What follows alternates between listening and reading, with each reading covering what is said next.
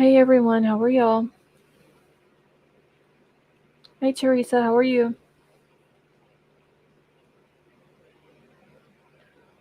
Scott, how are you tonight? Hey 9mm.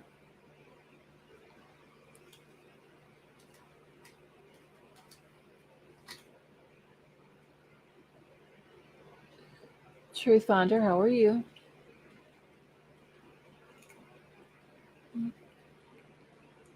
Teresa, I'm doing okay. That gives okay, there goes Nightbot. Nope, that's not Nightbot. What is Hey Laughing Stock? Hold on.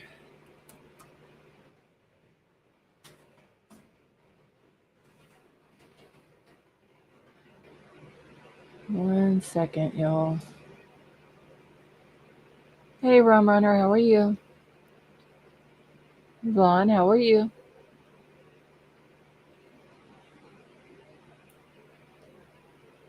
Okay, 1 second, undercover. I'm seeing if I can get Nightbot to start working. Lori and CJ, how are y'all?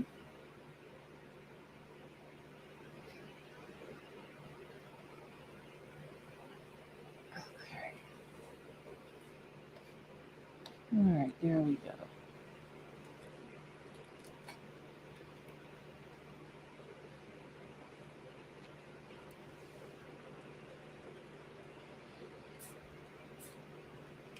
Hey Emerald Queen, how are you? 9mm, no, I haven't. There may be somebody else in chat who has. Hey Kelly.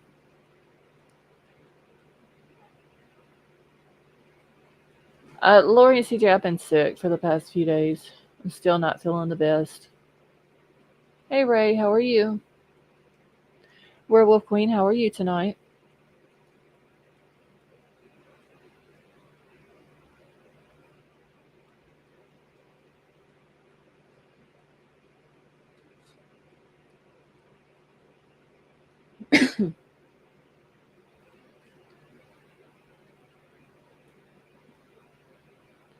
Yeah, undercover, I know. I am tonight.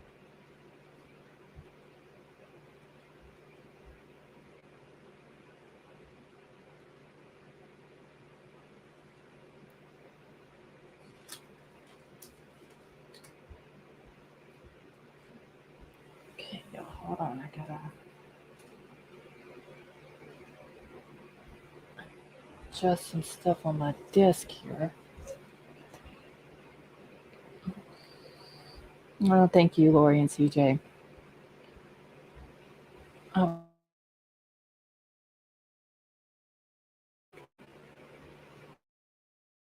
it's not as bad as it was yesterday, but still not all that good.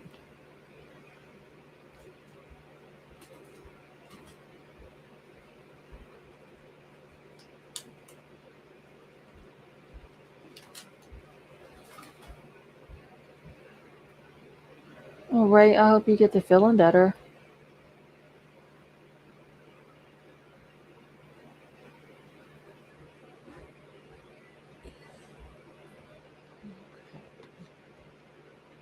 Hey, Cheryl, how are you?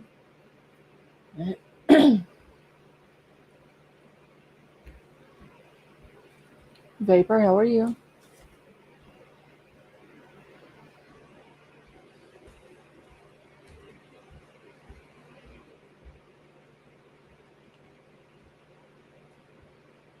Hey, Truth Seeker, how are you tonight?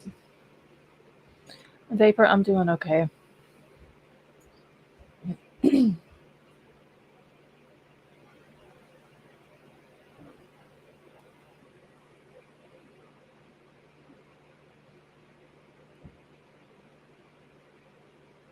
All right, y'all, I'm just grabbing my stuff out of my email real quick.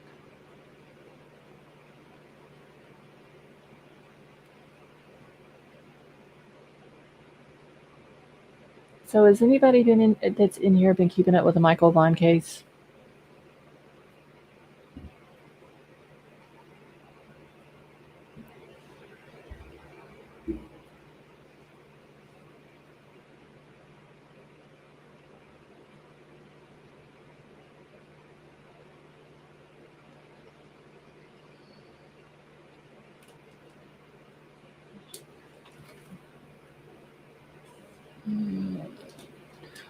I haven't really either. Teresa, with Michael Vaughn, the little boy that's missing up in Idaho as well. They had actually charged a lady up there, and now they have dropped the charges on her in his case. Cheryl, I didn't even get to watch it. I clicked on there and I seen where they said that her daughter was on the stand and they were at lunch at that point, and then I went back to it a little while later and watched maybe 5 minutes of it, and that was about it.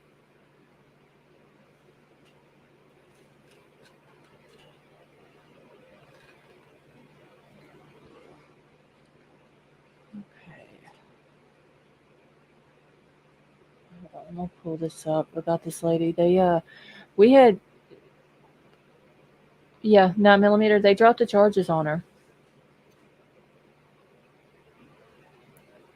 I'm fixing to bring it up here.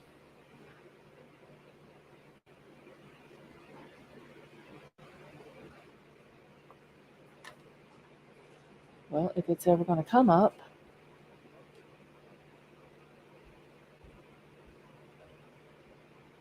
Wait, Cheryl, which father? Hey, Carmack, how are you? And True Finder, that is true. They said that they dropped the charges, but at any time they can bring them back on her.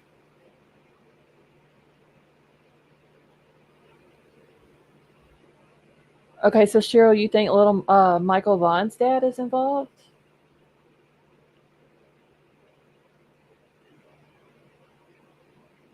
Okay, give me a second, y'all. I'm trying to get all my stuff working here.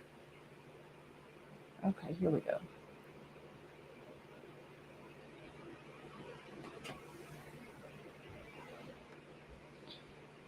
Okay.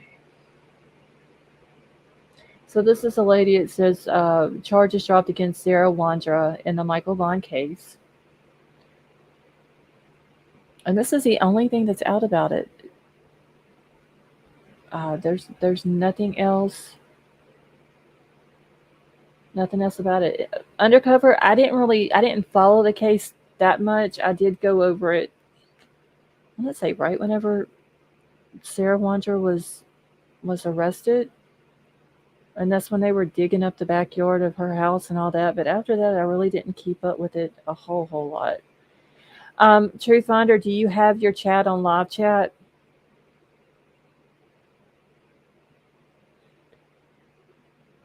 Let's see, that's what they said. And Don was co-worker charged, but don't know for what. Oh wait, Cheryl, which co-worker? I have a friend. Did I have had since we were 14? She works at the hospital in Grass Valley. Her friend that works with her has a daughter that was friends with Trinity Baptist. Hmm. Yeah, y'all make sure that y'all have your chat on. I know on the computer it says live chat, but I believe on the phone or on the mobile app for YouTube it says all messages.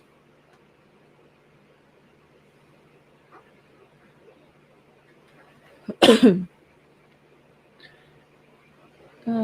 I was listening to a case yesterday that is not either, and it's about a guy that was studying to be a doctor, and it happened, and I want to say Louisiana lady also went to school in Alabama somewhere. Hey, Lily Pad, how are you? Okay, so it says this is, Michael went missing in Fruitland, Idaho. It says Sarah Wander, who was arrested last year in connection with the disappearance of Michael Vaughn in Fruitland, was charged with failure to report a death to the coroner. After a motion to dismiss was filed on April the 14th, those charges have now been dropped, according to Argus Observer. The charges were dismissed on a motion of the state, which means that the prosecutor who brought the original charges was the one who motioned the court to drop the charges. The charges were dropped without prejudice, which means that they can be refiled and can still move to trial. Sometimes, when officials are seeking more time to make a case stronger, or find more evidence or question other witnesses, an attorney told the Argus Observer. Fruitland Police Chief J.D. Huff tells CBS 2 that this doesn't charge the, I think they meant change the course of the investigation. and that the entire case will be forwarded over to the Fayette County prosecutor soon. CBS2 reached out to the prosecutor's office for comment and will continue to update the story as more information becomes available. But as of right now, this is the only thing that I could find that was out there about it. And she had to put her daughter into rehab, and my friend says that it's so bad up there. The ER is always full with ODs. I asked if she could get her friend to come talk to us about what's going on there. Something's going on up there in that area.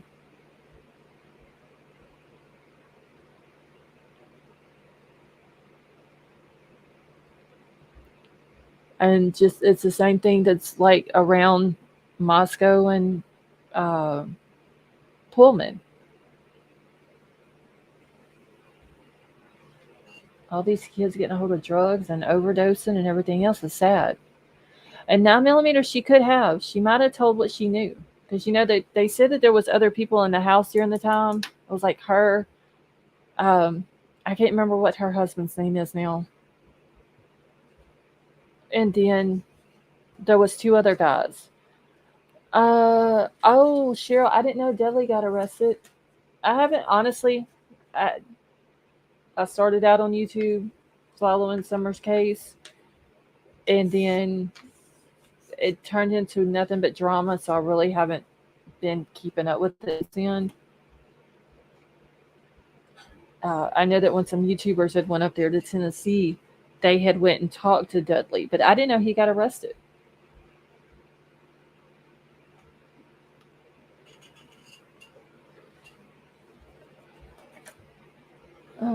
Let's see. Okay, thank you, Undercover. When was it that he got arrested? Was that like in the last few days or what?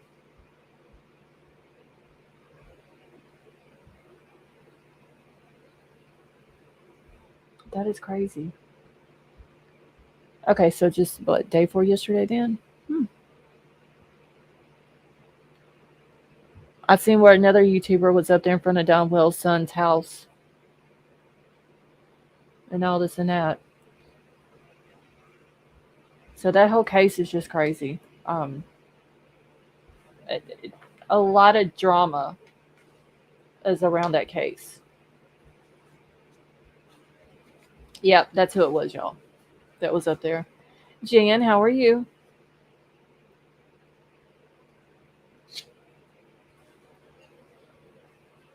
But as far as the Sarah Wandra woman, I wish that they would have put more information in there, like the reason why they were dropping these or dismissing the charges or whatever.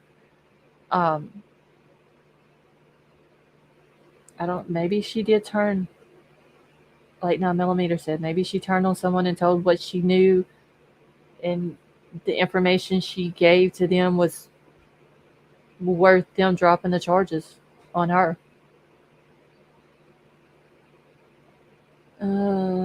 And undercover, that is true. That's why I won't. I hardly ever speak on Summer's case because of all the drama.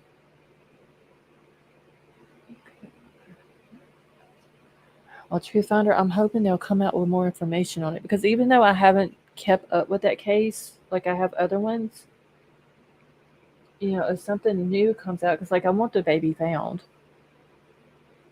and I want him to be, you know, alive and safe. So, if something comes up, I'll, you know, let all of y'all know. But other than that, I really haven't like just kept up with it like the other cases. Cheryl, I would be too. But I think Michael's mom, I mean, she hasn't. I'm not gonna say she's remained calm throughout the whole thing, but she's the way I've seen it. She's concentrated on him being found and not drama and all that goes on within some of the channels on here when it comes to missing cases or a case like the Idaho Four and all that. All right, undercover, you're good.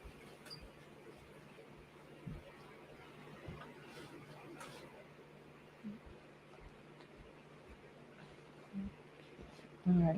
second. Okay, so I just wanted to share that with y'all. I didn't know for sure if there was anybody in here who was keeping up with it or not.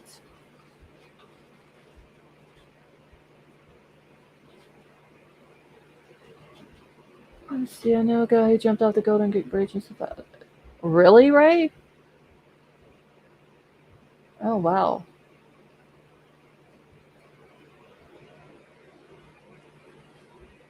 No, Ray, you're fine. That's interesting though, for someone to jump off of a bridge that large, and they survived it. See, July. Who? Teresa. Somebody else was talking about that today. Who else was it? I can't remember, but I remember seeing someone talk about it. And I'm making a note. I've heard of it, but I have that one. I have absolutely no idea what happened in it.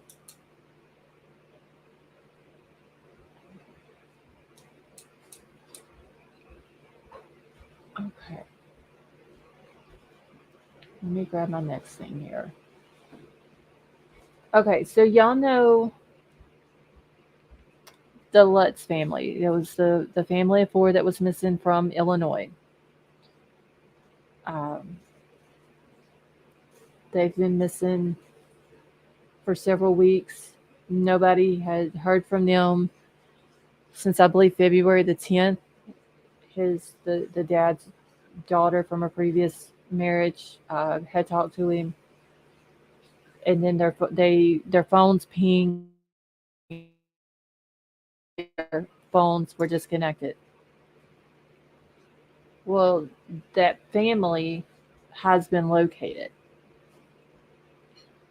and it says that they were located and found safe. I know that the oldest daughter was worried about them. Crystal, how are you?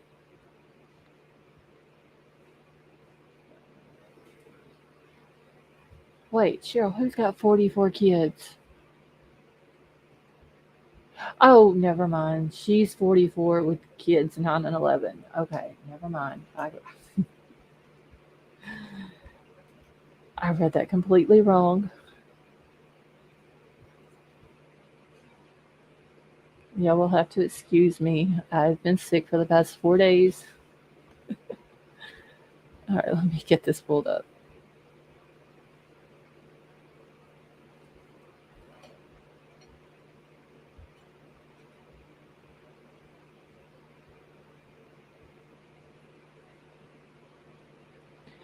Yeah, Michelle, I know, but I had read her thing completely wrong, her comment, and I was reading it as she was saying that this lady had 44 kids.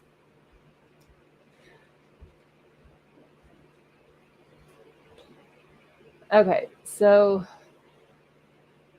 this is from Jasper County Daily News. This is Stephen Lutz family located and found safe. Stephen, Monica, Aiden, and Nicholas have been located in Coochie County in Arizona with the assistance of a license plate reader and the state police. The location of the family was narrowed down to an aforementioned area. Deputy first made contact with Monica and the boys without Stephen present, and all members of the family are safe. The deputy stated that the boys appeared healthy, and Monica informed him of where to find Stephen. So, shortly after the deputy made contact with Stephen, the deputy contacted Chief Britton, and the chief was able to personally speak with Stephen on the phone. Stephen stated that they have relocated and have no plans of returning to Newton. So the City of Newton Police Department would like to thank everyone who assisted in any way with the search of the family.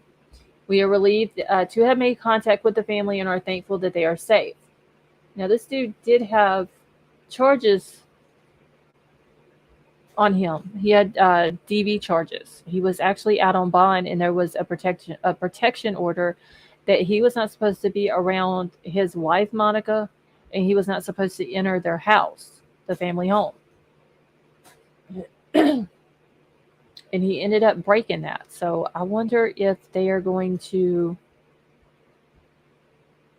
if they're going to take him back to Illinois, because technically the wife and the two boys, they didn't do anything wrong. Cheryl, they left. He was out on bonds. Right after he got out, like I said, he broke. Hey, Princess Megan, how are you? He broke the protection order at their house late that night. His truck was hooked up to a U-Haul trailer, and they left in the middle of the night. But the daughter, the oldest daughter, that's by another uh, marriage of Stevens, said that when she went over to the house, all of their clothes were there. Um, like all of like toothbrushes, shoes, like all of their stuff was still there. So I'm wondering what it was that they packed up into the U-Haul trailer. But all of their stuff was there. She even said they had brand new shoes that they didn't even take with them. And then what was weird was that there was skeletons that were in the house. They had two of them sitting on the couch, like side by side. The Christmas tree was still up, and then there was another skeleton that was laying like across the top of their deep freeze. All the food was there. It was literally like they still lived there. They just walked out of the house with the clothes that they had on, got in the vehicle, and left. Hey, Glowbug, how are you?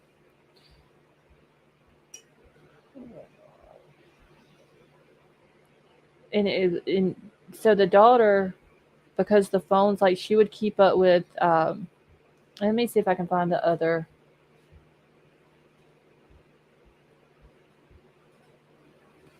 article that I have, because it talks about the dad and the reason why she doesn't.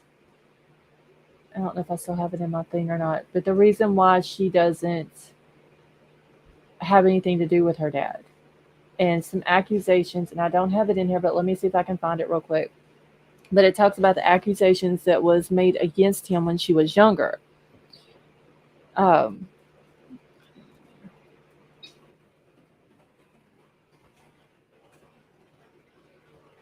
and a drug problem that he had. Let's see if this is it. Okay. Hey, Gregory, how are you? Let me see if this is the one. Because I had it sitting in my email for last night, and then I wasn't able to go live. I'll have to see.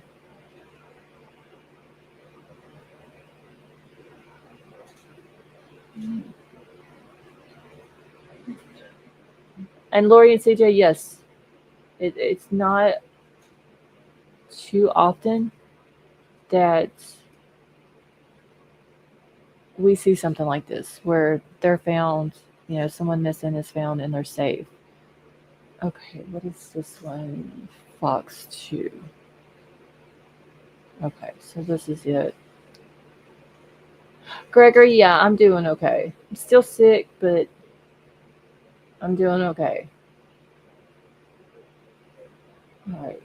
And it came out April the 15th, so 2 days ago, but it was updated today.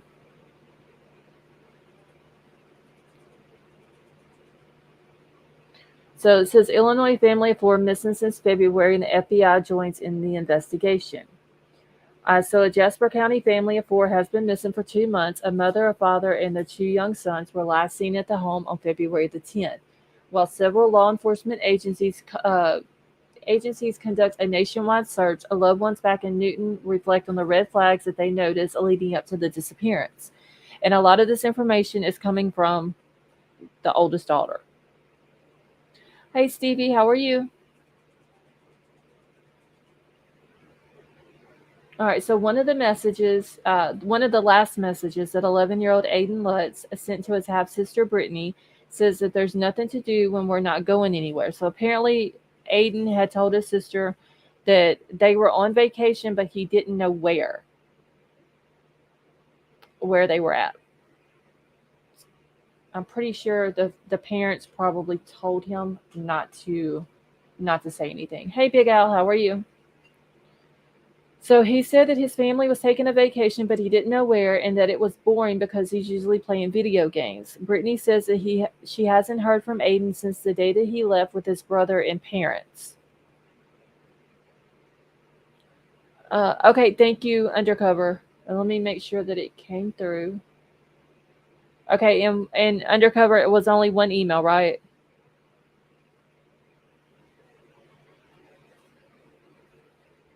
Oh yeah, Big Al, I forgot to ask you today how the whole trivia thing went.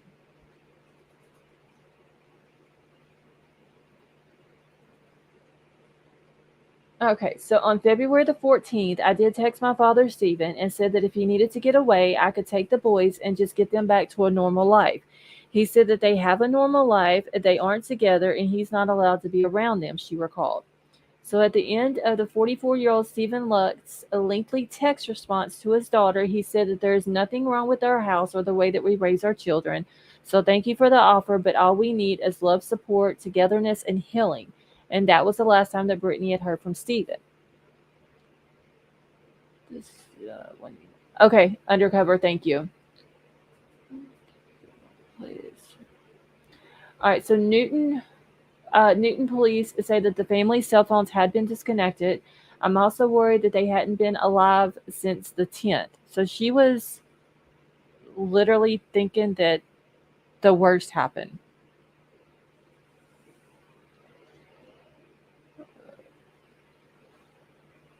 Now, let me ask, how do we have so many green names and not even 50%? Okay, y'all go hit the thumbs up for me, please. If y'all don't mind.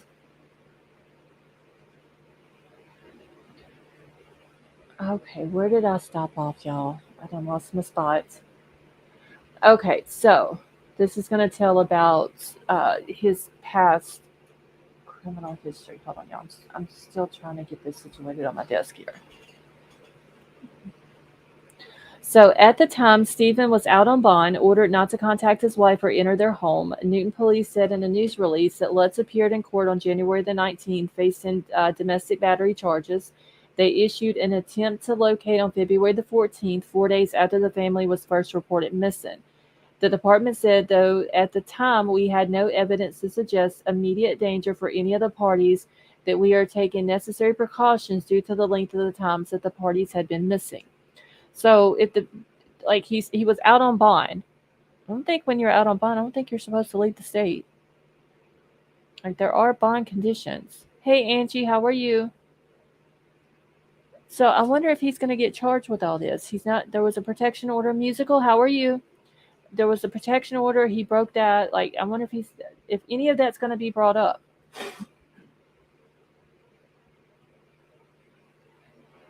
So the release also said that there have been previous reports of DV in the home, and the above charges are still pending. Newton Police Chief Riley Britton says the Illinois State Police and the FBI had joined the investigation, through the course of which they determined it's possible the Lutz family had left the state. I will say that it's been challenging having a whole family as missing, Britton said, especially after reviewing the text exchanges. That made it a challenge for us too, how far we can go if the family is on vacation. And technically, they wasn't on vacation. He just told them that they've relocated and don't plan to go back. So he says that they won't stop investigating until they've made physical contact with the family, which they did do. So in the meantime, Brittany Lutz is growing increasingly worried, replaying childhood memories from a time that she says was the start of her father's methamphetamine-fueled delusions and violence. So he could be an awesome dad one moment, and then the next random thing would anger him, and he would just treat me like I was the worst person he knew. Like flipping a switch, Brittany says that Stephen could become a different person. While he says that he never abused her, she says that he was arrested for hitting his wife Monica on January 17th. Newton police cannot provide any further details on that case at this time. Well, that's because it's still an open case. From what I'm told, Monica and the boys had to run to a neighbor's house to be able to call 911 to get away from him, and they had no shoes on. Brittany says that Monica eventually went back to him, and that she later learned of another alarming incident from January. She says Aiden walked to his parents' bedroom to find Stephen talking to a clown mask on the wall.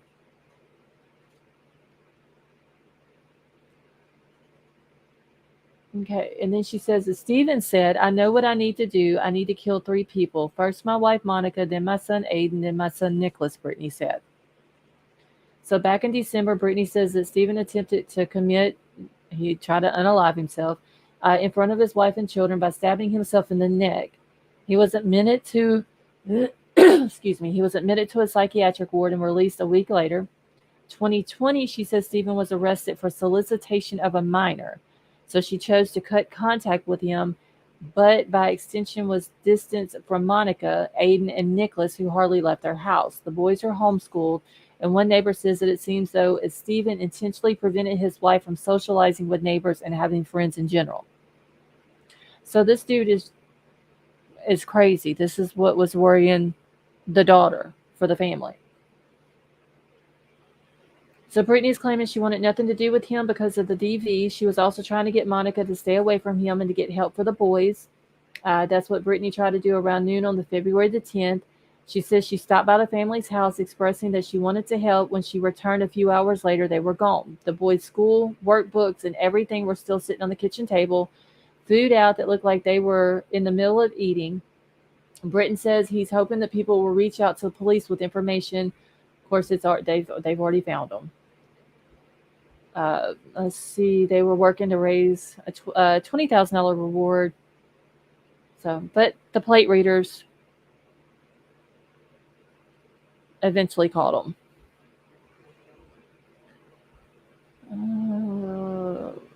Okay, let me catch up in chat real quick.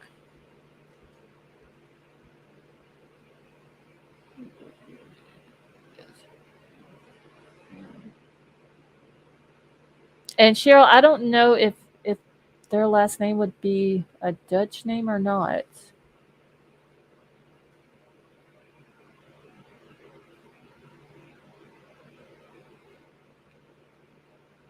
Okay. All right. So at least the family has been found. The kids are safe.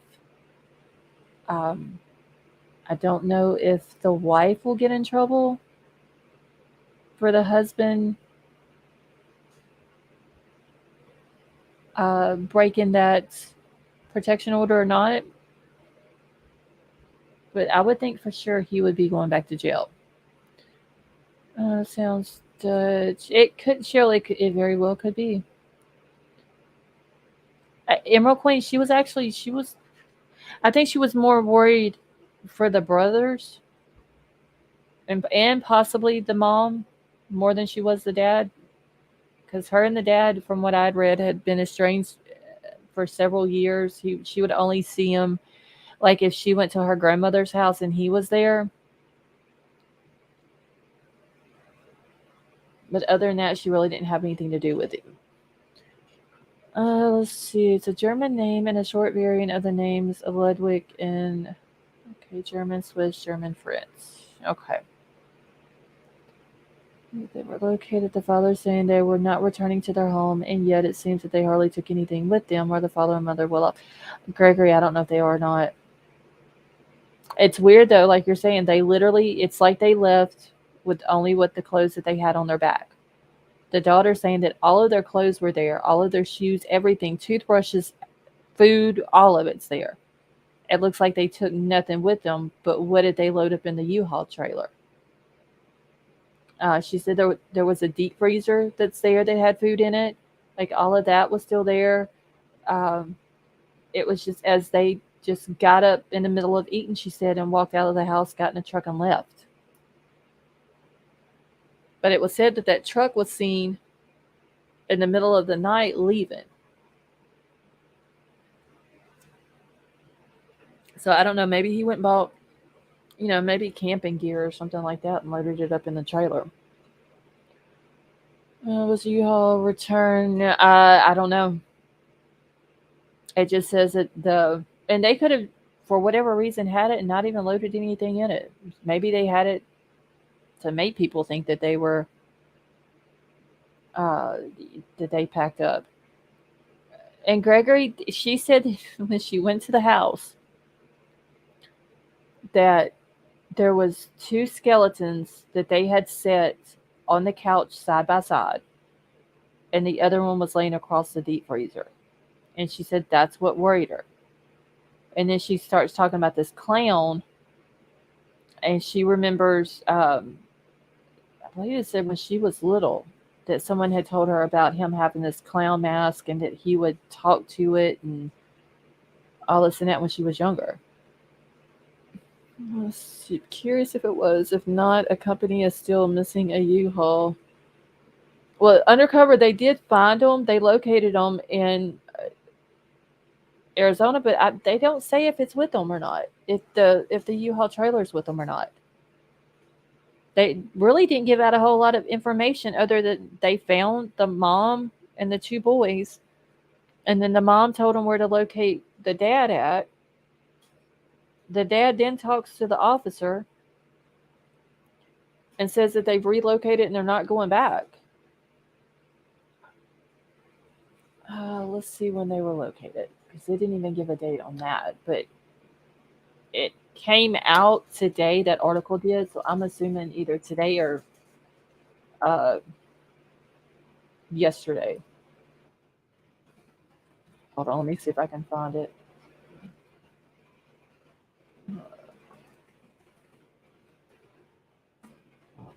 Can't type tonight.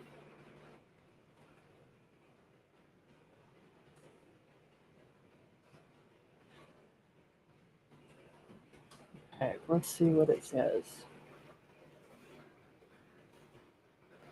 And yeah, they were found in Arizona. Okay, let's see. It came out 6 hours ago that they were found 1,500 miles away from Newton, Illinois.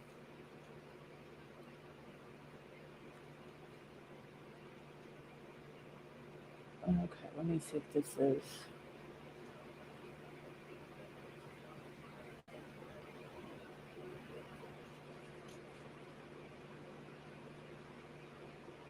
Okay, let me pull this up real quick.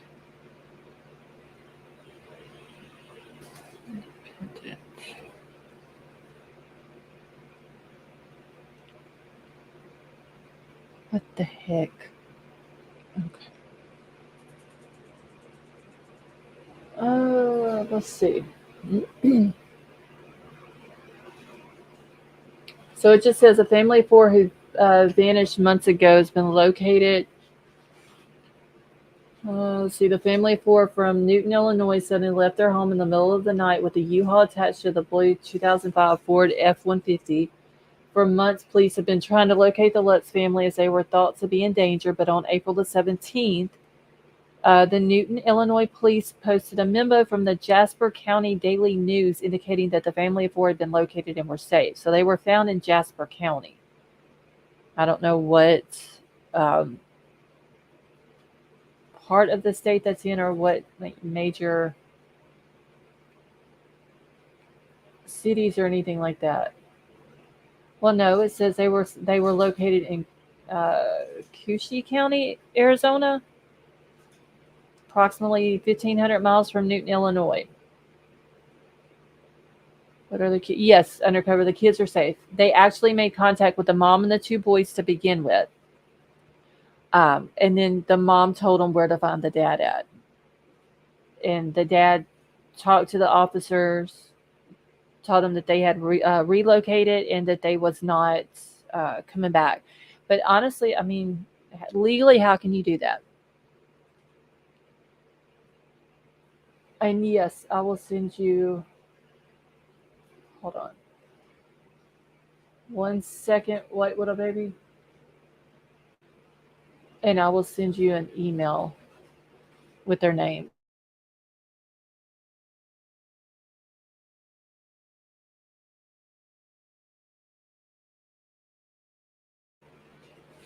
All right. Give me just 1 second. I'm going to do this so I don't forget. Obsessed for Disneyland. How are you?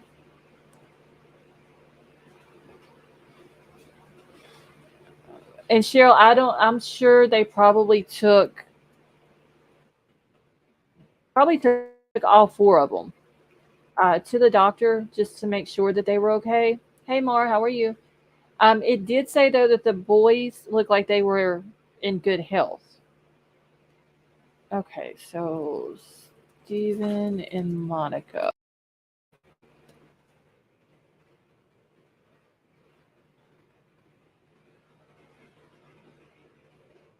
Okay, all right. So undercover, I just sent it to you with their names. Yeah, my internet is going like super ass slow for some reason.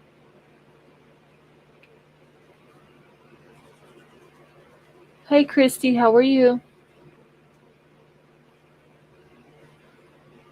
Cherokee Raider, how are you? But I wonder though if it says whenever they left Illinois, their phones pinged. Hey, lovable Mama Bear, how are you? That their phones pinged over in Indiana, and then that same day their phones were disconnected. Miss Renee, how are you? And so I wonder they're found in Arizona. Like, were they trying to make it to the Mexico border and cross the border and potentially get completely away where nobody could find them? Okay. Let me see if there's anything else in this article. Okay, so it does say here that the deputy stated that the boys appeared healthy and Monica informed him of where to find Stephen. Shortly after the deputy made contact with Stephen, the deputy then contacted Chief Britton. Mr. Lutz told the deputy that they had relocated and had no plans of returning. Uh, the circumstances surrounding the family's sudden disappearance were alarming to family and friends as well as law enforcement. Prior to the sudden departure, Mr. Lutz was issued a no contact order, no entry order after facing the domestic battery charges. So he appeared in court via Zoom in January to face the charges and was released on bond under the condition of no contact and no entry. He had not been charged at the time. So police said that there were previous reports of DV in the home, though reiterated that Mr. Lutz is innocent until proven guilty. Doctor. Okay, Mar, that's fine, honey.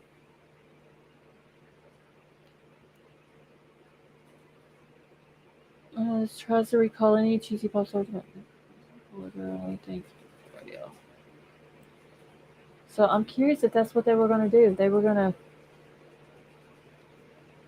to, if they were trying to go down to Mexico. So this is Brittany too. She posted. What does it say about 2 weeks ago? Oh, she posted 2 weeks ago and then she update found alive. Thank you, everyone. Okay, and I wish this crap over here. So the boys appeared to be in good health, which is good. So at least they were eating and being, I guess, somewhat taken care of. So that's a good thing. Undercover, yes, it is. And then, like I said, the dad has the older daughter, Brittany, from a previous relationship. I don't know if he was married to the mom or not,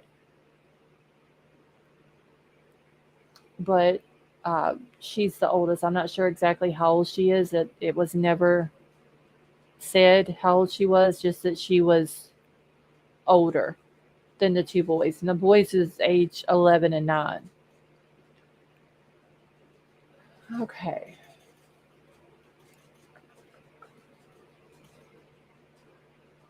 Now, I do want to go over. So she can't be too old. I would say Cheryl probably in her 20s at least. I would think because she told her dad in the text message that if they wanted to get away, talking about him and the mom, that she would take the boys and give them somewhat of a normal life or get them back to a normal life. And the dad was like, well, they have a normal life. See, my question is, why can't they find the Susie children more? Because they're not trying. That's why.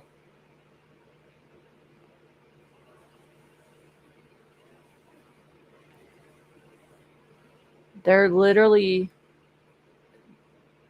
from what I've seen, hasn't done anything. Wait, he's only 34. Hold on, Cheryl. Let me pull up. Give me just 1 second. Did I have. Ow. I thought I had their missing person folder, but give me a second. Because if she's old enough to take the boys, Lace and Boots, how are you? If she's old enough to take the boys and give them a normal life,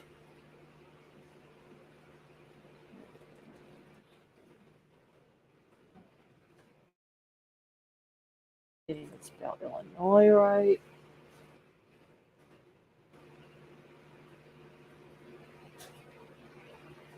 Okay.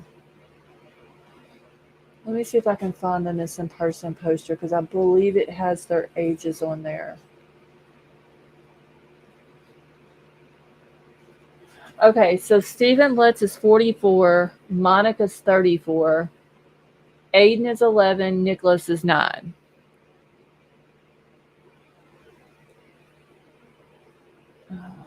So give me 1 second. Let me answer this message back.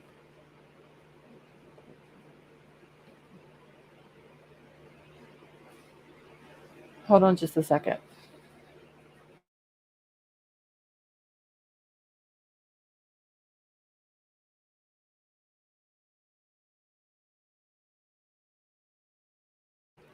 Okay.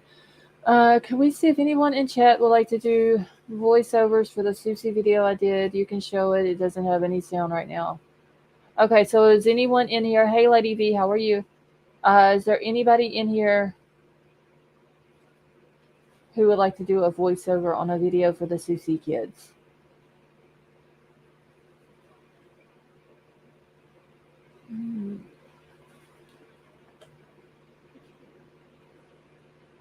Lace and Boots, yeah. The allergies is what's getting to me with the crazy weather down here. But other than that, it's been okay. The storms hadn't been that bad that we've had. All right. And undercover, I forgot to send you the ages of the mom and dad. Let me write that down because I'm fixing to exit off of this and I completely forgot to send that as well.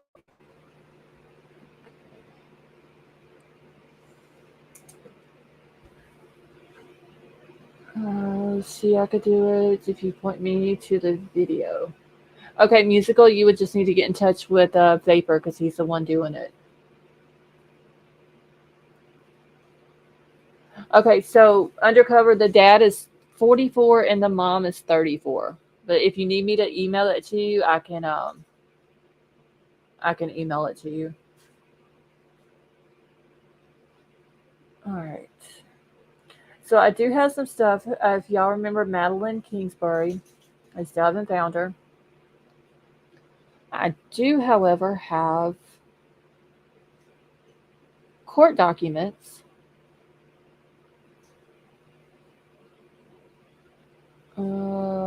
Yeah, and if y'all need to get in touch with him, y'all can email me and then I can put y'all in touch with Vapor. What am I? Oh, court documents. Okay.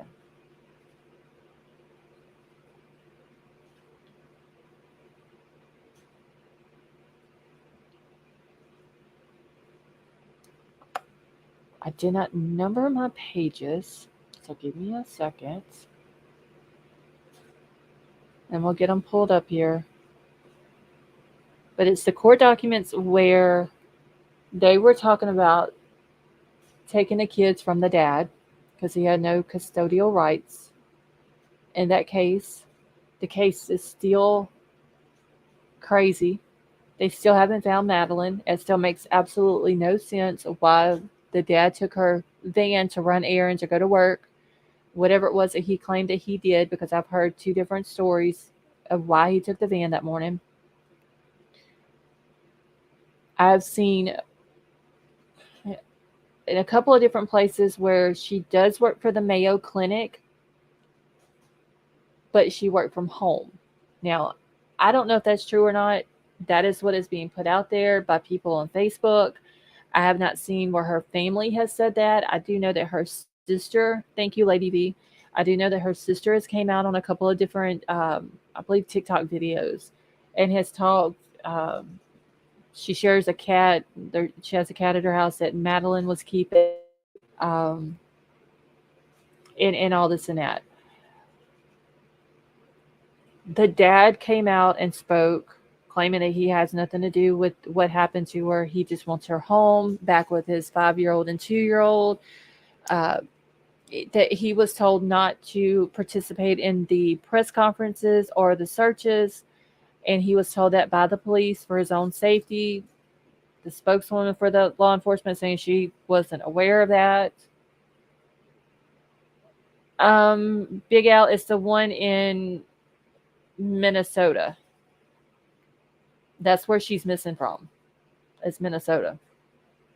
From Winona, Minnesota, to be accurate. And I need to find my notes on this. I've got 8 different pages of notes in 3 different spots in a notebook.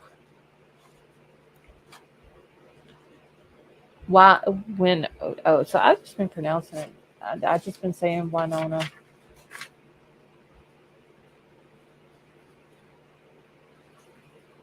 Y'all know me and pronouncing places.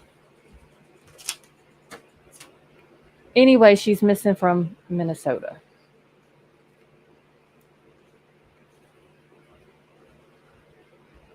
Spent a lot of time there drinking a lot. It's a college town. Okay.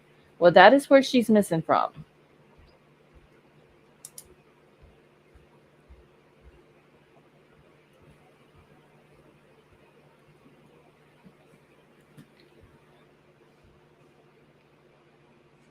So let me get. Oh, wait. I want to do these first.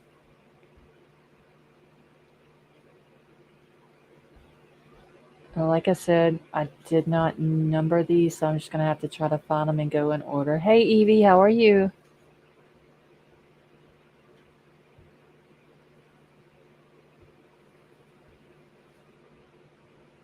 All right. And I did have to go through and uh, take the kids. I had to mark the kids' names out. There was no point in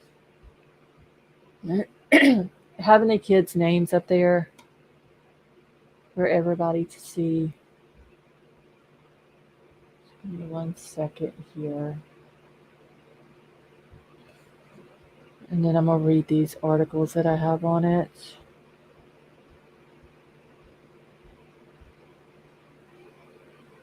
Uh, we've looked it up from Rochester to there.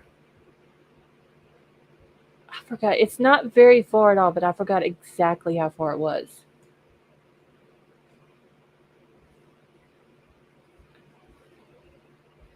Wait, so Glowbug, I am saying it right? I think Big Al was telling me that I wasn't pronouncing it right.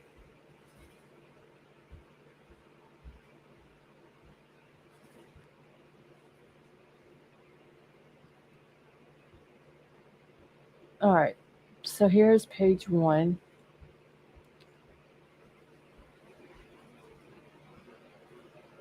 Let's wait. I just saw another. I have news clips and updates for you. Okay, thank you, Undercover.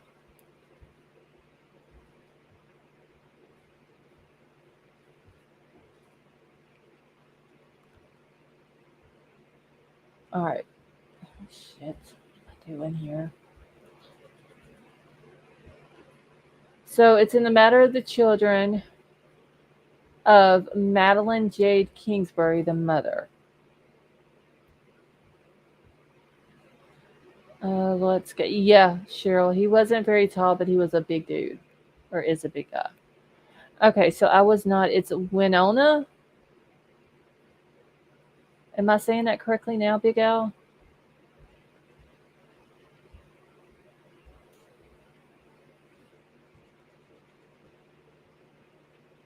let's see, 50 miles from. Okay. I knew, Christy, that it wasn't very far. And, okay, so I said it right that time, Winona. Okay.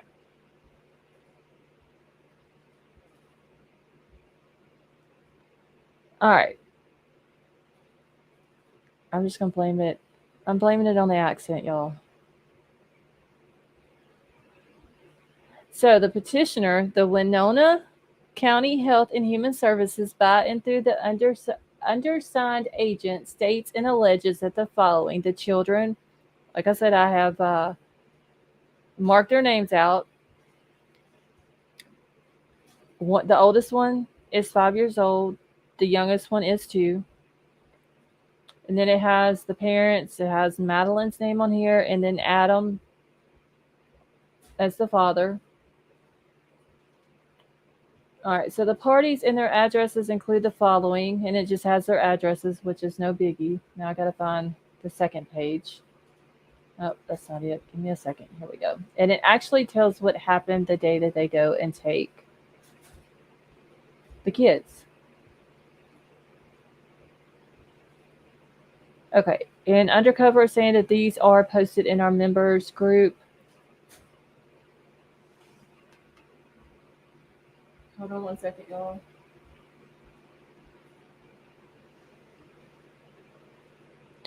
Okay. So, based upon the information and now known, the Indian Child Welfare Act does not apply. The following information constitute grounds to believe that the children are in need of protection or services. And I know y'all probably can't see it very good because if I zoom in on it, um, it's super blurry. Ellie knows something about this guy. They just can't prove it. Something's up. I think the dad of the kids has something to do with it. I don't know if he thought that if he got rid of her, did something to her, or whatever, that he would get custody of the kids, um,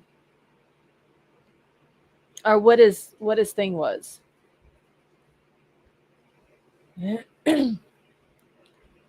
But if that's what he thought, he was mistaken big time because they literally came in and took these babies. So on October the 4th, Winona County Health and Human Services was notified by Winona Police Department that a 72-hour hold was going to be placed on the children due to the mother being an endangered missing person since March 31st of 2023. It was learned that the father does not have custodial rights to the children, therefore the children are left without a legal decision maker. There are no known arrangements made for the care of the children. So why didn't her mom, if the biological dad does not have custodial rights, why didn't Madeline's mom or some of them try to get the kids so they're not put into the system?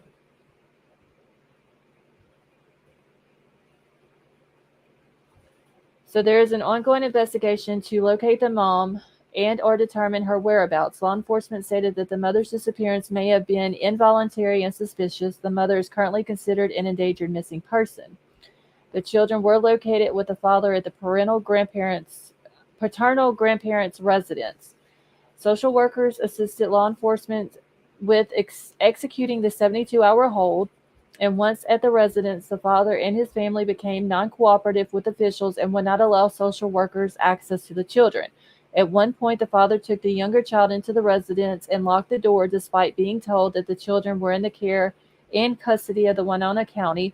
While the father was in the home with the younger child, social worker could hear the father shouting expletives. Okay. All right, let me grab this link real quick so I don't lose it.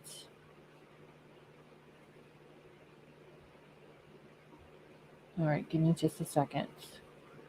So I gotta pause it too. Okay, Big Al. I don't know what the link is. I see it's a video, but I got it. I got it saved over here.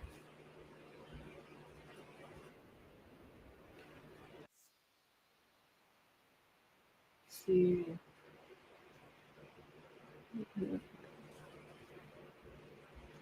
Hey Roger, how are you?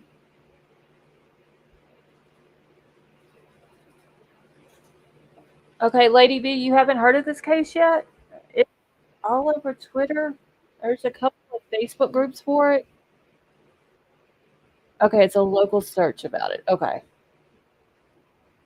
Oh, and wait, I gotta pause it. Okay. So I'll play it next then, once I get done with this. Okay. All right, so the social workers attempted to explain to the father and his family what the 72-hour hold meant and attempted to encourage the family to be cooperative in the order to aid in the transition for the children. These attempts were unsuccessful. The father and his family made multiple calls to the father's attorney and at one point stated that the attorney advised them to take the children in the home so that they could not be removed. Officials on scene informed the family that they cannot obstruct this process. And at one point, the father's father mentioned that it's going to be Winona, y'all. I can't correct myself on it. I'm so used to saying it like this. So the Winona County should prepare for a big lawsuit regarding this. Eventually, the father placed the children in the vehicle. One of the social workers attempted to assist the father with securing the children in the car seat, but the father was not willing to accept the assistance. Father ended up placing the children in the wrong car seats. So he's done got mad over them trying to come, which honestly, you can't blame him for getting upset, um, because they're trying to come and take the kids, but at the same time, the reason why this dad had no parental rights. Madeline Kingsbury. She's missing from Minnesota. Been missing since March the 31st. They have no idea what happened to her. But for some reason, the dad, and he's the biological father, has no parental custody of the kids. Like there's no joint custody or anything. There's got to be a reason. So in a way, you really can't blame the dad for getting upset with them coming and taking the kids. But what's the reason why he has no custodial rights? So he gets mad over that. He goes to put the kids in the car seats and then puts the kids in the wrong car seats.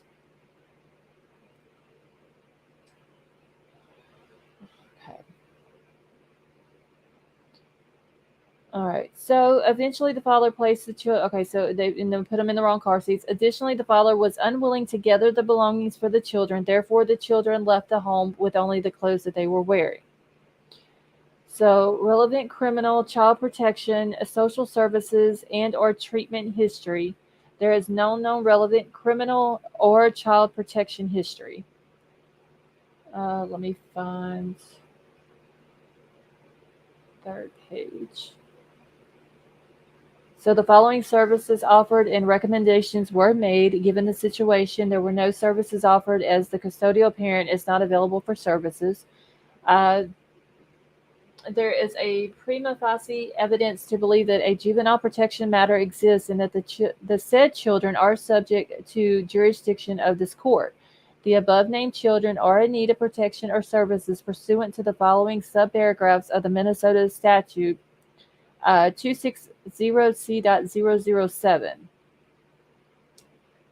For whatever reason,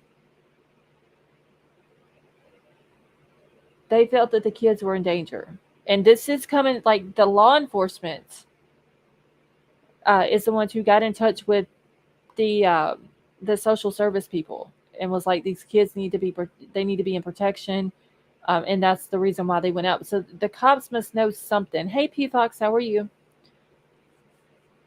I don't know if maybe they're suspecting that the dad might have had something to do with her going missing or what.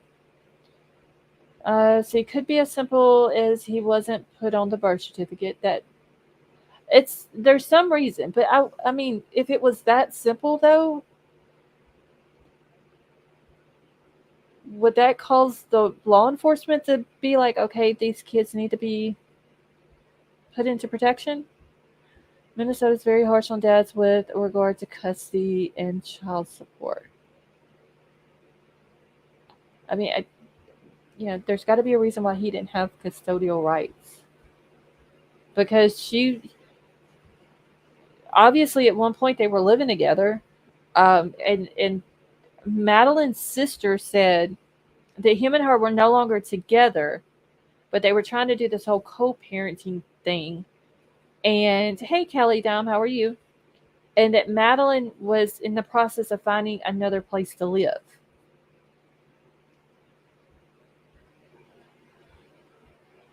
Okay. All right, so it says for 10A, so that the children, and I've marked their names out once again, are in need of protection or services within the meaning of the Minnesota statute, what same one I just read, and that they are abandoned or without parent, guardian, or custodian. The children are in need of protection or with services within the meaning of the Minnesota statute, in that they are without necessary food, clothing, shelter, education, or other required care for the children's physical and mental health or morals because the children's parent, guardian, or custodian is unable or unwilling to provide that care. That the children are in need of protection or services within the meaning of the Minnesota statute, in that the behavior, the condition, or the environment is such as to be injurious or dangerous to the children or others. An injurious or dangerous environment may include, but is not limited to, the exposure of the children to criminal activity in the children's home. Callie, I'm doing okay, I guess. CLE wouldn't get involved and initiate the order from CPS if they didn't think that they could be in danger based off what they believe the guy. They got to know something, and they're just. I get why they're keeping it close to them. Maybe they're trying to build a case on him or something. I don't know.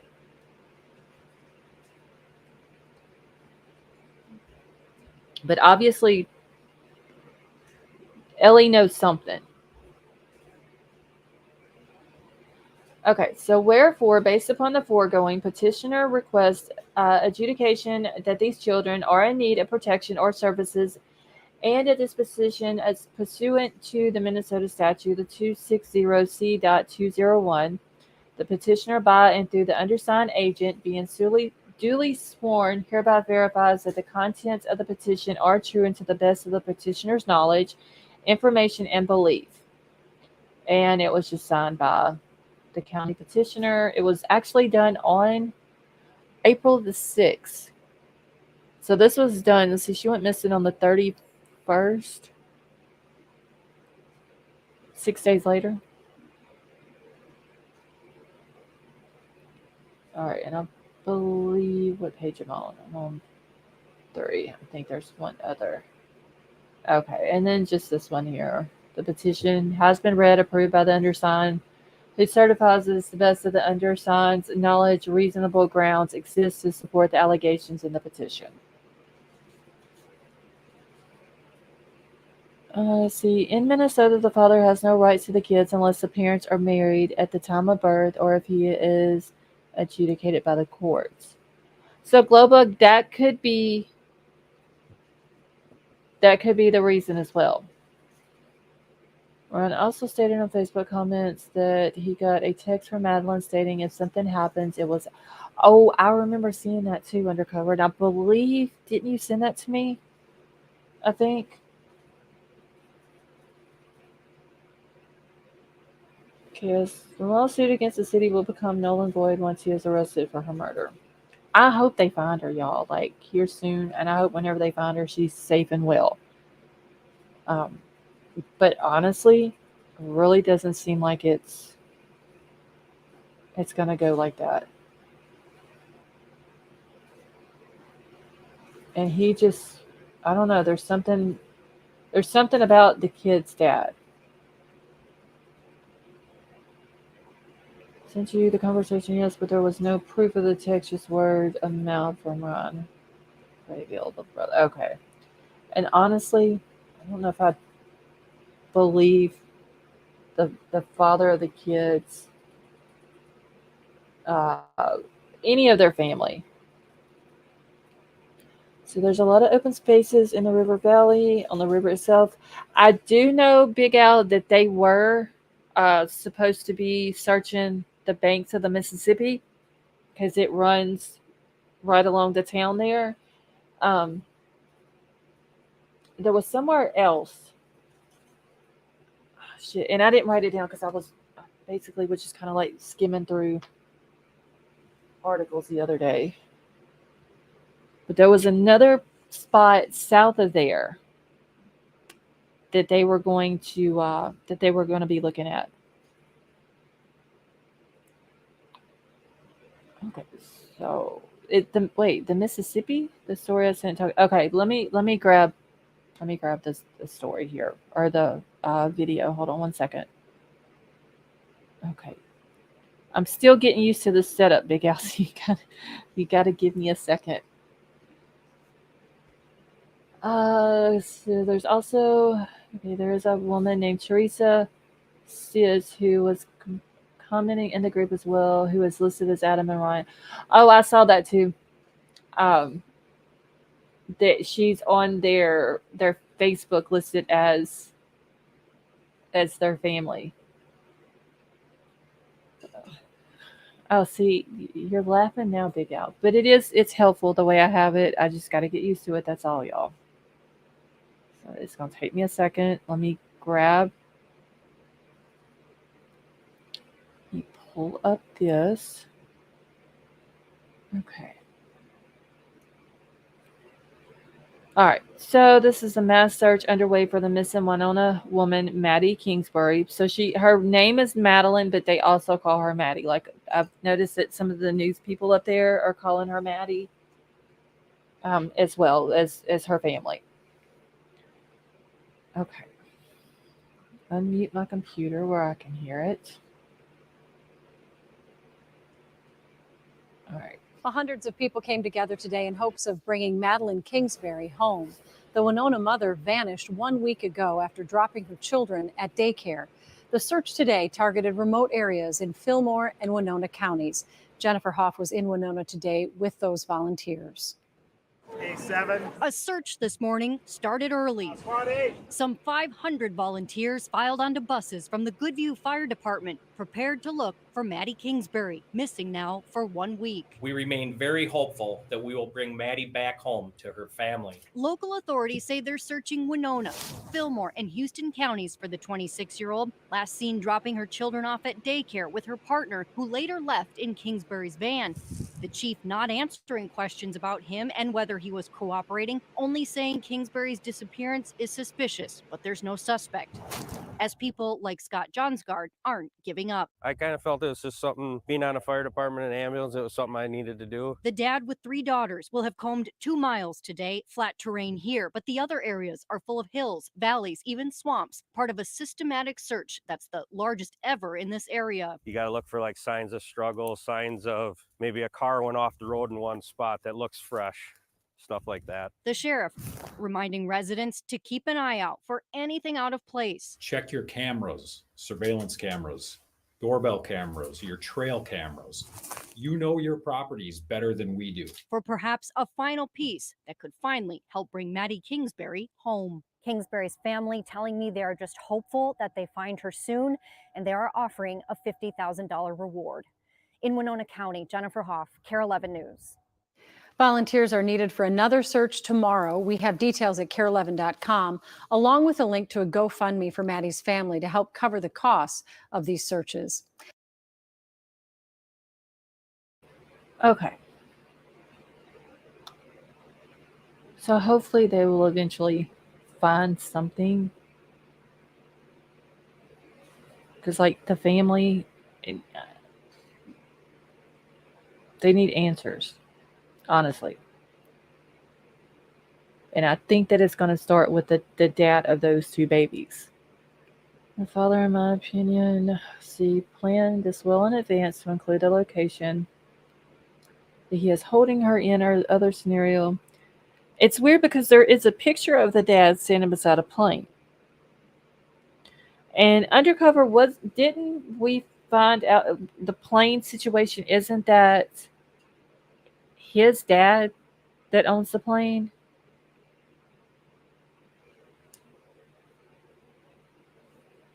Because I don't think he had any type of pilot's license or anything like that. Let's see. I'm betting that he found an open pool in the river. Put her under the eyes and she will pop up. Michael, how are you? Okay, it's my understanding up here in Minnesota that the husband or the boyfriend, I'm not even sure, is not talking, took long drive on the day of with her car. Yeah, Michael, what they did is him and her went that morning and dropped the babies off at daycare. And he's claiming that they came back home and they got home around 8:15. Her sister is claiming that there was a text message exchange between her and Madeline. They were talking about a picture or something, was laughing about that. The boyfriend is claiming, or the father's, I'm not even going to say a boyfriend because they're saying that they wasn't together. So the baby daddy claims that he left at like 10:15. I've heard that he went to run errands, and I also heard that he went to work. But for whatever reason, he went in her vehicle. He comes home, I believe around 1:30, I think it is. I'd have to find my timeline. And he's claiming that whenever he came home, she was not there. And I don't know where I wrote my timeline down. See, there was nothing I found on them having a pilot's license, nothing in the records either. Okay. I was gonna go down and help search the past weekend, but the weather was crazy. Isn't it like still snowing and stuff up there? I remember the sister saying something about that they were worried about the weather. Oh, what did I do with? I got the timeline around here somewhere, y'all. I've been moving stuff around and I don't know what I did with it. But for whatever reason, he took her van. Her work is saying that she didn't log in. And honestly, I don't think that he left her at home when he left at 10:15.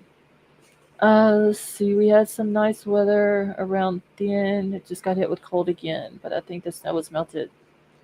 River still very frozen. Okay. Okay, so Christy is saying it snowed yesterday around about 3 inches in Rochester, which is what somebody said, like 50 miles from where Madeline lives. And I know that they were looking for video footage because they did catch what looked like her van on some roads down there south of where she lives at. And I forgot the little town that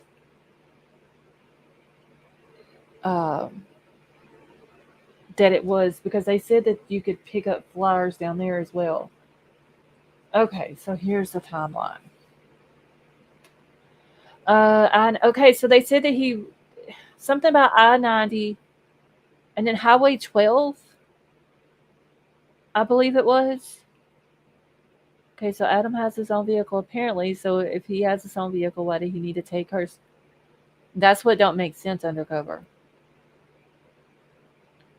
And honestly, the only thing I can think of, in most guys have trucks.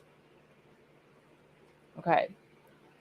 Her minivan, the back of it from, and I don't know about the front driver's window or the front passenger window, but the rest of the windows on minivans most of the time are tinted. In my opinion, and this is just me thinking, that I'm not stating that as a fact, if he is like most guys and has a truck and he has done something to her, he's not going to want to put her in his vehicle because she could be seen. Other thing to do would be to put her in the back of the minivan. Tinted windows, nobody's going to see her. Now, I'm not stating that as a fact or saying that that is exactly what happened. I'm just saying that that is a logical scenario that could have happened. He's claiming that her phone, her wallet, and the jacket that she had on that morning, whenever they dropped the kids off at daycare, was at the house.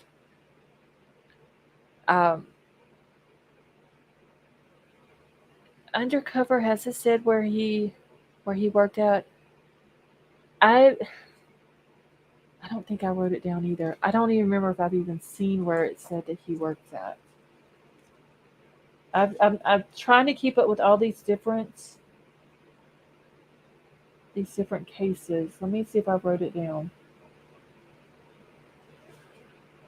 She's okay. So he stated on his Facebook that he left around 10:30, came back, yeah, hour in an hourish or something like that. But then it says, okay, so they dropped the kids off at 8 o'clock, arrived back home at 8:15. The sister says at 8:15 her and Maddie were texting. Okay, so the father of the children claims that he left in Maddie's van at 10 o'clock. Then he claims that he returned home at 1:30. Maddie was scheduled to pick the kids up from daycare at 4:30, and she didn't. Okay, so it was said Highway 43 in Winona in Fillmore County, and then County Road. Well, no, he would have had to take I-90 to County Road 12. So that was the three highways or three roads that was mentioned: Highway 43, I-90, and then County Road 12. So if he was on I-90, and Big Al's saying that they've got lots of cameras, that must be how they're getting that he was in that area. Oh, that's right. He did some kind of ad thing. I remember that now. Okay, so every entrance there's a camera. Okay, so maybe that's how they're getting it. I've got to go back through and read up on this story. I've been super focused on Lori stuff that I haven't been able to keep up with this one. So I know, I can't remember the town in Fillmore County. I want to say Jackson. Is that right? I can't remember if that's right or not. Anyway, they were telling people that they could go down there and pick up or distribute flyers in that area or pick them up or whatever. Let's see, there you go. That's the map of all. Okay, I'm grabbing the link now. And my internet's super slow, so it's gonna take it a second to pull up. Ever since some storms came through and the wind blowing real bad, it's been going slow, so it's gonna take it a second. Okay. So let me. Oh shit! Hold on, y'all. I'm sitting here clicking on stuff I don't need to be clicking on. Annie C, how are you? All right, give me a second. I'm fixing to pull this website up that Big Al has sent. Okay, I need to zoom in. I need to get rid of this and go down here. Okay, I gotta change. There we go. Okay, I live in Minnesota, so I've been following. Did not hear he was seen on I-90. Oh, shit. Hold on, y'all. Now I gotta find Rochester again. Oh my gosh.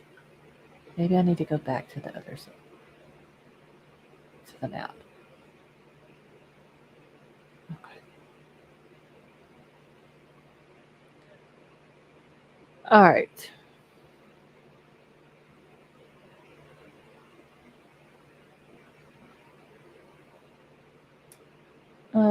Bottom right corner. Okay, I got it right here.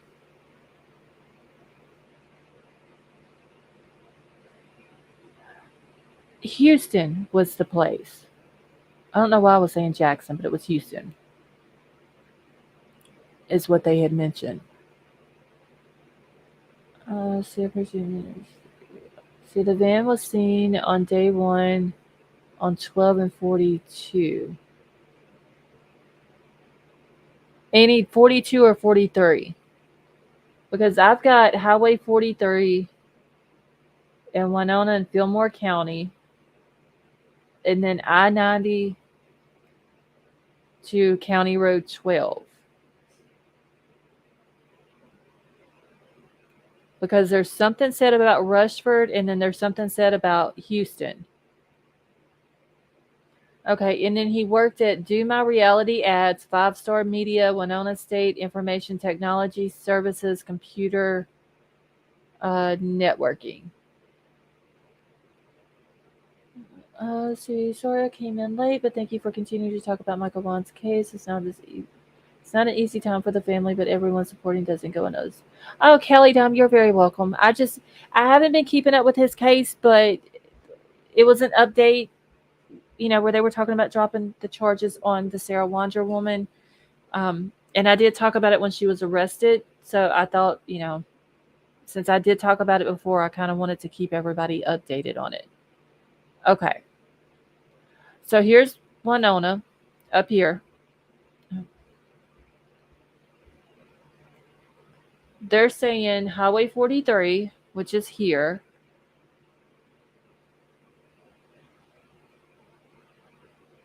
down to 90, and then to Highway 12. I don't know why I wrote this backwards on here. So County Road 12 and Highway 43, Winona County and then Fillmore County between 10 a.m. and 1:30. Yes, Big Al, I can drop you a link. Hold on. Invite. Okay.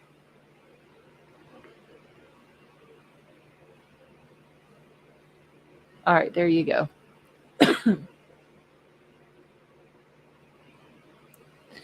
Oh, Kelly Dom, thank you. Okay. All right, how are you? Good. That arrow on the upper left-hand corner of your web browser. Hold on. I got to get back over here. Okay, wait, what now? The little red right arrow in the left-hand corner of your web browser.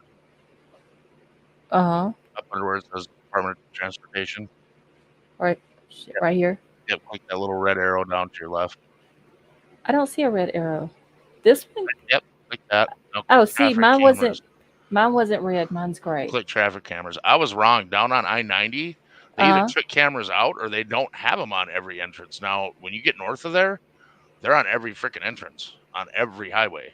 Okay, so wait, I clicked on them, but there's nothing showing up. Back out of the image a little bit. There's 2 of them on 90. But I think if you're describing his route, there's one.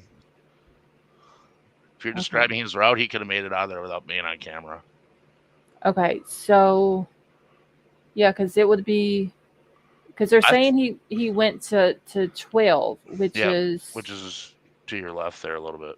Yeah, I'm gonna have to zoom in. There's 43. Where the heck is 12 at though? Because 12 should be because they said 43 to 90, which would have been right here. Yep. Okay, so and 12 then he's going west to 12. Right. And now I gotta find 12. So I'm gonna have to zoom in. I'm really surprised there's not cameras there. Honestly, the amount of cameras in Minnesota is unbelievable. I have one 3 miles from my house in the middle of freaking nowhere. It seems like they would have more on the interstate though, especially at the it's at the border. Right. 90 runs into the border of Wisconsin. Now when you go to your east, down by what is it? La Crosse or La Crescent, La Crosse. There's cameras all over at the border. There's like 5 or 6 of them. But I can't believe there's not more cameras there. It blows my mind. Okay. See, 12 is going to be up through here somewhere. And I just had it on this. I'm going to have to back out because I've got to find. Because they were saying something about Houston. And I was like, well, why would he go all the way to 12 to get to Houston? Oh, that if well, Because see, Houston's way over here. But they said oh, there's 43. 12 runs parallel to 90. If that's the case, then yeah, he would be on camera. He'd be on that camera just east of Ridgeway. Because they also mentioned, If he took 43 out of Winona to 12 or to 90 and then got off, where he would have to get off. okay, so wait. Yeah, he would get off at 12. There it is right there. 12 and 76. Just east of Watoka. Okay, wait. Between Watoka and Ridgeway. Okay.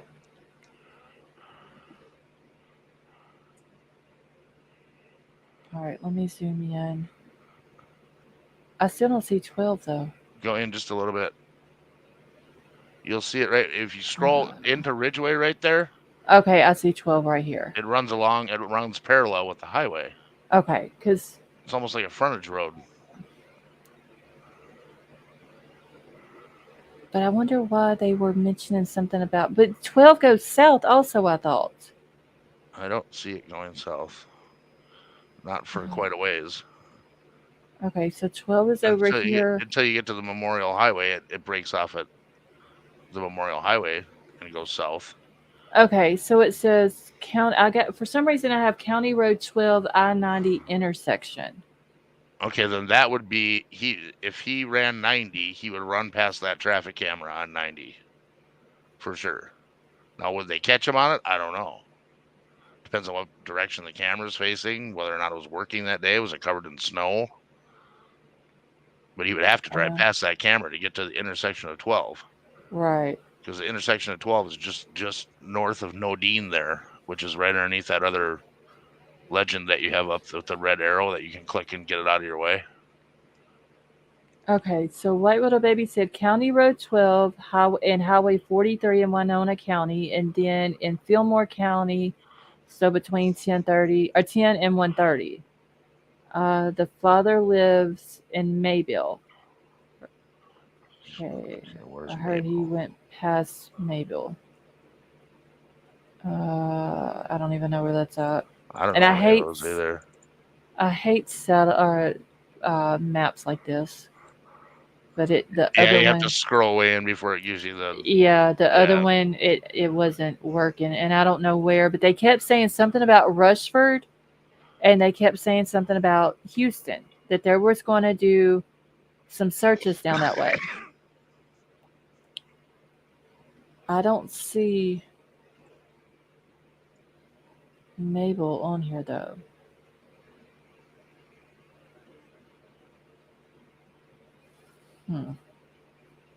Unless it's just like a small town that you have to zoom in really close on in order for it to pick up. Yeah, like population 100. See, if you look on the left side of your map, there, you can see all those cameras. There's one every I mean, it's like that all the way through the cities and all the way up. So I wonder why it's not like that on 90 though. I don't, it's not a very heavily traveled highway. Oh, it really doesn't. I mean, I don't want to say it doesn't go anywhere, but I mean, it's a cut across from South Dakota. It goes all the way to South Dakota, all the way into the Black Hills. Okay. It seems like though once you get closer to Rochester, that's where they're at. Well, I don't know. It goes all the way up. Yeah, Rushford is west of Money Creek. So that's the opposite direction of 12 and 94 and 90. Yeah, it's down. It's right here. That's straight south of Hart. But there was something said, and Houston was the one I kept saying Jackson for some reason, but it was Houston that they kept bringing up. Well, this whole area that you're looking at right now, this is pretty much the Amish. There's a lot of Amish and a lot of nowhere. A lot of open fields. Yeah, I mean, it's a lot of nowhere. Because what is the name of this little river right here, or creek or whatever it is? Somebody had mentioned that the other night when I think the first time that I talked about it. Mabel is an hour. Okay, so undercover, is it south of Winona or is it like which direction? Okay. Oh, here it is. I see it right here. It's literally on the state line. Right there. Oh, okay. I see it. So, did he go that way? I mean, I suppose if he had a cell phone with him, yeah, you talk about Amish country. That's it. I mean, there's It's, nothing down there. see, I haven't seen anything that they said about his cell phone pings or anything like that. I'm sure they're looking into it. They've got to be. Right. But I don't know how accurate it's going to be down there. I mean, there's literally nothing but farms and windmills down there, and there's just nothing there. I mean, does it get good signal down that way, or do you know? I mean, Verizon probably does all right. I mean, Amish country, they're not going to have cell phones, so there's Oh really no, no. they have cell phones. Oh, do they? Yeah. Okay. Because I was going to say if they, if not, like there wouldn't be no point of really putting a cell phone tower out there. But See if I can find a decent map of southern Minnesota. okay, Glowbug says very little cell service. I don't know, because I mean, her cell phone was at home. Her cell phone, her ID, wallet, and the coat that or jacket that she had on the morning that she took the kids to the daycare.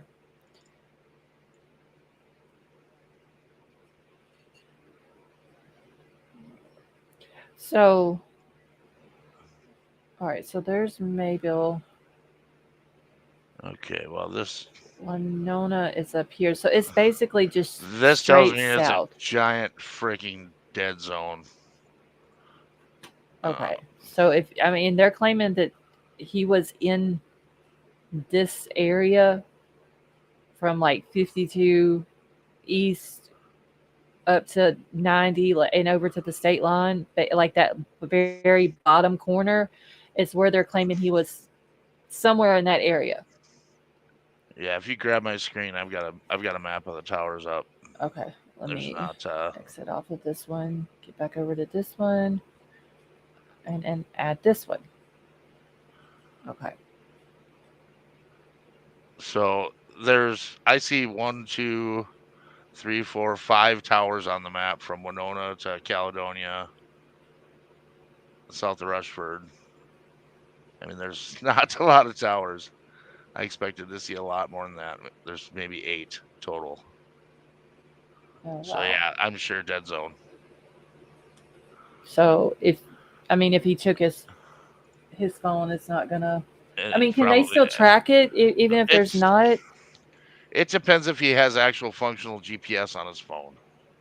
Okay. Some of us have functional GPS. Some of us have non-accurate GPS that uses triangulation. It depends on your phone. Okay. And I'm not really up on which ones have what, to be honest with you. I mean, you can probably get service, but you're not going to be able to triangulate a signal if you don't have more than one tower. Right. I don't know. Hopefully they got something on him and they're trying to build a case on him. Maybe that's what they're trying to do. Yeah, I mean, I do know that area, and I do know that there's nothing there. I actually looked at a bar down there when I was looking for bars to buy. And one of them was down that way, and I was like, yeah, no, there's nothing there. There's just nothing there. Okay. Winona, Rushford. Okay, so from Winona through Rushford to Mabel, it's 56 minutes. If you go from Winona through Houston down to Mabel, it's an hour and 8 minutes. He's claiming that he left at 10 o'clock that morning and got back at 1:30 that afternoon. He had to be hauling ass. If the roads are slippery at all, you're not doing 70 miles an hour. So, and see, I didn't even think about the weather because, like, I don't have to think about that because we don't have weather like that down here. So it never crosses my mind unless somebody brings it up. But that's 3.5 hours. He lives, they're literally right there at the Mississippi River. What was the date that she disappeared? March 31st. So they're saying that they took their kids to the daycare at 8 o'clock that morning. They got back to the house at 8:15. So it was a 45-degree day with a 27-degree low. 97% chance of precipitation that day, which means it either rained or snowed. Mhm. Brisk winds, 15-mile-an-hour winds. So yeah, it was cold and windy and probably raining or snowing that day. So there's no way he could have went. I mean, He wasn't would have hauling ass. right. Not so on those roads. To go an hour, or what would normally take in a summer day where the roads are not bad, what would take an hour to get somewhere on a bad day, probably how long do you think? Add 15 at least. Okay. I'm sure most of the people in the chat from Minnesota would agree at least 15 minutes. That's if you don't get behind somebody else who's scared to death and going 20 miles an hour. Like a southern person Yeah. who Well, don't know how to drive in the this part weather. of Minnesota, if the roads are slippery, they might not see a snowplow for 3 days. I mean, this isn't an area where, the plows are just out there. Right. Yeah, exactly. Glowbug says sometimes 30. Yeah, I mean, it could be a lot more. Okay. The roads get really, especially when the wind's blowing, when the wind blows across those fields and it comes across the road. Think of like when it rains sideways in Louisiana. Right. Because Yeah. it does that a lot there. I've seen it. Yeah, from the wind and stuff like that blowing. When the wind does that and it's cold and wet, it makes the road a sheet of freaking ice. Right. And that can be anywhere it's an open field. So it could be miles of just straight up black ice. Okay. So he was gone. He's claiming, if he's given the right times, he's claiming 3.5 hours. But do they know for a fact that she even went back home? I mean, they're claiming that they saw the van there and then it leaves or whatever, but I mean, I don't know. Do we know what kind of van it was? It's a Chrysler Town and Country. I've got the year model. Hold on, let me see if I can find it. It's a 2014 dark blue Chrysler Town and Country minivan. Town and Country in 2014 probably had satellite radio. So it was, it's like the newer luxury type, well, not a newer one, but like the luxury type vans, like a step up from like the Dodge Caravans or whatever. Yeah. The Town and Country is usually the really nice one. Right. So I would assume if they're waiting, they could be waiting for information from Sirius XM too. And that's why I was thinking it's going to have tinted windows, which I do believe I have. Oh my gosh, hold on. I'm still getting used to the multiple screens here. This is crazy. Cherokee Raider says, Scarlett, I am backstage. Have some insight. Okay, 1 second. Let me find what I'm looking for here. Here's a picture of her van. Okay, it's going to take it a second to get pulled up here. And the dad just seems, I don't know, suspicious to me. Yeah, you're not doing anything real fast in this area in the wintertime. I mean, especially in the dark. I don't know what time of day was this? Like midday? Yeah. He claims that he left at 10 o'clock that morning. Got back at 1:30 that afternoon. She was supposed to go pick the kids up from daycare at 4 o'clock, and she didn't show up. And she didn't make any type of prior arrangements or anything like that. Okay, let me go over here. A Cherokee Raider, give me just 1 second, honey. I'm going to pull you up just a minute. Let's see. Okay, so here's her van. So it's got tinted windows. Yeah, it's probably got satellite radio. So I'm sure they probably subpoenaed or tried to get the information from Sirius XM. So hopefully they can find something on it. That, his cell phone, maybe her cell phone, because he's claiming her stuff was there when he got back. She wasn't there. Police are saying that they found the phone and all that in the house. So maybe they're subpoenaing her phone records as well to see if it went anywhere that day. I'll tell Kind you of what, like if a that thing's Brian Kohlberger. driving down an outback road in southeastern Minnesota and wind's blowing 30 from the side and it's icy, that thing's taking a ride. For sure. You know, it's gonna be skippy on the road. Yeah, because a minivan's completely different from driving a car Oh yeah, or a truck. it's a lot more surface area. Yeah. The wind grabs it and likes to swirl it Shakes around it if it's and yeah. yep. For sure. Okay, so let me get this off of here and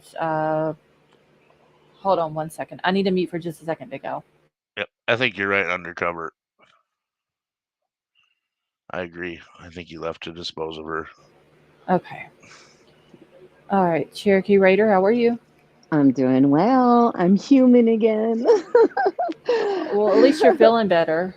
Yes, it's like night and day getting rid of that plaster cast and having this one night and day. But what I was going to say is back in November, December, I was doing on the road and I was going right through that area, through the wind, the ice, and everything else. Uh-huh. And cell service was amazing. I had two separate phones, two separate carriers, and signal was fine. I never had any issues anytime that we went there. But I can tell you the wind, oh my. Now, were you on the highway just passing Yeah. through? Well, we were delivering on a rig, on a diesel. Oh, okay. So, I mean, we would pull off once we reached so many hours from Idaho to there. We pulled off and stopped overnight, and then every once in a while stopped, and then we went into South Dakota. So, yeah, But I-90 is a treat in the wintertime, isn't it, when they close oh it? my gosh, It's a scary ass highway. I've got video of it, like what you're talking about, the I do wind as going well. across the highway. Yeah, it's crazy. And I got out. I had my dogs with me, and at the time, my newest one, she was only like 3 months old. And he had told me, anytime the dogs want to get out, I'll get them out, no problem. Oh, hell no. We get to Minnesota, and he was like, go ahead. And I got out this one time, and the wind, I mean, literally, it took my breath away because of the chill and the wind. I had to get back in the truck, and I was like, I need an inhaler. That's nothing to mess with. Yeah, they close So, down I-90 a lot. mm-hmm. I-90 gets closed often because of wind. It's not a joke highway. People die on it all the time. Yeah, yeah. I probably, I'm glad I'm not on the road anymore. That's for sure. That was definitely for me was scary. When it was snowing and the rain going sideways, how you were mentioning. Well, it was snow going sideways. I mean, it was blowing across the freeway, and it was pretty frightening. Yeah, it rains like that down here all the time. Yeah, but this is snow, so that's a Yeah, whole I different. can imagine. I mean, Oh because no, when that it's rain's just as bad sometimes. When I've Yeah, been through Louisiana when you can't see a foot in front of your car. right, right. you have to. I mean, there's been a lot of times where we've been on the road and it would be raining that hard, and no matter Mhm. how fast you got the wipers going, you're not seeing nothing, and you basically just have to pull over and let it pass. Hey, Aura, how are Right. you? Yeah, you pull over and pray somebody doesn't rear end you. Is what it Right. is. Because I Yes. mean, you can't see nothing, and a lot of these roads through Louisiana, they're covered with trees all the way down the side of them, and some of the roads have tree limbs that go over it, so it gets super dark when it's raining. You can't Mhm. see nothing. I had that happen to me in California one time, and I literally had to pull over, and somebody else took the wheel. I mean, it was so bad. We had flooding in the Bay Area at that time. But I know exactly what you're talking about. I think I would rather drive in the snow than in the rain when Oh it's God, that heavy. people down here don't. You just mentioned snow and they go crazy. Well, I was like that when I first came home, when I moved back to Idaho. one of I wouldn't go out in the winter. Mm, one of the things about Winona that people probably aren't talking about quite as much yet, but they're expecting some massive flooding coming down that way here real soon. Hmm. Real Wow. soon. Because we had just a massive melt over 3 days, and all of that's going into the Mississippi. It's 4 miles from my house, and it's swollen. Oh, you're over there, huh? I'm up in Brainerd, up by where it starts. Oh, okay. And see all of that rain and all that melted snow and all that from up north where y'all are at all comes down Yep. to where we're at, which I'm not on the Mississippi, I'm on the Red River. But it's still Louisiana will get, before it goes into the Gulf, it'll flood more than likely South Louisiana a little bit. Well, not too far from my house, you can walk across the Mississippi River when it's not flooding. Because it's the headwaters. It's Lake Itasca. It's where the Mississippi River starts. But even there, Itasca is so flooded because of all the snow we had. We had it was our record snowfall year this year. We had more snow this year than any other recorded year. So they say. I know the Red River's up too. It's up above they have in one area of the river going over one of the bridges here. It's got like the pylons out there, the rock jetties or whatever, and it's over the jetties. Wow. Oh, they had to stop. Okay, so undercover. Hey, Glowbug, if you're ever like down in the Brainerd area, you gotta swing in for some food. I'm right on Highway 6. So Christy's saying in Rochester it's all melted. All the snow and all that. I've seen. Yeah, it all melted and it's on its way. It's making its way into the rivers. Right. But they got a lot of snow. Christy, didn't you get a lot of snow in Rochester too this year? Glowbug, it's Big Al's Bar and Grill. So if the roads were that bad on that day, how far in 3.5 hours could he really get? Let's just say an hour from Winona. How far do you think south he would have gotten with the roads being like that bad? Man, maybe 35 miles. So not very far. Because I was thinking give him like an hour there, 45 minutes or so to do, like if he's doing something with the body, and then on his way back. Well, that's the other thing. At that time, the ground was still frozen, so he's not digging any holes. So it would be more like and I'm not trying to be graphic here, but kind of a dumping, basically. Yeah, that's what I would think. Either dumping or, I mean, I try to put myself in these sickos' shoes now that I've been doing this for a little while. And me personally, I mean, if I was trying to get rid of somebody in Winona, I would go into one of the pool areas down by the river, push them underneath the ice, and let the current carry them and bounce them off the bottom of the ice for 70 miles. Right. And that's what I would do.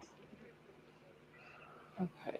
Let's see. Oh, and by the way, for Ara, and I know she does a lot with the Kylie case, I'm headed to California next week.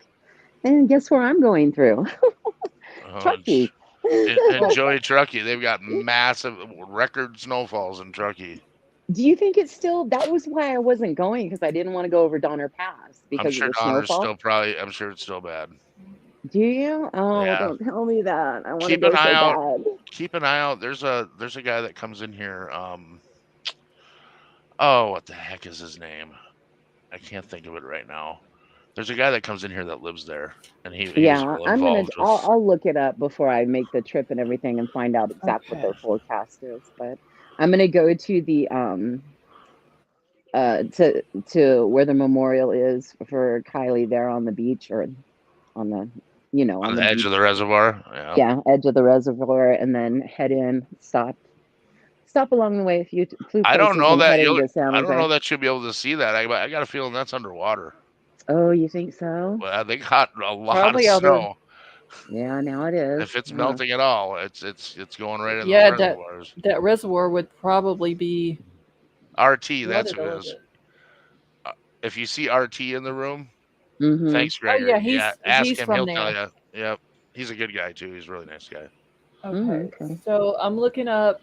I'm not even going to attempt to pronounce this wildlife refuge that's up there, but Undercover is asking me to look that up from Winona. So where's my little thingy at? and seeing how far it is from there. Yeah. There's a lot of areas around Winona that are backwaters of the river that don't Hmm. freeze because they're springs. Yeah, that's how the Not a Red ton, River is. yeah, not a ton of them, but there's enough of them to where if you're from there, I know people that fish down there in the wintertime with fishing Hmm. rods, and then they'll go ice fishing the same day. Hmm.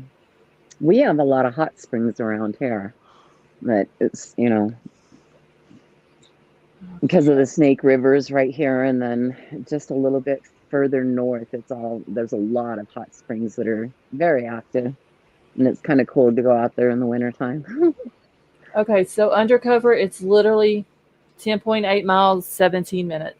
It's just right across the river in Wisconsin.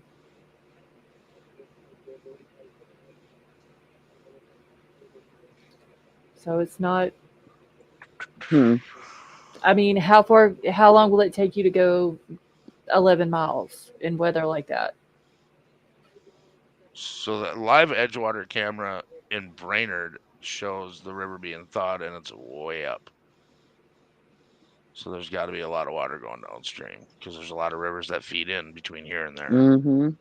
There's a lot of waterways there. Oh yeah, we got a lot of water. I've got 100 Hmm. lakes within 5 miles of my house. Yeah. So I'm thinking with this wildlife refuge, there's going to be a lot of marshland probably there too. And if there was snow on the ground, I mean, not the easiest place to get around, but See, are there cameras on the way to the wildlife area? Oh shit, I clicked off the link that Big Al sent me.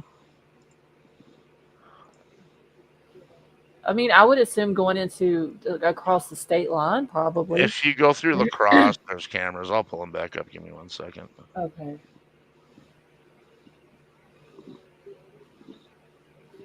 I mean, there. If he goes this way, which I didn't do it from his house, but just going if they go by the state university there, I'm sure there's going to be cameras.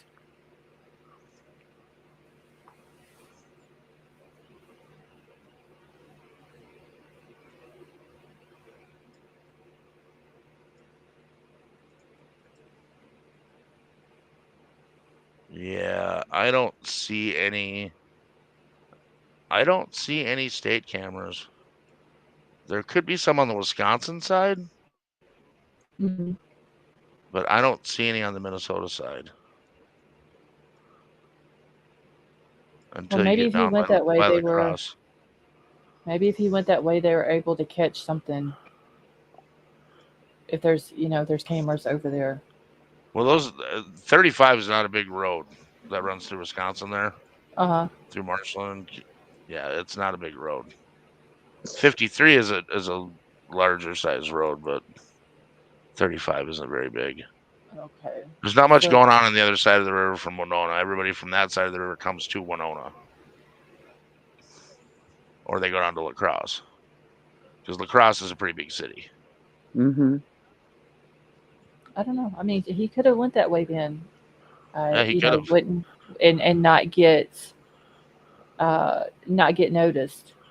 Well, if you look on both sides of the river, there's wildlife refuge. It's not just the other side. Oh wait, hold on. What did Stevie say about the merch? So LSTC merch review. Metal wall sign is a banger. Grab a hoodie because she realizes the mistake she's making at that price. The turquoise logo is fire. Could use some baseball caps and an oatmeal T-shirt. Stevie, I don't think they have an oatmeal colored T-shirt, but I can go back through and look on there and see if they do. If they do, I can add it. Like a khaki color t-shirt. I'm guessing that I know that they have a light green, but I don't know about an oatmeal khaki tan color. But I can go back, Stevie, and look if you need me to. But thank you for the review.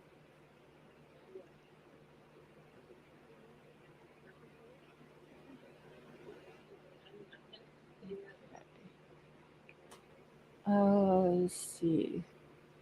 Sorry about my dog if he blew your ears out if you guys have headphones. No, Okay. you're fine. I tried to mute as soon as he did it. I bought a painting today, and it's of like a action hero, and he just noticed it under the TV and just went ballistic because he never saw it before. It's like, no, he was fine. yeah, I put him See, outside for now. okay, off white. Yeah, undercover. I'll have to go back and look and see if I have those options. If I do, I can. I should be able to add them. Yeah, if you Google Earth that wildlife refuge, you'll see those roads are they're not like super maintained. Your odds of running into somebody on the one way in, one way out would be pretty good. So, do you think they wonder, have though, something if like they the give fire them enough cams? time. Oops, sorry. Wisconsin you're might have fine. cameras over there. They very well might. I don't know. Mm-hmm.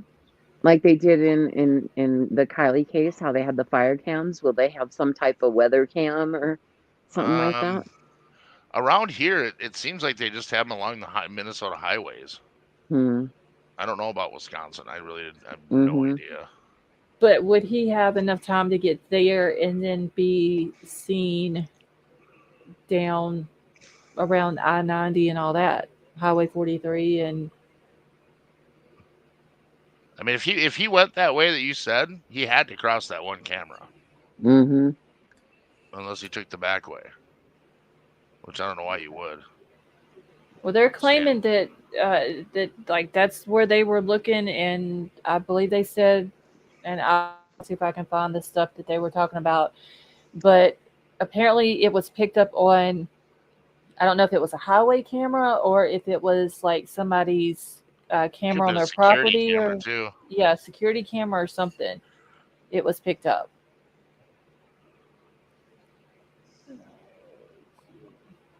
Emerald Queen, you're fine, honey. So, I don't know. And like I said, I never think about the weather in other places because down here we don't have to worry about that. Right. Yeah, we're almost out of the woods, but not quite. They're talking snow for the next 3 days here. We've been having nice weather. It's been in the 70s the last. Oh, it was beautiful last week. Mm-hmm. The last couple days here has been nice for a change. I woke up planted yesterday. flowers and. I woke up yesterday and the wind was blowing 47 miles an hour out of the north, and it was snowing sideways. Wow, yuck! And we had 4 inches on the ground. So all the snow that melted off all my picnic tables and patio and parking lot is back.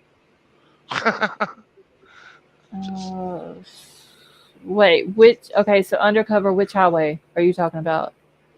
What highway do you hit going there? It's a county road going across in Winona. It's not a state highway.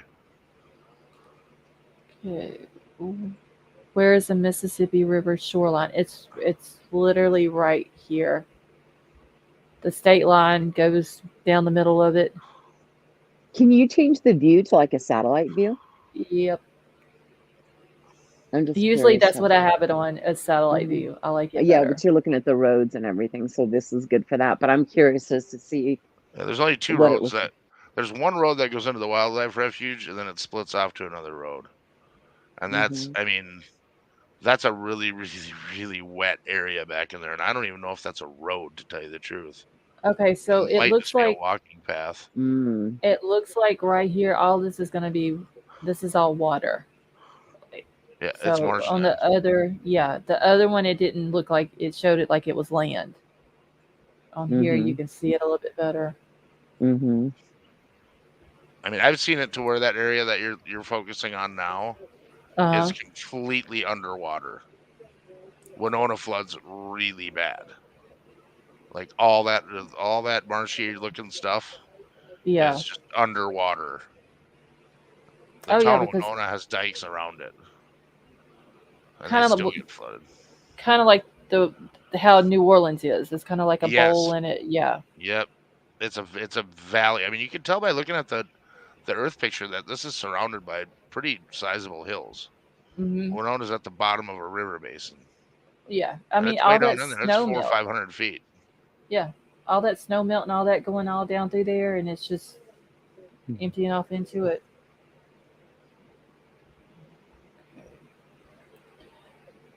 Yeah, Annie says 88 degrees in the Twin Cities last week. I know it was 83 up here in Brainerd. We were loving life, and now it's cold as shit again. Hey, H. Finest, how are you? So, I mean, honestly, she could literally be anywhere from Winona To La down to, Crosse. yeah, She could be in La anywhere through Crosse. She there. could be down to the almost to the Iowa border, I mean, which because is that's where his family's from. Like anywhere in there, that's a huge spot, you know. And they were uh, searching on horseback and all that, and then they had to stop because of the weather coming in.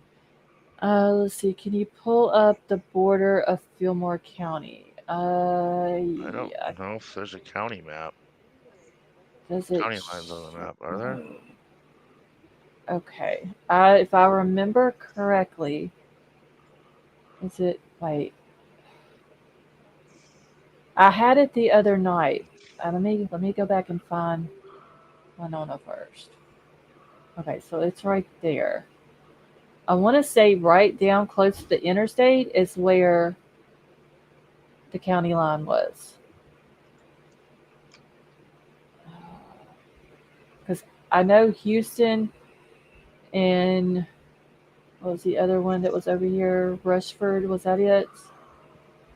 Was in yes, Rushford. All this is in Fillmore County. I want to say right here at the interstate was the county line, but it Here, doesn't show. I've got it on mine. I will share it with you real quick. Okay, let me stop sharing this one. Okay.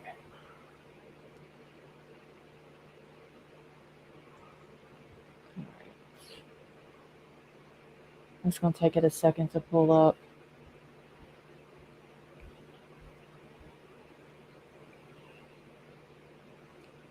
Okay, so. And I can't see it that good.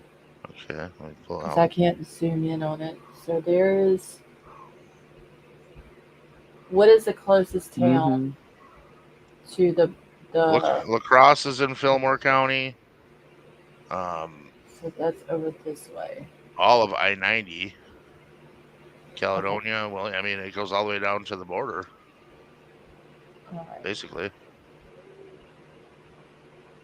Okay, that's Dakota. I gotta go back up. Okay, it's Twin Bluffs Bar. It's right on the Mississippi River, south of Winona. Is it in Fillmore County?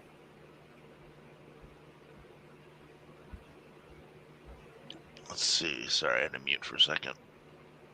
Twin Bluffs?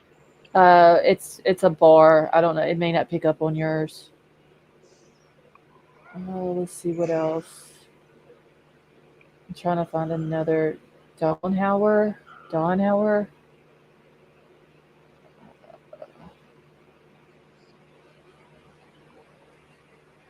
Oh my gosh, my internet is like super slow. I wish this had. Like I'm gonna give it back to you then if your internet's hosing out on you, because that's just No, making it worse. it's been doing that all night. Okay, so where is? Wait, I done lost Winona now. Okay, here it is. So 90 isn't that far from there. No, 90 isn't that far. So I'm probably halfway between Winona and I-90 would be probably the Fillmore County line. Yep, I would say. H-Town is asking what case this is, just to fill any late comers in as to whom It's the Madeline Kingsbury case. And Stevie, the hoodies, they're unisex, men, women, either one. They just identify as a hoodie. Yeah, I mean, I could have done the men's ones or the women's ones, but it more work in it, and you have to change the sizes of your ticks and all that. And most women wear the men's hoodies Right. anyway. They're more comfortable. Yeah, I mean, I wear an extra large in hoodies just so it would be comfortable. Mm-hmm. And that's all I wear is hoodies most of the time. So Same here. trying Come to on, see. Huckleberry. Come inside. No? I was looking at one other thing here, but I don't know. I just know that this case is very weird. He just didn't want a crop top. Now there are women's t-shirts, and then there's men's t-shirts, but all of the hoodies, men or women, either one could wear those. Do you have baseball caps? I'm a No. big baseball cap fan. That's That's what I collect. I collect baseball caps from all over. I don't know if they have baseball caps on there for me to do. They do have beanies, but I don't like the beanies. It's the kind like that you have to fold up after you put it on your head, Mm-hmm. and I don't really like those. I like the other kinds. It's like, Yeah. comes down over and you don't have to fold them and all that. I wear shit tons of beanies too during the winter time. But anyway, somebody had asked, where did it go? H-Town Finest, yes, this is the one that her and the father of the babies went and dropped the kids off at daycare. They came back home. He claims that he left in her vehicle, and then he was gone like 3.5 hours. He comes home and she's gone. Mm-hmm. Sure. I don't know if I really believe or not, because why would he take her vehicle? Mm-hmm. What does he drive? It was a bigger vehicle and easier to hide the body. Right. They never have said what he drives, but I would assume, just being a man, he would have a truck. Yeah. Sounds kind of nerdy. I don't know. He's probably got a Honda Civic, and it wasn't big enough to hide her. I mean, yeah, he could very well have a car, and not a truck. But it just seems weird that he takes her van. And I don't like, what's the point of it? Because she was supposed to be at work that day. She worked for the Mayo Clinic. I've heard that she worked at the clinic in Rochester, but I've also heard that she worked from home. But yeah, half their freaking staff is working from home. Okay, so then she very well could, and she was a researcher for them. She could have been working from home. I don't know. But the point is, why would you take her vehicle when you have 2 kids sitting in daycare? What if something would have happened and she had to go pick them up? Yeah. It doesn't make sense. She wouldn't have been able to go get them.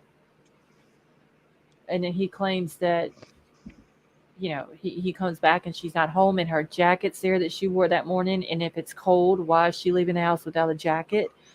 Didn't go pick her kids up at 4 o'clock. There was no other arrangements made for anybody else to come pick them up. So this case doesn't make sense. No. And people were making a lot of noise over the fact that he wasn't at any of the searches. He wasn't at any of the press conferences. And then he finally comes out and claims that he was told by law enforcement for his own safety not to participate. But then one of the spokeswomen for law enforcement says that she wasn't aware of him being told that. That doesn't mean he wasn't told that. A deputy could have told him that. Who knows? Yeah. But I mean, that's... even though they wouldn't want him finding the body either. So, yeah, because so they probably told him, it's probably a good idea that you don't search, because he's the first suspect, right? I mean, in any case, they always look to the husband or. Yeah. They haven't came out and said he's a suspect or a person of interest or whatever, but just the way things have went, it's almost like they think that maybe he is, without coming out and saying that he is. Well, in general, that would be one of the first people they look at, the person that's closest to the victim, right? Or assumed, you know what I'm eternity. Right. And they Mm. wasn't together, even though, from my understanding, they were living in the same house to do this whole co-parenting thing. But she was in the process of looking for another place to live. And I think he's the person also, Vapor, but they haven't came out and said that. I mean, he, it's just it's weird. Mhm. It's a weird case. Like Mhm. nothing really makes sense. Let's see. Email. Okay. Undercover. I'm waiting for it to come in. Well, the cops in Winona are pretty seasoned. Are they? Yeah, they're not. It's not a podunk town. It's a Okay. pretty big college town. I mean, there's a lot of things that Mhm. happen there, so it's not. It's not like Moscow, Idaho, where Yeah, I you wouldn't. have Yeah, I don't think okay, it's like Moscow at all. where the police chief gets up there and says that his combined his whole department is 90 years worth of experience, which is not a lot No, that's for not a a No. lot. whole complete for a whole police department. So, No, hey, that's not Daylight, a how lot. are you? So Annie says he was supposed to move out that day. Yeah, Vapor. Uh, I understand that, Vapor, but Winona's not. I guess you'd have to live around here to kind of get where I'm coming from. It's a touristy. Yeah, it's a weird area. People go okay. down there in the spring and the fall, leaf watching and animal watching and bird watching, and that's like that route along that river is like known for people just driving it just to drive it. So Hey, there's a American lot of Mhm. state Princess. patrol, a lot of state patrol presence along that river. Okay, A so ton. possible vehicles that he has owned is a 99 Chevy Monte Carlo, a 98 Chevrolet S10, a 99 Buick Park Avenue, an '03 Pontiac Grand Prix, a 95 Chevy Beretta, and then a 2001 Chrysler Sebring. I'd say whichever is the newest is probably what he was driving. So '03 Pontiac Grand Prix. He ain't, All of them are cars except for the S10. That's going to be a yeah, small truck. but that was an older model. I don't think he'd be driving Yeah. around in that. Yeah, that one's a 98. Yeah, 98 S10 would not last this long in Minnesota. That'd be rusted apart by now. And I mean, if he's driving a car and he had to go anywhere that you would need to dump something like that, Yeah, you it would need to just. go in a van, which isn't a whole lot better than a car, I don't guess. Well, I think the van would be a lot easier if you're dealing with, you know, It dead may be weight. yeah, a little bit higher up off the ground, maybe. Yeah, Mhm. But it's not like a full size truck. but it's not like you're putting someone who's deceased in the back seat of the car Right. or Oh even the no, front you Mhm. could seat of the just car. It would have to be in the trunk. yeah. I And mean, a van, you just open the back hatch, yeah, put them in there. It's all tinted windows. It can be, Mhm. nobody can see it. So it would be pretty easy, I would think, to conceal someone in the back. Undercover says we should watch the 25-minute interview by Megan Kingsbury from Care 11. Let's see. Wait, where did that comment go? Okay, so we should watch 25-minute video. So let me see if I can find that.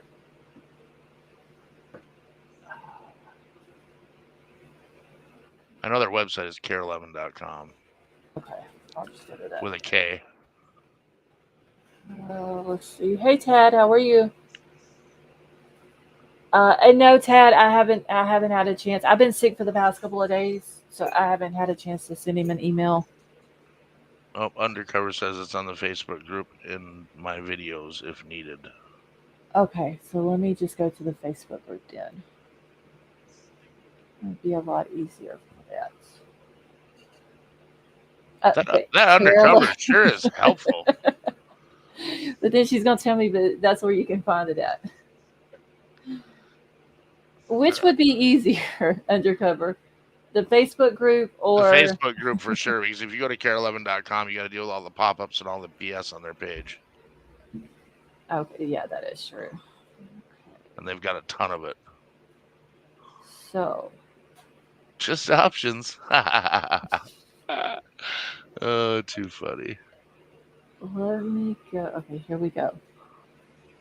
All right, I'm going to the Facebook one. It would be easier. Okay. Now let me see if I can find it. Hey, folks, while we're waiting, go ahead and click that thumbs up button. It helps the channel. Okay, We're at so 8. that's the sister. Okay, so there is a KAAL TV. Is that the one she's talking about on Wednesday? No, that's KAL. Yeah, that's what it says. must be a- KAAL TV. That must be the Winona station. Okay, so let me find. I don't see another one on here. She's sending it to you. Okay, that would be much easier. Yeah, that's the only one I see. I see a KTTC one. I mean, it is 1 a.m. So. Yes, it is. And I haven't had a whole lot of sleep in the past 4 nights. So. I haven't either. Okay, that's the only 2 that I see with her. Hey, Miss Amir, how are you? Let me click off of this. I'll just go to my email and wait for it to come through. That'll be easier. Okay. Sleep is for the weak. Stevie, I honestly, I don't know what sleep is. People talking about they take naps and all that. What the hell is a nap? I take those once in a while. I wish I could. There's too much going on around here to take a nap. Seems like every time I do it, though, it's the most inconvenient time. All right, so I'm just going to wait for Undercover to send it to me. It will just be a lot easier just to grab it out of the email. Stevie, sleep is for the weak. Yeah. Let's see, I take naps, but I don't sleep. Probably because I take It would be nice just to get 1 full night. Oh, I'd love 8 hours. I'd almost pay for it. It's crazy around here though. That's the thing. 30 minutes is the perfect nap time. No way. Gosh. I need at least an hour. See, if I ever go to sleep and then I get woke up, I'm up and then I'm grouchy because I didn't get enough sleep.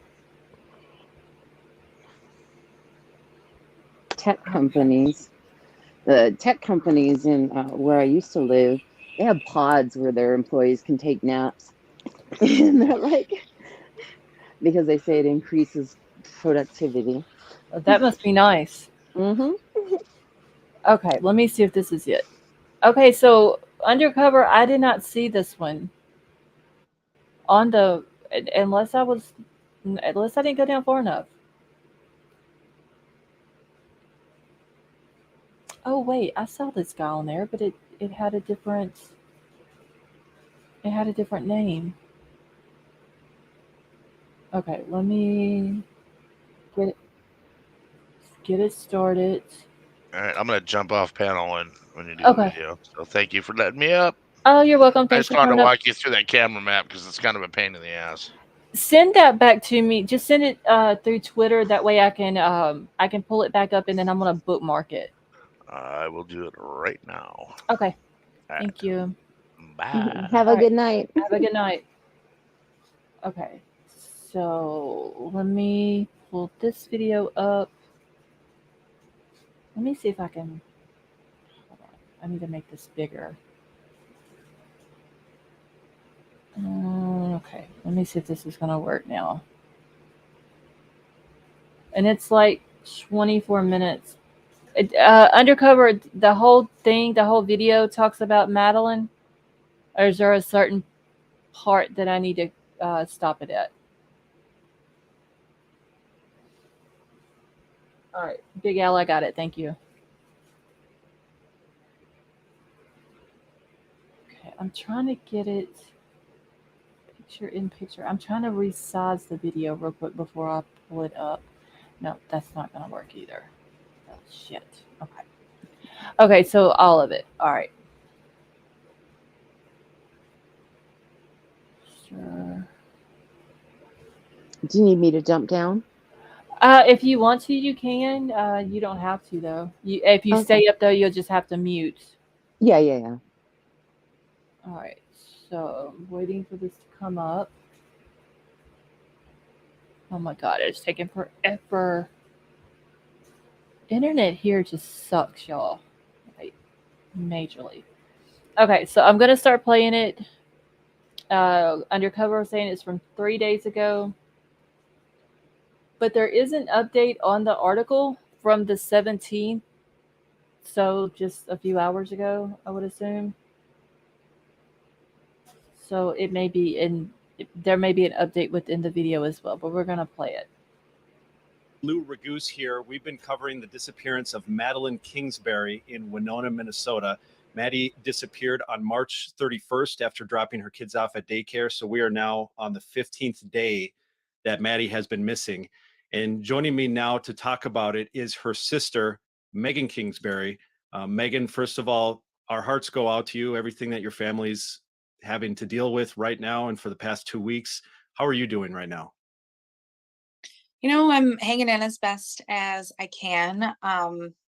Just kind of waiting with bated breath every day until we can figure out where Madeline is. And you've been kind of the face of all these interviews for the family. It must be pretty personally exhausting for you as well.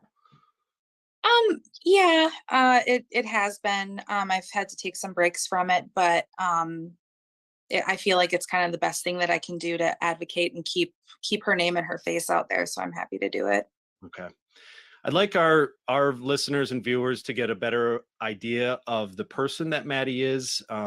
Where did you guys grow up and where did Maddie go to high school? We grew up in Farmington, Minnesota, and Madeline went to Farmington High School down there. She was a cheerleader and very involved in a lot of things with her school. Okay. And then just tell me a little bit more about your family. She's a younger sister to you? Yep.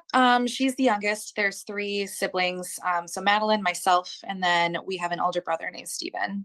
Okay. And personally, you and Maddie very close? Very, yes. After graduating high school, where did Maddie's life take her from there? She decided to go to college at Winona State, down here in Winona. And she had a great time. She loved it here, did really well at school. And most people, when they come here for school, they don't stay, but she did because she loved it. It's a beautiful area. She had a lot of really great connections that she made here. So she's been down here ever since. And where does Maddie work and what does she do? Madeline currently works at the Mayo Clinic. She's a clinical researcher. Gosh, the department name is long, but I know it has to do with like infectious disease. And she had done some work approving some grants and things to do with kind of some like medical studies and things like that. She works from home most of the time, but a couple of days a week she would go up there physically. To Rochester? Stuff. Yes. Okay. And how far of a drive is Rochester from Winona? I think it's about an hour or so. Okay. And so where in Winona does she live? Is it like in town or in the country? It's pretty close to town. It's kind of right on the border of Winona and Goodview. Okay. So is it a townhome? Yes, it's like a side by side, so they have a connected wall with their neighbor. Okay. when you're there, does it feel like you're in a city or in the country? Um, it feels more of like the country for sure. I'm from Minneapolis, so it's a lot different from where I live. Mhm. Yeah, it's definitely more of a country feel. Okay. And from what I understand, she was living with the father of her two children. Yes. And he's released a statement in the last week, so his name is out there now, which is Adam Fravel. Is it fair to say that they were no longer dating? I know that he's been referred to as the boyfriend, and I might have done that accidentally, but is it fair to say that they were no longer boyfriend, girlfriend at the time? Yes, that's correct. Okay. And Maddie was looking for a new place to live in the near She future? Yeah, she still wanted to stay in the area. Her kids go to daycare and stuff around here. Mhm. Uh, so yeah, I think she was looking still in Winona or in Goodview. Okay. And so you mentioned that she worked often from home. Does that for her consist of like a lot of like checking in with meetings with people, or is she kind of like really working on her own at home? I think it's a mixture of both. They use Microsoft Teams, and so it would show when she was online, and people would call her, message her often. She did a lot of emails, and then yeah, she did a lot of stuff on her own too. And how often on a normal day do you communicate with her? A lot. Mhm. I work from home as well, so I mean, sometimes we FaceTime and just kind of co-work together. But I would hear from her every single day, at least probably 2 or 3 times. Okay. And she has two kids. How old are they? Her daughter Eliana is 5, and her son Noah is 2. Okay. And I mean, that's just heartbreaking for everyone to imagine, but how are the kids doing right now? They're doing really well. They're in a safe place and in really good hands, so they're doing great. Okay. Um, can you tell me a little bit about what Maddie's normal routine would be on a day where she, gets up, gets the kids ready, and then what happens from there? Yeah. So she'd get up, get the kids ready to go. Her daughter Eliana would go to a preschool a couple days a week. Um, and then the other days they would both go to the same daycare. So they'd get dropped off at daycare, and then she would come back home and just kind of be working for the day. Um, she might run an errand or two in the afternoon. She loves Target, so she'd go get stuff at Target. Um, but yeah, she would pretty much be home and then go pick up the kids. And after that, I mean, she'd be with the kids all the time. With the warmer weather out, they go to the park and stuff. Um, but yeah, her days revolved around those kids when she wasn't working. Now, police have made it clear that they believe that her disappearance was involuntary and suspicious. And I just want to help people understand a little bit more about that. Can you talk about what it's pretty clear that Maddie had plans, right? Both short term and long term. Can you kind of go into that a little bit? Yeah, so I mean, on the 31st, the next day, I mean, she was going to come to my house with her daughter Ellie for the weekend. Um, but I mean, as far as like other plans, more long term, she was a grad student at the U of M to get her master's in public health. It's difficult, first of all, just to get into that program. And then, it definitely signifies that she wanted to further her career. She was looking at possible other promotions, job opportunities within Mayo Clinic as well. Um, so she definitely had some plans to get to some higher places, I'll say. And is it fair to say that you know Maddie about as well as anybody? Hmm. Okay. And so I just want to make it clear so people understand that in your mind, the chance of her running off or being involved in some sort of drug thing or anything like that, it's about a 0% chance. Yeah, a negative chance. Okay. Yeah, no way. Okay. Now I know you've gone through this so many times, but just kind of take us through the day of the 31st from your vantage point. Yeah, so we both get up really early for work and she's up early with the kids. So um I will typically hear from her before 8 a.m. sometimes. I had sent her a funny photo the night before. We went on a trip together last summer, just a long weekend to Rhode Island. So it was just a funny picture from there. She didn't see it until that morning of the 31st, and she just kind of sent her response back, LOL, and um, and I had responded to it, just kind of general like chit chat, um, and that was at like 8:15 that she sent me a message, and then that was the last that I heard from her. Um, and I didn't hear from her the rest of the day. Didn't really think about it. I know she's busy. Um, and then my mom reached out to me probably around 6 p.m. asking if I had heard from Madeline, because my mom had sent some messages and I think maybe tried to call her throughout the day with no response, and that just isn't normal. And I was like, nah, she's fine. She's probably busy with the kids. But I did send her a few messages. Hey, mom's concerned. Can you call her? Text her back. I didn't get a response to that. So a couple of hours went by and I tried to call her a few times. It rang, but went to voicemail, sent her a few other messages. And it was about 7 o'clock.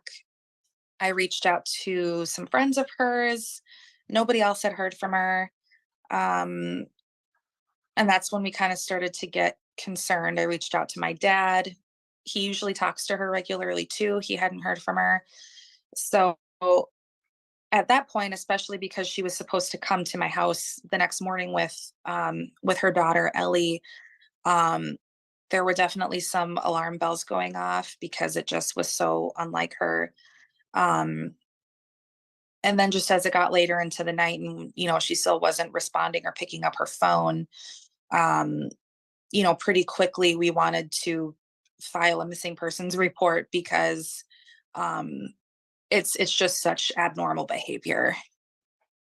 And were you and other family members reaching out to Adam as well to see what he knew? I did reach out to him that evening at about 7 p.m. Or no, close to 8 p.m. He didn't get back to me, I think, until after 9. But just kind of given the circumstances of their relationship at the time, he just basically said he didn't really think anything of it, that he hadn't heard from her. Mm-hmm. And so you mentioned that they were no longer dating at that time. Had you talked with Maddie at all about what her plans were when it came to, the future with the kids and like plans of co-parenting and so forth? Or how much of that have you gotten into with Madeline? I didn't discuss that with her a lot, but I knew that her intentions were to keep the kids as close to Adam as possible, because I wanted her to move to the cities to be close to me, but she wanted to stay in town, make sure that the kids saw their dad as often as they could. I think there was plans to co-parent. She didn't want to necessarily take them away from anybody. Okay. That morning, from what we know, is that Maddie dropped the kids off at daycare with Adam. Is that correct? Yes, that's right. And what was their vehicle situation? Did they only use Maddie's minivan? As far as like transporting the kids, I think the main vehicle was her van. I'm not sure if Adam had car seats or anything in his car. But from what I know, they used the van most of the time with the kids. And what's been reported is that they came back home around 8:15, and then at about 10 a.m., Adam took Maddie's van to go run errands. Mm-hmm. Does he have a vehicle that he could run errands in himself, or would he have to use Maddie's van? He has his own car. Okay. Would that be normal for them to drop off the kids together at daycare? You know, at first we questioned that too, but after law enforcement had further spoken with the gal that runs her in-home daycare that the kids go to, I guess it was fairly common for them both to be there. Okay. Would it be common for him to pick up the kids alone? I would say no. Okay, but that's what happened that day, correct? Hmm. The kids, I've reported through my public court documents that they were taken into protective custody a few days later. Have you and your family been able to have any contact with the kids? We have seen them. But you know, as far as like who they're currently staying with and stuff, I'm not able to divulge, but we have seen them, yes. Yeah. Okay. And of course, we don't want to divulge anything that could hurt that case or hurt the investigation in any way. And speaking of the investigation, I'm going to concentrate on things that have been reported here and any follow-up questions that come from that, because I understand that there are certain things that police hold back because only the perpetrator would know certain things. So that's why they hold back information in those situations, as to not ruin any potential charges that anyone would face at a future time. But it has been reported that that minivan was seen on a certain road during a time frame. That was one of the first things that came out on the first couple days. Can you give us a little bit of context? Like, where is that road from Maddie's house or from Winona? Yeah, so there was some footage from, I think it was a Quick Trip or a gas station. I think it was Quick Trip in Rushford, Minnesota, actually. So I think that's like 20 minutes from Winona. I don't know that footage shows specifically who's driving, but it just kind of shows it going to and from. And what time was that again? Oh gosh.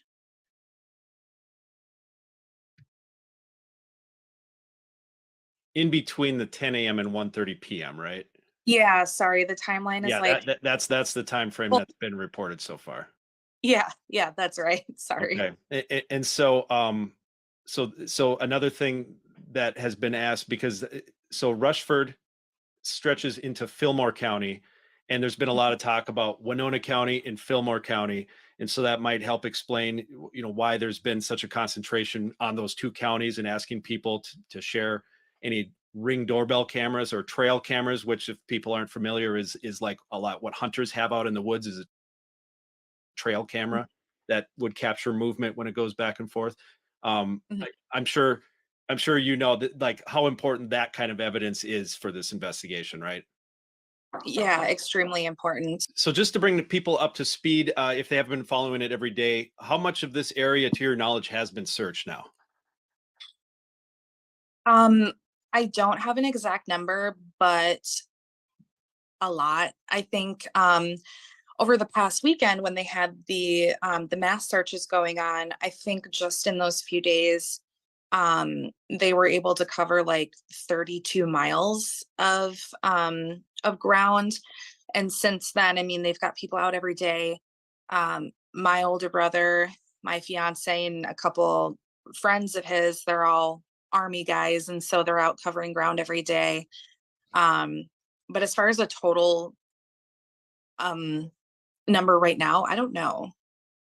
And law enforcement has been open and saying that they're doing very targeted searches on areas of interest that they've developed over the course of the investigation. I'm just curious, how do you and your family feel right now about the fact that nobody has been arrested yet?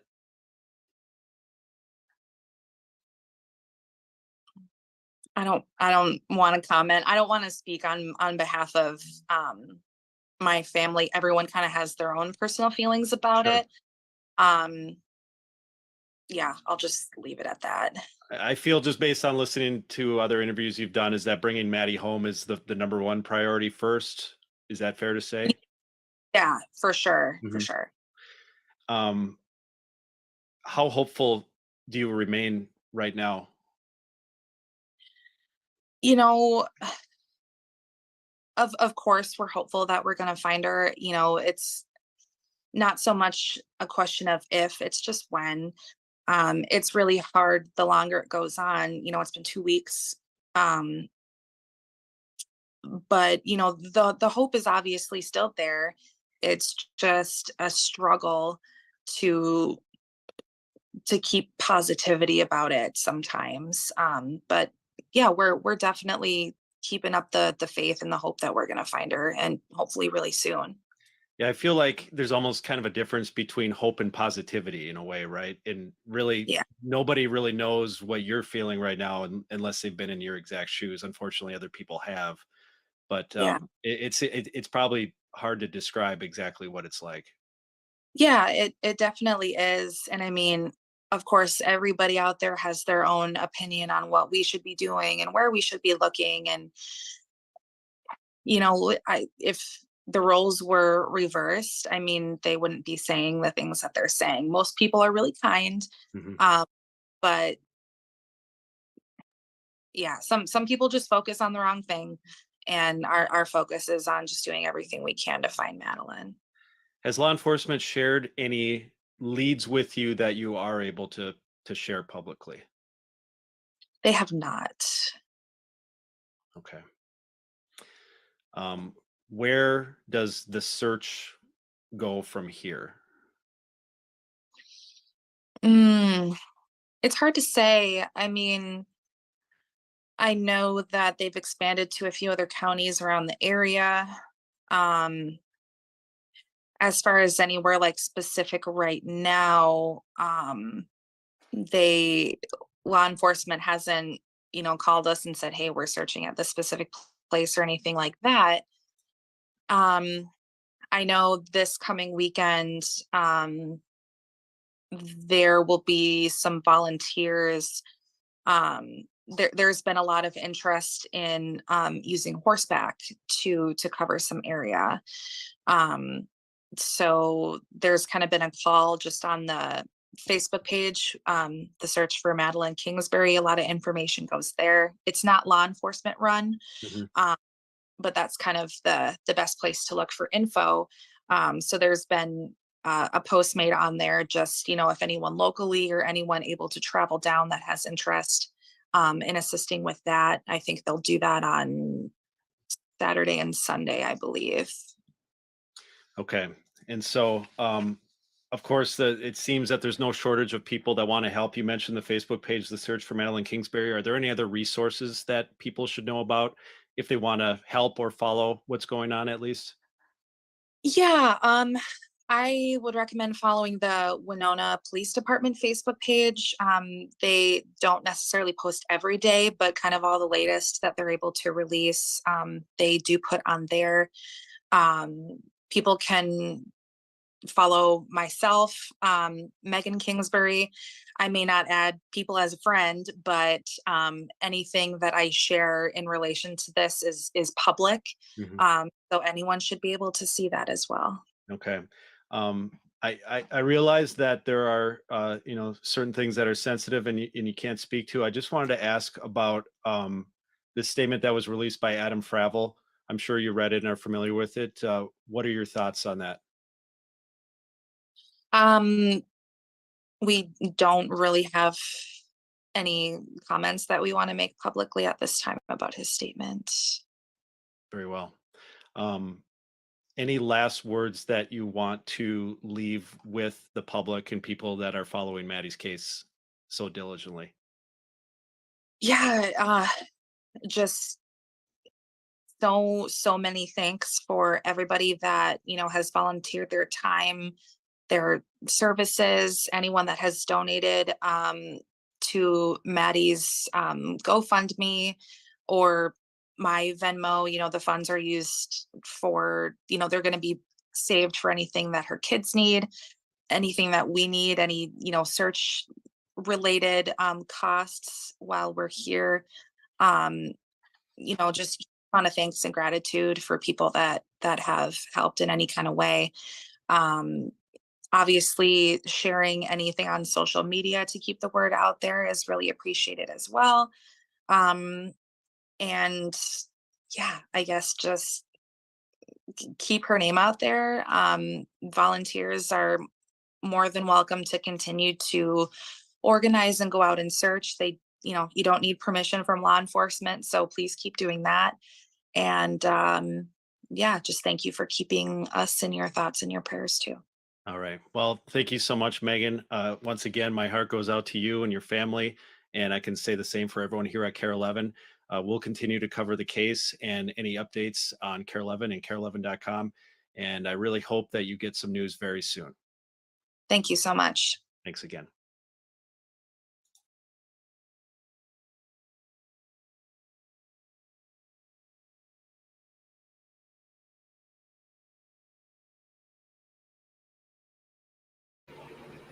All right. She looks tired, her sister.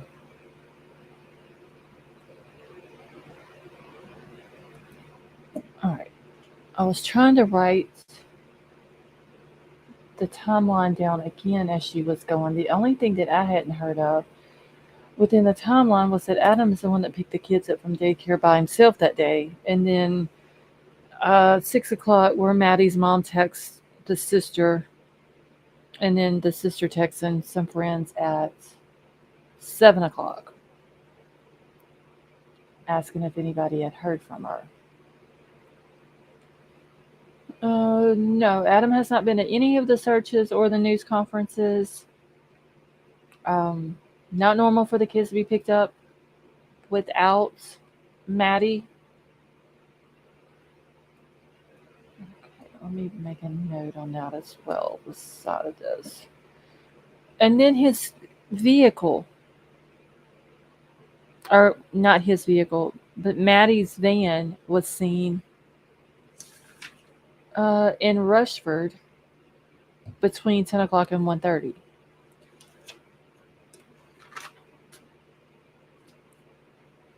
Which is, I think she said, 20 minutes from Maddie's house?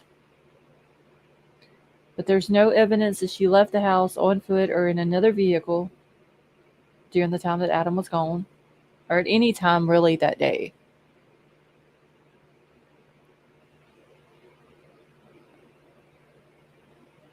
So, just us being on the outside looking in,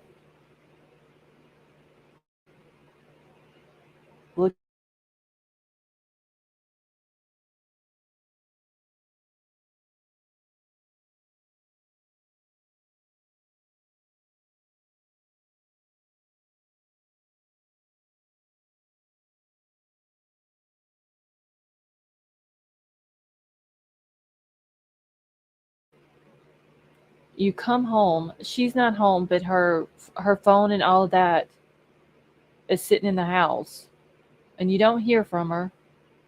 Her family's texting you,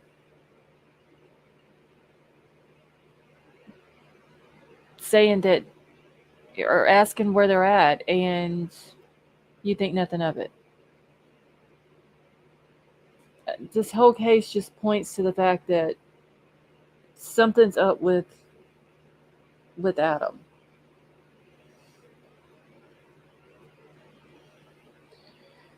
Meg, I don't believe him either. Him, coming out saying, which I guess is normal, saying that he doesn't have anything to do with her disappearance and he wants her home. His actions that day doesn't look right, honestly. So he wasn't concerned, but yeah, that is true. I mean, if he still should have at least got back to the family. That just makes him look that much more guilty. Let me catch back up here real quick.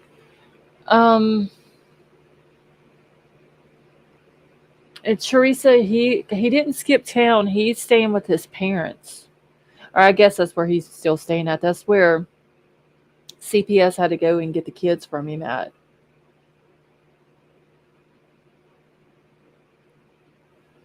So there's too much that points to him. You could tell, and this is just my opinion from watching the sister, that they think that maybe he has something to do with it or knows more than what he's saying. And then it almost looks like the police may think the same thing and that they're possibly building a case against him.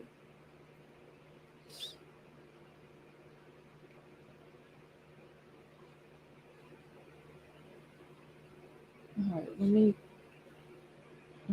jump back over my email real quick. I want to say that I had an updated article on this as well.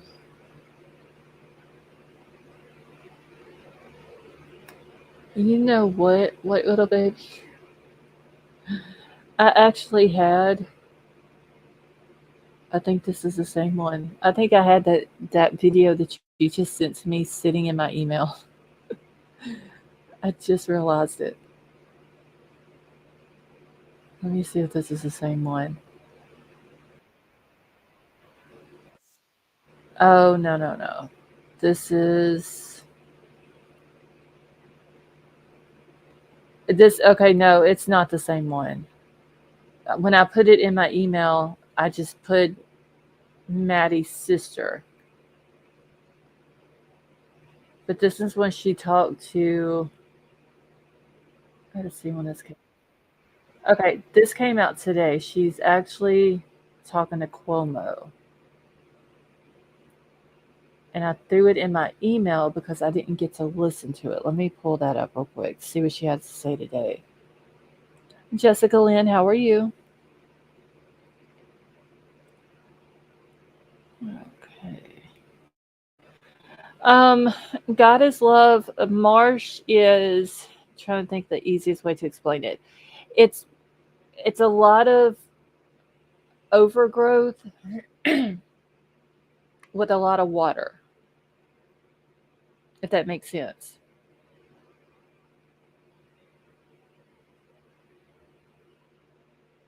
We have a lot of marsh down in South Louisiana.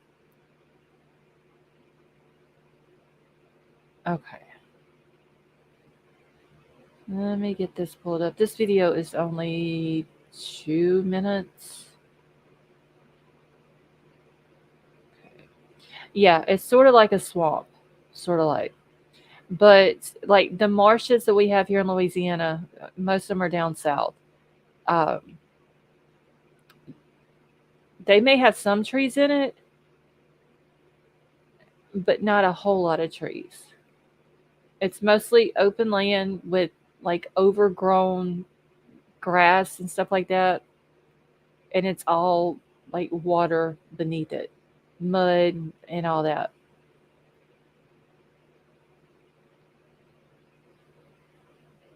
Okay. All right, let me play this real quick because this is her sister again. And it came out like 5 hours ago where she's talking to Cuomo. So God is love. You're from Louisiana, but you've never heard it called a marsh. There's a lot of marshes down below the intercoastal canal.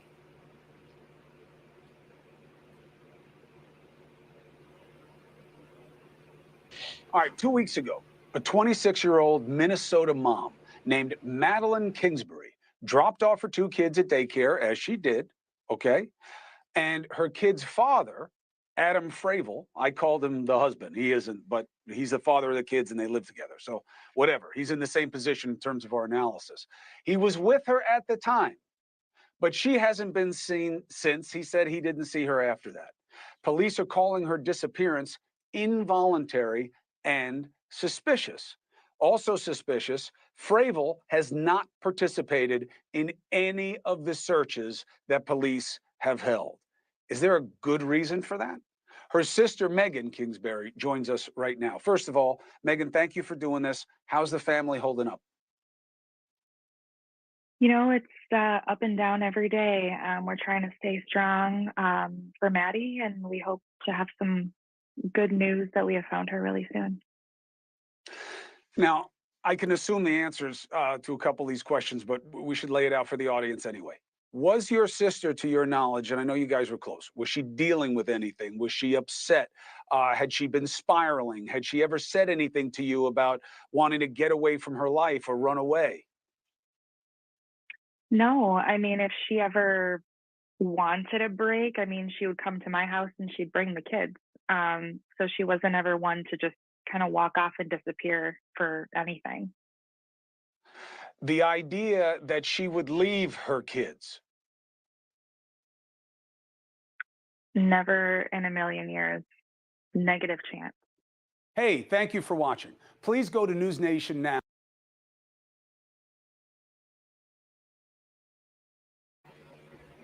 Okay, I thought there was more to that video, y'all. I didn't get to listen to it today.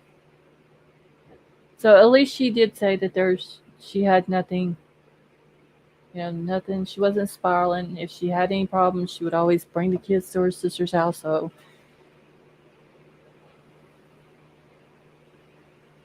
all right, let me get this out of my thing. There we go.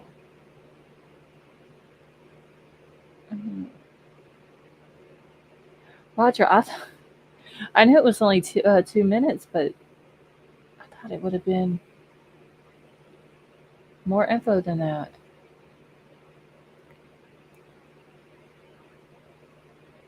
Unless it was a longer interview, which I'm sure it was, and they just broke it up into things. But I'm not going to sit here and play each part of it. It would have been a lot easier just to keep it all as one. Now I got to find that video in my email and delete it because they clearly... Okay, here we go. All right, I found it. They just cut that one off at the wrong spot. Let's see, I'll find it. Post update. Wait, what are we finding and posting updates about undercover?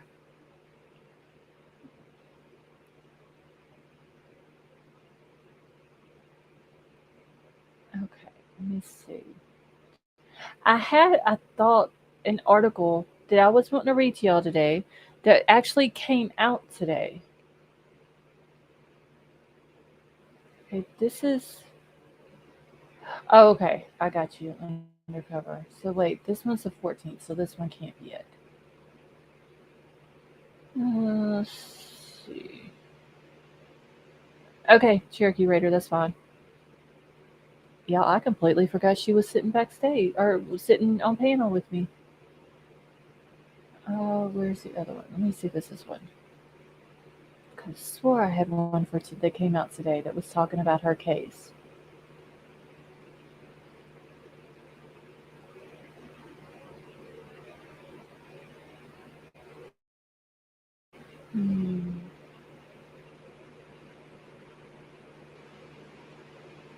I think this is it. Okay, this is going to be it. 1 second. Linda G, how are you?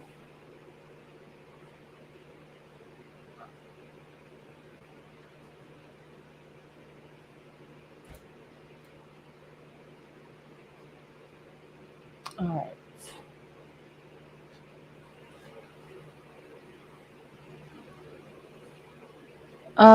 No, Cherokee Raider, there's not.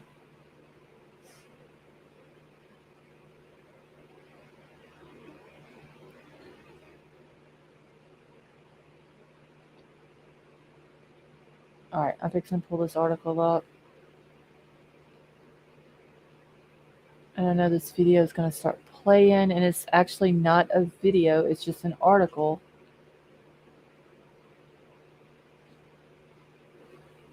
Okay, give me just a second, y'all.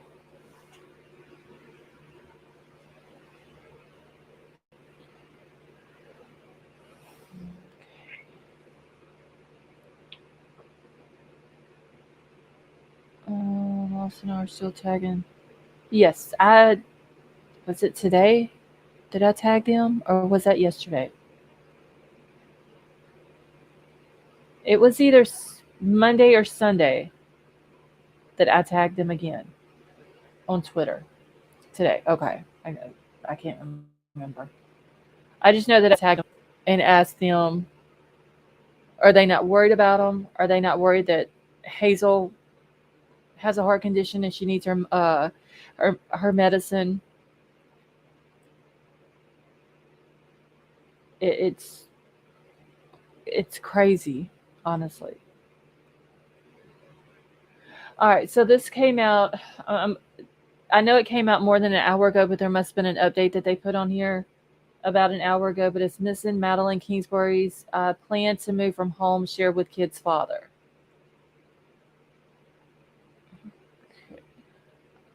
Why is this not? Okay, here we go. So Madeline Kingsbury was planning on moving out of the home that she shared with the father of her children before she went missing, according to her sister. Let me get this off of here. Hey, see you later. How are you? So Miss Kingsbury and Adam Fravel, the father of the children, were no longer in a romantic relationship, and Miss Kingsbury was looking to move. Megan Kingsbury told Care 11 over the weekend. Megan said her sister was looking for a place to live in the area to remain close to Mr. Fravel so that her children could see him as often as possible.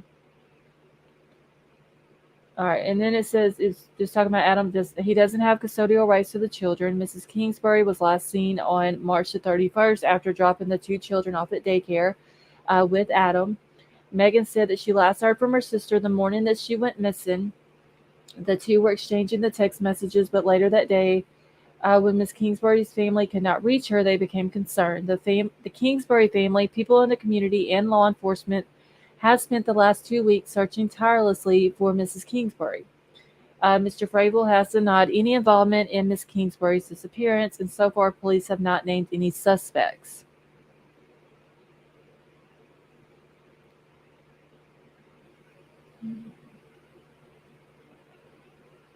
All right, so this is what came out an hour ago. Oh, okay, so that would have been the update. What I just read that came out an hour ago.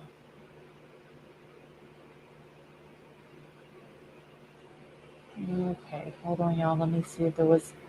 I thought there was something else on here. I guess not. Unless it's then dropped off. There's, for some reason,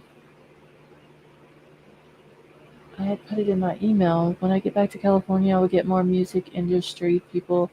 Cherokee Raider, thank you so much for that. Okay.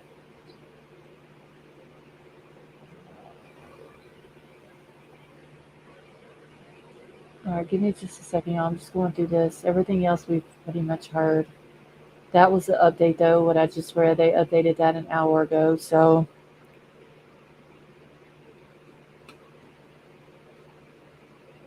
see, I just think some of the articles coming out are not exactly up to date. They are just late. That's undercover. That's what it seems like. But there was, for some reason, that I put that one in my email.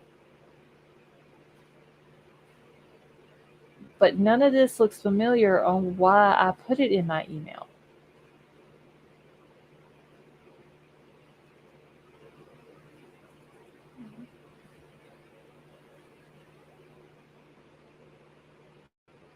I don't know. Because that's what we just heard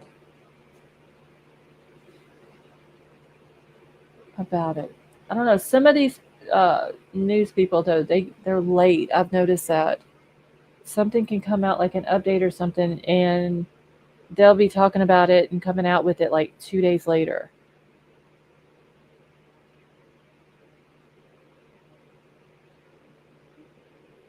I have not posted any updates until today because it's all repeated news. But yes, I've noticed that. One will come out with it, and then for like the next 2 to 3 days, others are coming out with basically the same exact thing. All right.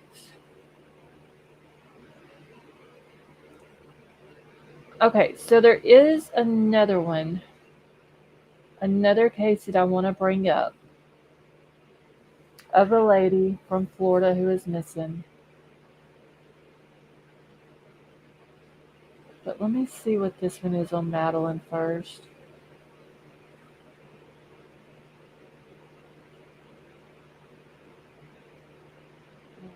Okay. So it wasn't the other article, it was this one about the dad and uh, the kids will not be released back to the dad. Asher, what was I seen that on Twitter earlier before he was found. Let's see, my sister went to college in Monroe. I I believe that's where she says she was from, Pickle Me Elmo. I think I seen where she had said that up above. At least though that there it's not a whole lot of good news, but any good news is better than not.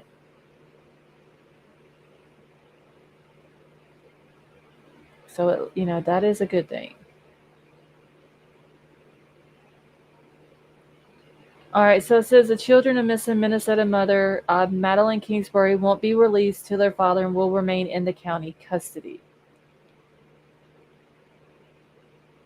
So, and this came out on the 14th, so Friday.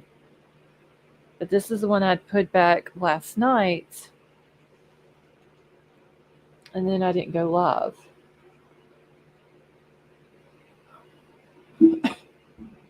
Okay, so a Minnesota judge has ruled that the children of a missing woman will remain in the county custody rather than be released to their father, who says that he is cooperating with law enforcement at every turn, nearly 2 weeks after the disappearance of the 26-year-old Madeline Kingsbury. There's got to be a reason why even the judge is not releasing the kids to their dad. So in a ruling on Wednesday, Winona County District Judge Mary Leahy said that it is in the best interest of the children to remain in protective care of the responsible social services agency rather than being handed over to the father, Adam Fravel. See, he goes to court May the 15th to talk about possible visitations with the children. But what is, like, there's got to be something. I'm wondering if the police went to the judge and maybe showed them what they had and said this is the reason why they shouldn't be in his care.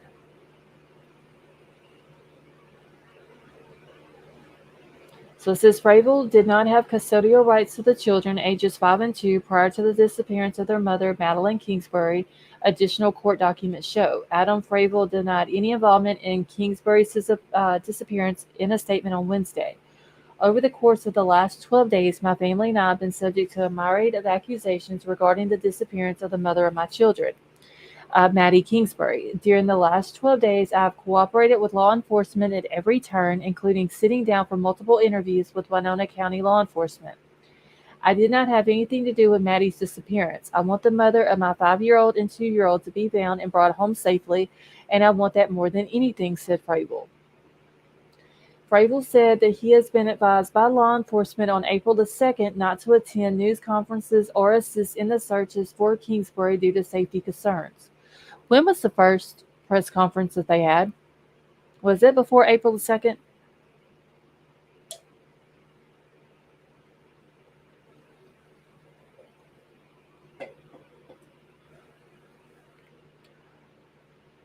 I mean, what if they were to return the kids over to him and he ran with them while they're building the case, and they find out that he had something to do with it, and then he's gone and the kids are gone and all that. So there's got to be a really good reason why. Okay, so April the 1st, he's claiming that he was advised on April the 2nd. So if he was advised on April the 2nd, then why wasn't he at the first news conference?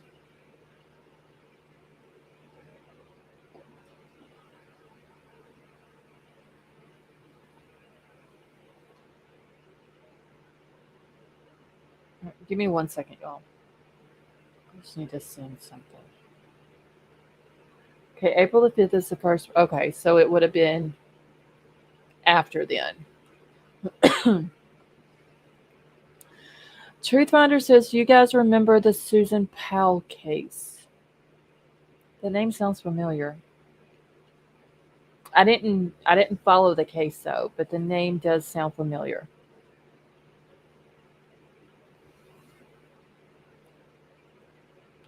Okay, so he says my non-attendance and silence has been inferred by many as a sign of apathy or worse.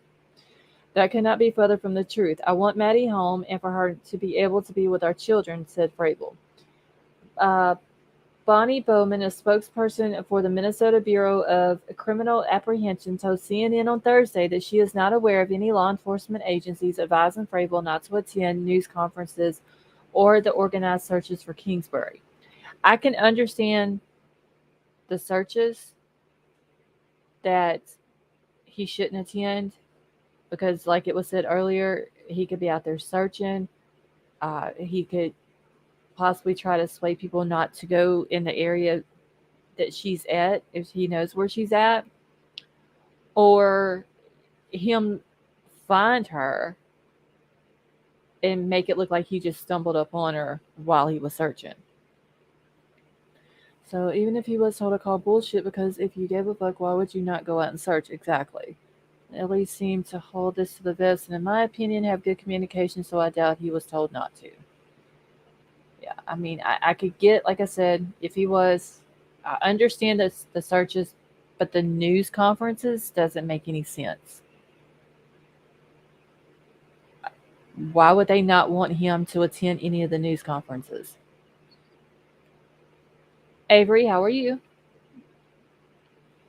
Okay, so it asked whether Frable was cooperative with law enforcement. Bowman said, I'm not able to share that information at this time.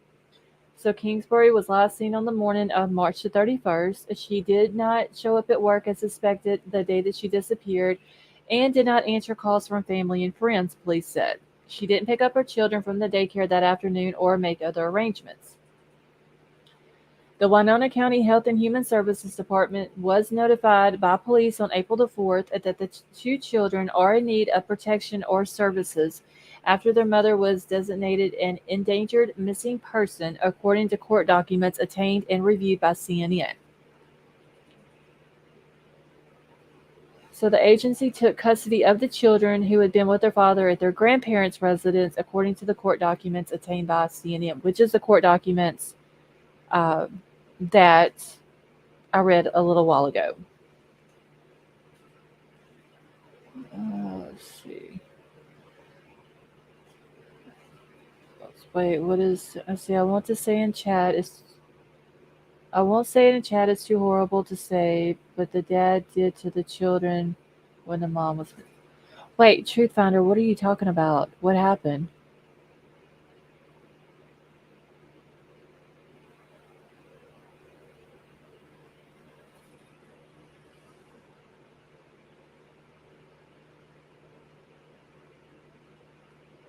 Okay, let me check this.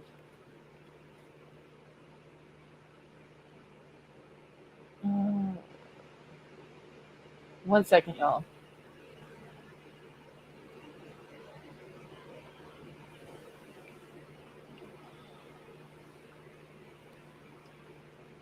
Okay.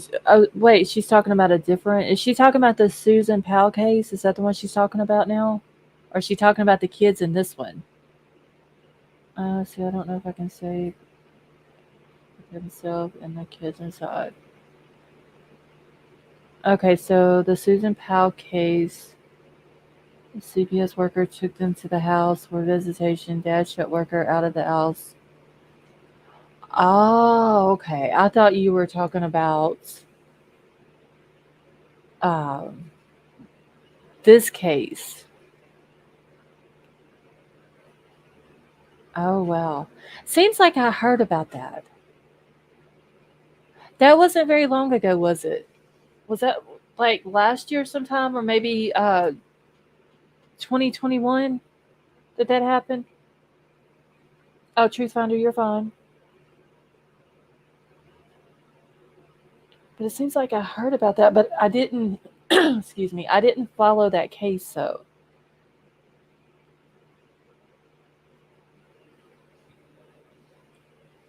But that is crazy. It blows my mind how a parent can do stuff like that to their kids.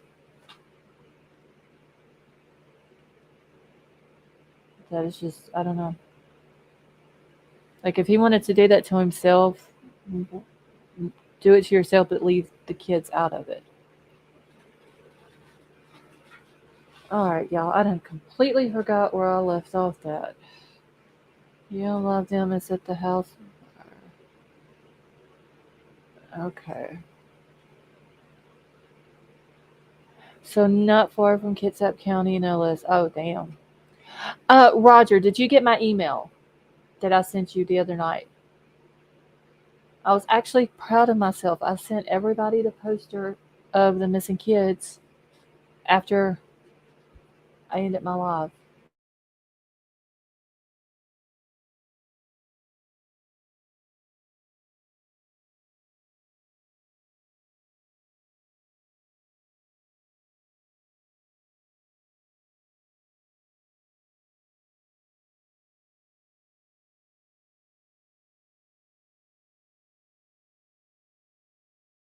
To his children, but he had his children at his home and his parents' home, according to the documents.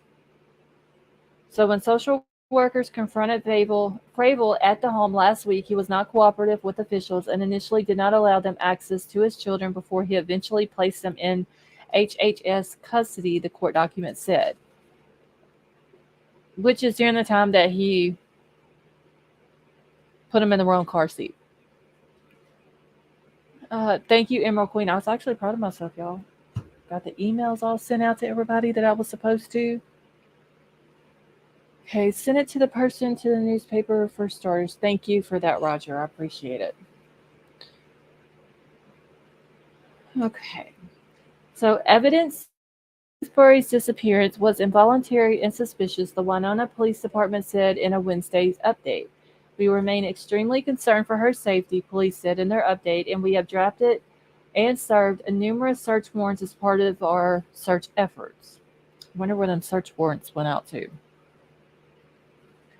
So the dad said that he went camping and Susan disappeared. Turns out he took her on the camping trip and did something to her. She's never been found. Wow.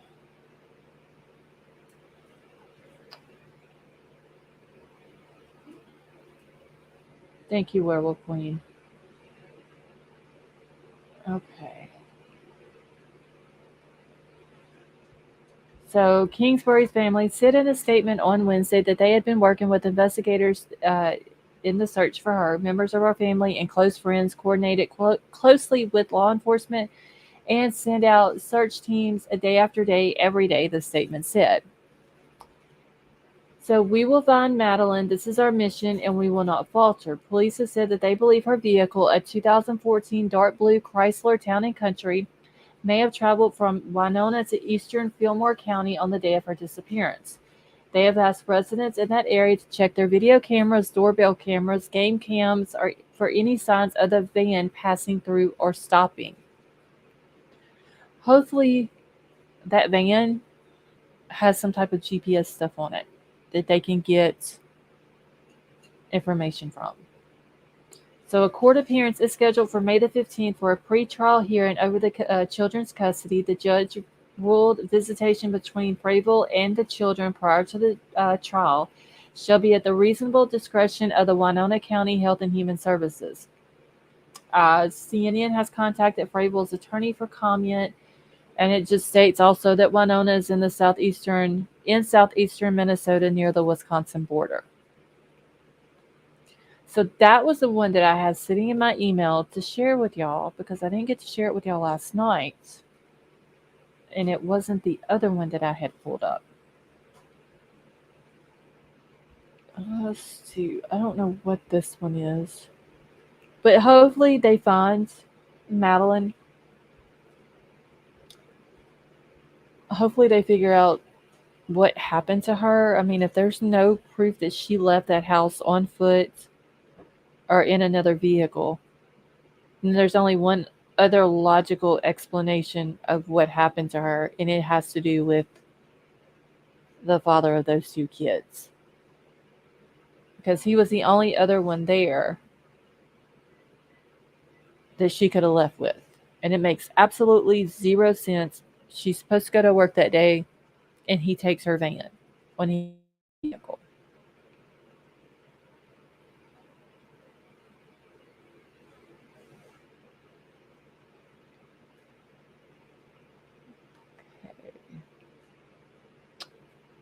All right, I'm catching up in chat. If anybody has came in that I have not spoken to, I do apologize, but thank you so much for all of you joining us. So I'm still trying to get the search warrants. If you can find them undercover, make sure to send them to me, please, because I would really like to know where those search warrants were done at. And what those returns have on them. Okay, they're not public yet, but there is a will in a way. Okay, so undercover. Does Minnesota have the same type of website that Idaho has? Because if they do, I need that link also. Which reminds me, I need to double check Idaho's website real quick.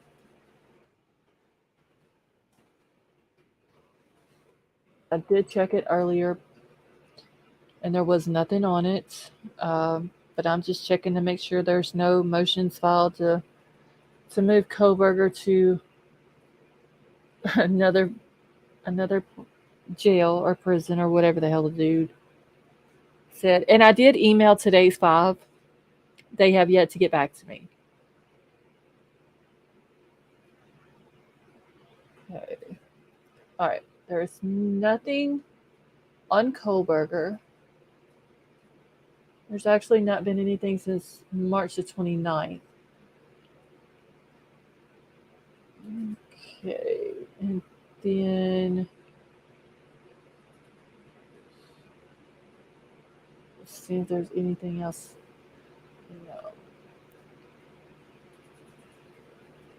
All right. And I don't think there's anything new on the case summary page either. Okay. So they don't have a good website like Idaho does then.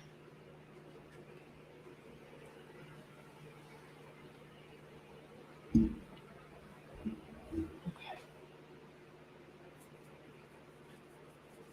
1 second, y'all. I'm looking on the case summary to see if there's anything new on there.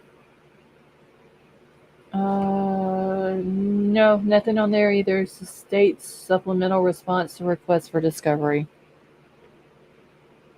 So, still no motions to have him moved.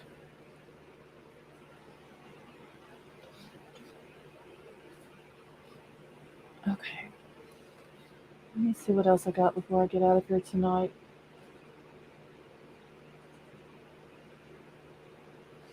Okay. So, I told y'all that I had another case.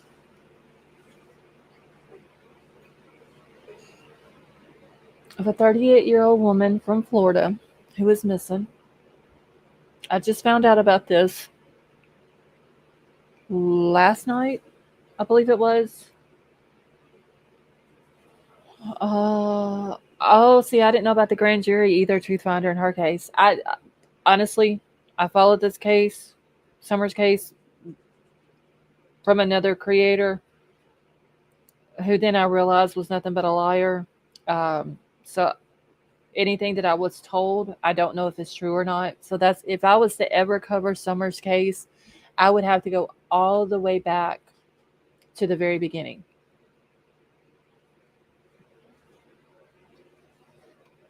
Like literally all the way back, all the way to the beginning, and just start from scratch on it, because it ended up turning into a big drama scene. in Summer's case, and I hear something playing in my background. Hold on, y'all. Sorry, I just came back and I forgot to turn my TV down. Girl, I completely forgot you were still on panel. I'm like, I'm Sorry. hearing. No, it's fine. I forgot you were sitting there, and I was looking at something else, and I kept hearing something, thinking that there was a video playing somewhere. No, it's me again. It was my granddaughter's 16th birthday, so she called me on her way home from work tonight to tell me how she took her to an escape room. And so she was telling me all the amazing things that happened for her 16th birthday. I was so sad I wasn't in California for it. But Aww. yeah, so that's what I had to do real quick. But I was typing in the background, as you could see on my other computer. So Yeah, I just completely forgot you were sitting. See, I think we should sometime, but undercover. Yeah, there's so much drama. There's liars. There's misinformation. There is people thinking that they own the case, and that other people shouldn't talk about it, which I could care less about. If I want to talk about it, I'll talk about it. But it's just going to have to be something that we go back to the very beginning and just start over. did I see on the Facebook group that was it Madeline McCain? Right, Madeline. Which one's mom got arrested for drugs? There was a post today, or I know when I went on the Facebook group, somebody posted it, and I thought it was Madeline. Wait, that got The mother was arrested. There was an article on there. I can try and look real quick to find out. And to me, it was like my first thought when I saw the article was, did the mother sell her daughter for drugs? Because she's an older. Hold on, I'm trying to look it up right now. The article. Okay. Avery, no, I haven't started talking about it yet, but that's the one that I'm about to start. And Avery, do you want to come up? Because I heard about this from your channel when you were talking about it.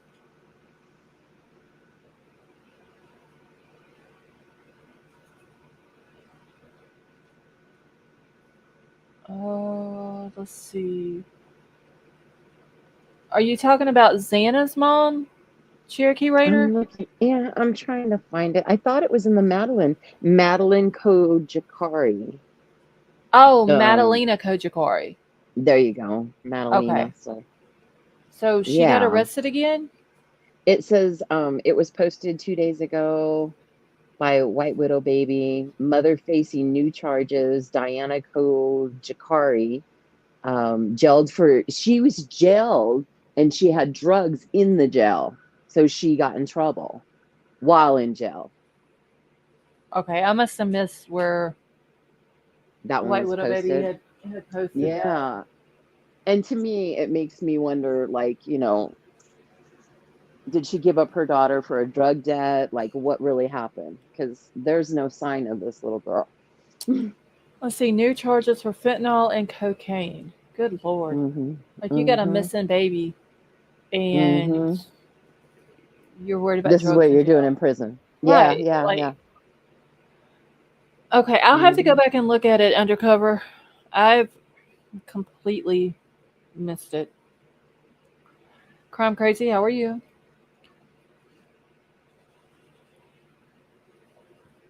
Okay, Avery, I dropped the link, honey, if you want to come up.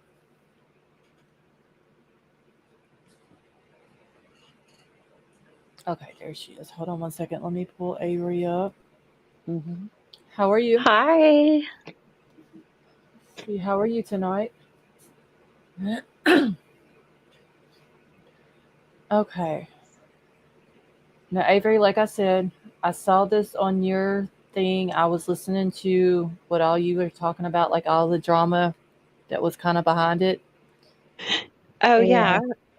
I was like, okay, I'm going to look this lady up and I'm going to cover her case. Yeah.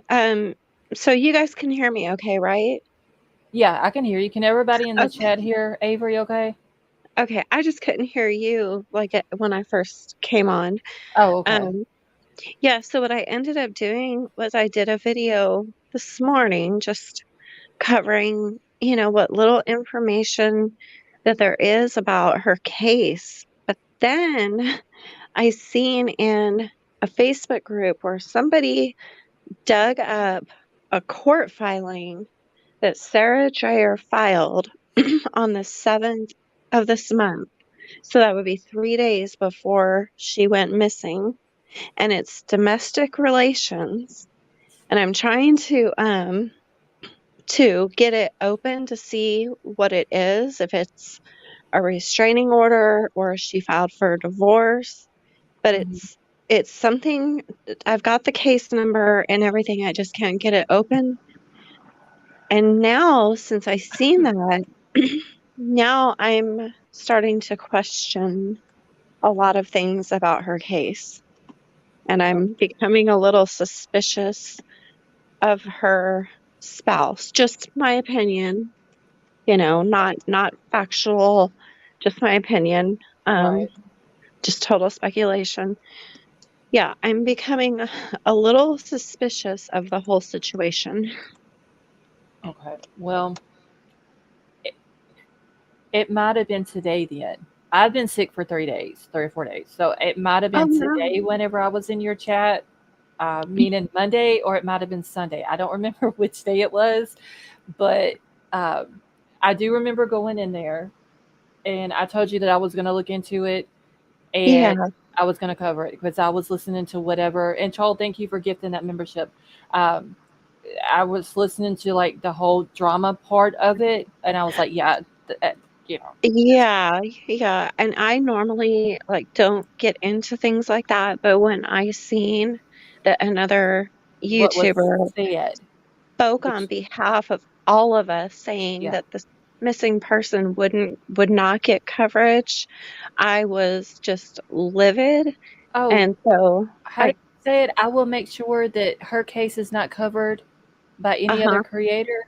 Yeah, uh-huh. okay. Or I any creators, social media personalities, and I think she may even have said news. And I was like, how dare you speak for the rest of us? So yeah, we're going to cover it because this is a missing person. This is a mother of 3 children, a wife, a loved one. Yeah, she deserves to have coverage. I did find one little, like 2 small paragraphs with a description on her that I'm going to pull up, but that was Mhm. just me Googling her name and just trying to get something on her that I could share with people tonight, and then uh, dig more into her. And I haven't Yeah. even sent. I haven't even. My husband and my other 2 mods are usually the ones who dig into all this, and I haven't even given them the name yet. Oh, you lucky. You have help. I have to do it all myself. Um, I can tell you, there's not a lot of information out there, but her Mhm. husband and some family members have been posting in some groups, and they're trying to say that she left a suicide note on the refrigerator and that there was an empty pill bottle on the counter. But Okay. it But they don't know doesn't where really, she's at, though. yes, and it doesn't add up to me. And then when you think about the fact that she filed something in the courthouse that's domestic relations Mhm. 3 days before she disappeared, something is not adding up with this whole situation. Right. And Um, today makes 7 days that she's been missing. okay. Real quick, can my mods, one of y'all, drop Avery's channel link, please? Oh, thank you. Oh, you're welcome. Okay, so she was the last date of contact was April the 10th of 2023. The lady's name, I seen undercovers like I'm lost. Her name is Sarah Dreyer, Sarah Elizabeth Dreyer. She is from Hillsborough County, Florida. And I haven't even started notes on her yet. I literally just Googled her name and tried to find the first thing. Thank you, troll, that I could find just so I can get a description out of her. And this is her picture, and I know it's really big, but y'all will just have to bear with me until I can get more information. Report or case number. Agency case number is 23. Let me drop it in chat. So 233839. Oh shit. 3839. 68. So that is the case number. So, and it's out of Hillsborough County Sheriff's Office. Last date of contact was April the 10th of 2023. Birthday is October the 3rd of 1984. She's white, 5'3", 120 pounds, brown hair, brown eyes. Last known address, Riverview, Florida.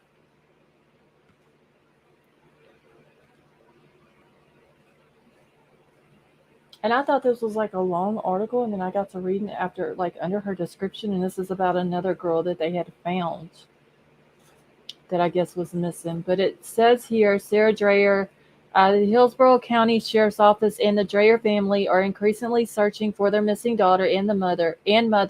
Sarah, 38-year-old, she's from Riverview, Florida, was reported missing after she was last seen or heard from at approximately 8:30 a.m. on Monday, the 10th of April. She was last seen at her home, 11,000 block of Donnymore Drive in Riverview.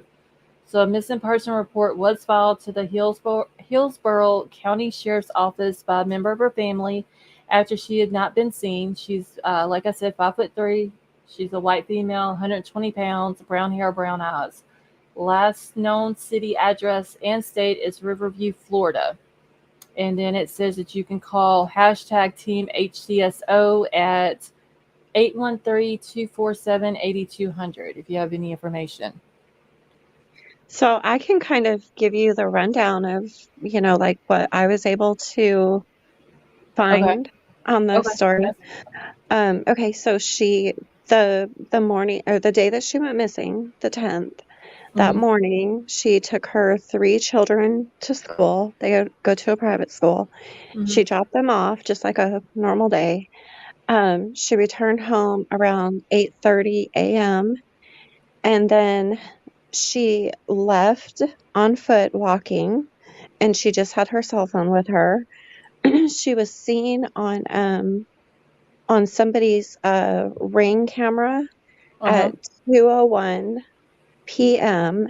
and she was at the back side of the preserve. It's called the Bellevue, I think, preserve. It's a big preserve. She was at the back entrance, and that is also where her phone last pinged.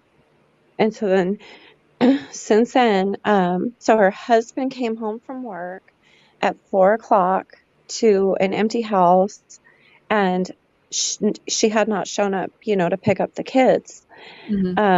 He said that he found the note on the refrigerator, which was a note saying she was going to hurt herself, in the empty pill bottle. And then by 4:30, they were all out searching. There's been no sign or communication. Her phone has had no pings or anything since that time. And so they're originally from Illinois, and like all of her family and his family have flown in and have been helping search. They also had a nonprofit organization come and join in the search. And then her husband works for TECO, TECO, lineman. It's like, I think it's an electric company. And all of the employees there, they coordinated a huge search. And then the sheriff's department, also joined in, and they had drone footage, canines, horseback, ATVs. And so now today is exactly 7 days, and there's just still absolutely no sign of her. Oh, wow.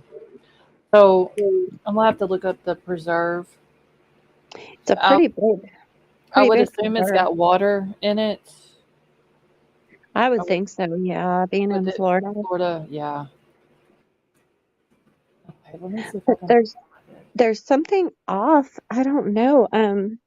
Just because everybody, that knows her is just saying that it's just so out of character for her. Like nobody, well, I mean, then again, nobody ever really thinks that somebody, is suffering that bad that they would want to hurt themselves. But ever Right. since I've seen that she went and filed something in the courts 3 days beforehand, it just really has me wondering. And the husband hasn't been searching, which is strange. Yeah, I mean, if he's concerned, then why isn't he out searching or whatever? Yeah. So, I mean, and I hate to speculate, like I really hate to do that, but those are red flags to me. Exactly. Okay, so have they called it an abduction at all, or just that she's missing? Endangered missing. Okay. Mm-hmm. All right. Yeah, I'm making notes. All right. And then wait, I saw another. What do you know? What court it was filed through? The paperwork that you were talking about. I'll have to go back and look, but I believe it's the Hillsborough County courthouse. Okay. And it is a DR case, so domestic relations, but Okay. I guess because it was just filed on the 7th, it hasn't updated, or maybe they're not updating it purposely, so that we can't see. But I mean, for it to be DR, it would have to be something related to her Something serious. husband, Exactly. or like an intimate partner. I guess I think, well, if it had anything to do with her children, that wouldn't be DR, because that's not well, I don't know, maybe it would be. I don't know, because don't they see it like anybody that lives in the house or is immediate family? Don't they consider that domestic? Yeah, but I was thinking, like, I don't know, like maybe her husband, wanted a paternity test on one of the kids. I don't know if that would be DR or if that would go to child court. I'm just not positive. Okay, so okay. I hate cases with such little limited information to go on, because you're just like, Right. oh, if we could get a little bit more information, then, we might be able to look in different directions. But this family is being very tight-lipped about it. Well, I mean, they for sure are now after what they were told. Right. I Exactly. that just blows my mind. And then they do have a GoFundMe up, and then they are also asking for, instead of donations, they're asking for gift cards.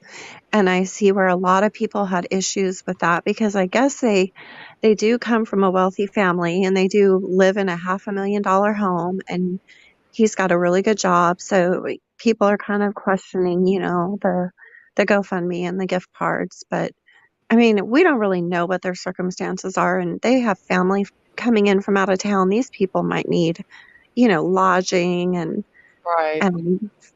so I can't really say too much about that. So do you know what the gift cards are for? Like, is it just maybe for like just Walmart or something like that, or? It didn't really say, but I mean, I'm just assuming like food and essentials.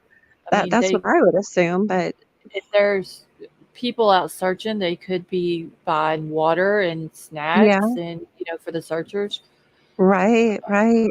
Especially going into the preserve, that's, kind of dangerous. Right. Florida alligators and Oh, things. yeah. Yeah, because I mean, that's what I was wondering about this Bellevue preserve. I mean, Mm-hmm. Florida, like the first thing you think of is water and gators. Right. Okay, Right. so I Mm. see she's from Illinois. Mm-hmm. Let's see. What is her record? Does she have a record? She has a speeding ticket on her record. Mm-hmm. Let's see, what is this? Driving under the influence. Oh, really? Yeah, that was back in 2006, so that's not Oh, nothing. It's old. yeah. Um, Yeah, because she's only, what, 38? 30. Oh shit! Wait, Yeah, do I still? 38. She was born in Yes, 84. yeah, 38. Yeah, okay. So in 2006, she would have been, that's 16 years ago, so Girl, 22. it is 2:30 in the morning here. After Yeah. 11 o'clock at night, I don't math very good. So, Yeah, so she would have been 22 when she got the DUI. hey, Delene, how are you? Yeah, I mean, it says it was terminated or satisfied, so that, I mean, that's nothing, nothing recent. Mm-hmm. She has, okay, so this is the same one. Let's see, what else does she have? She pled guilty to it, and then it was, I mean, she took care of it, so Mm-hmm. either way, there's no bankruptcies, no judges or liens on her. She doesn't Mm-hmm. have any possible licenses, pilot license, boat license, anything like that. Mm-hmm. Okay, let me go to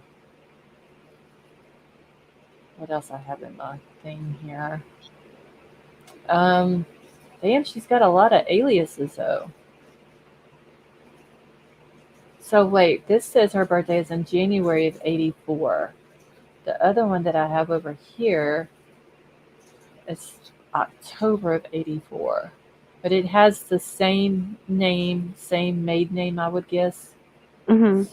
Smoot. What is it? What is it? The maiden? Smoot. Smoot. That's not her maiden name. It is, Is it dang, Blades? I was just looking at it on the Facebook group too the other day, because she actually has her own Facebook profile, and she has her maiden name listed on there. I can't remember what I want to say Is it it starts with Blades?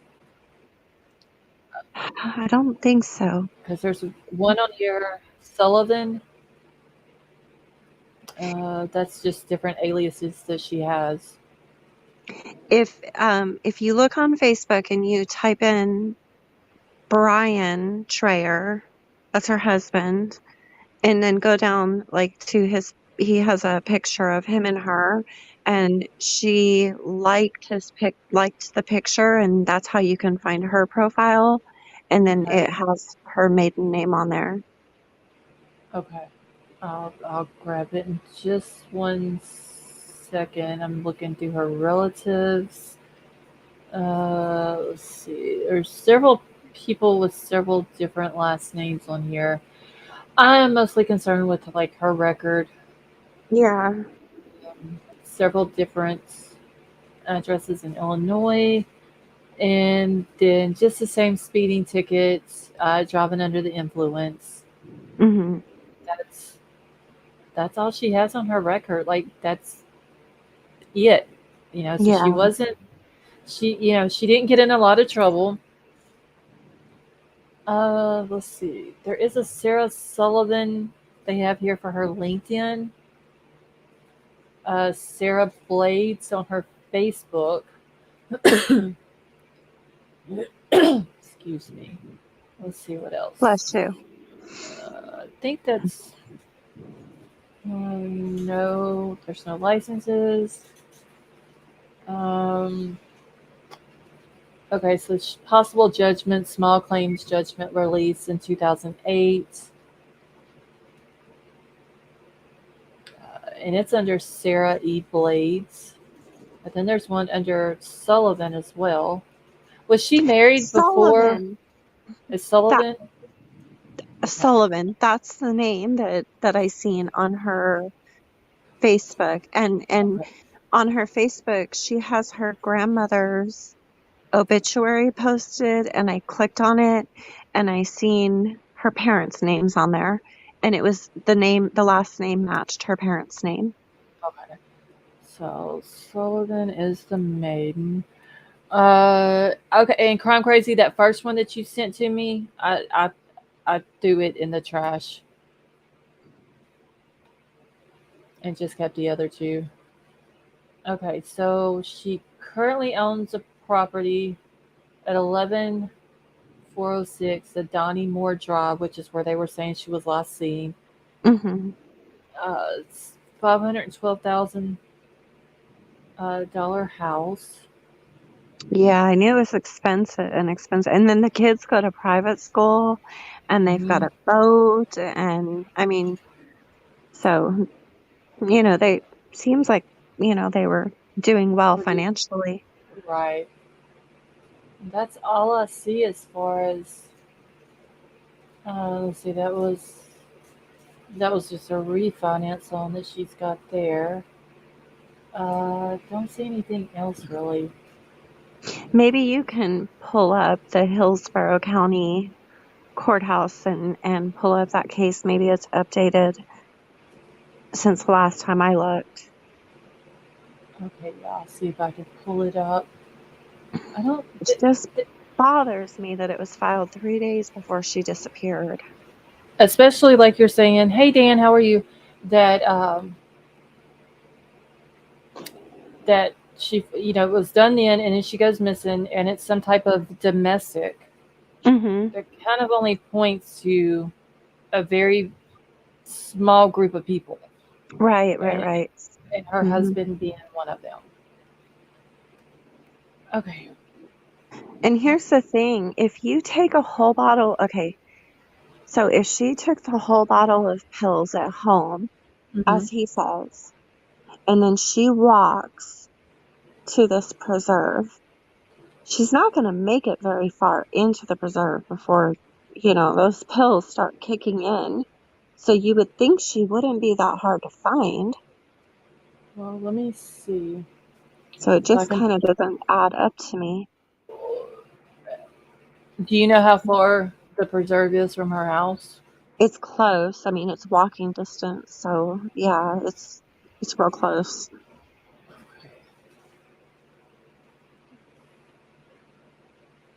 Hold on. I have a cat underneath my chair. Okay. So Bellevue. I'm gonna look it up and then see if I can.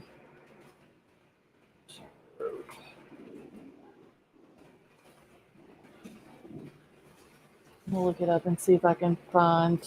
I gotta go back to the.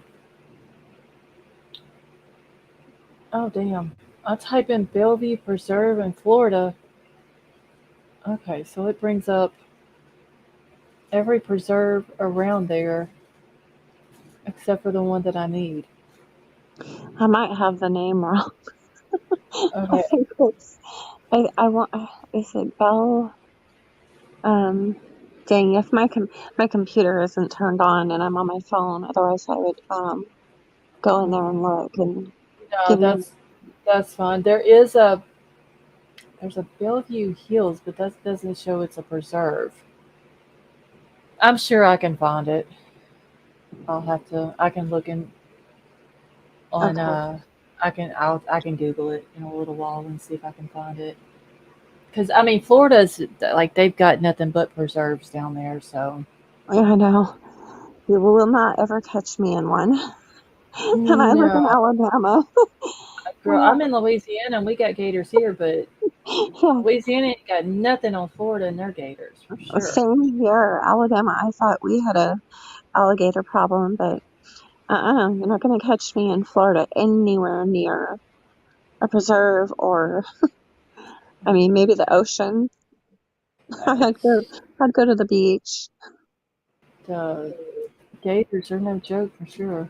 Let me just look up Hillsborough, and I gotta remember how to spell this. Borough. Okay, Hillsborough, Florida. Hmm. Okay. Oh, well, it's close to Tampa. Tampa's actually in Hillsborough County. So I was way off on the preserve. And she's in Riverview, and the preserve is in Riverview. Okay, so let me just type in Riverview. I just want to see how close it is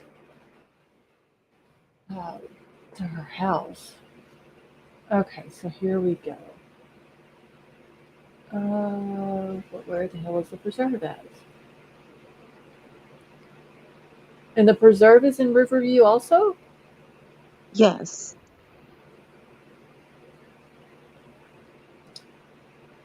Yep. Let me see if I can pull it up and drop it in the back Oh, chat. is it Bell Creek Nature Preserve? That's Is that probably it? it. Okay. That's probably it. I'm sorry. No, you're fine. I If do I don't see have that.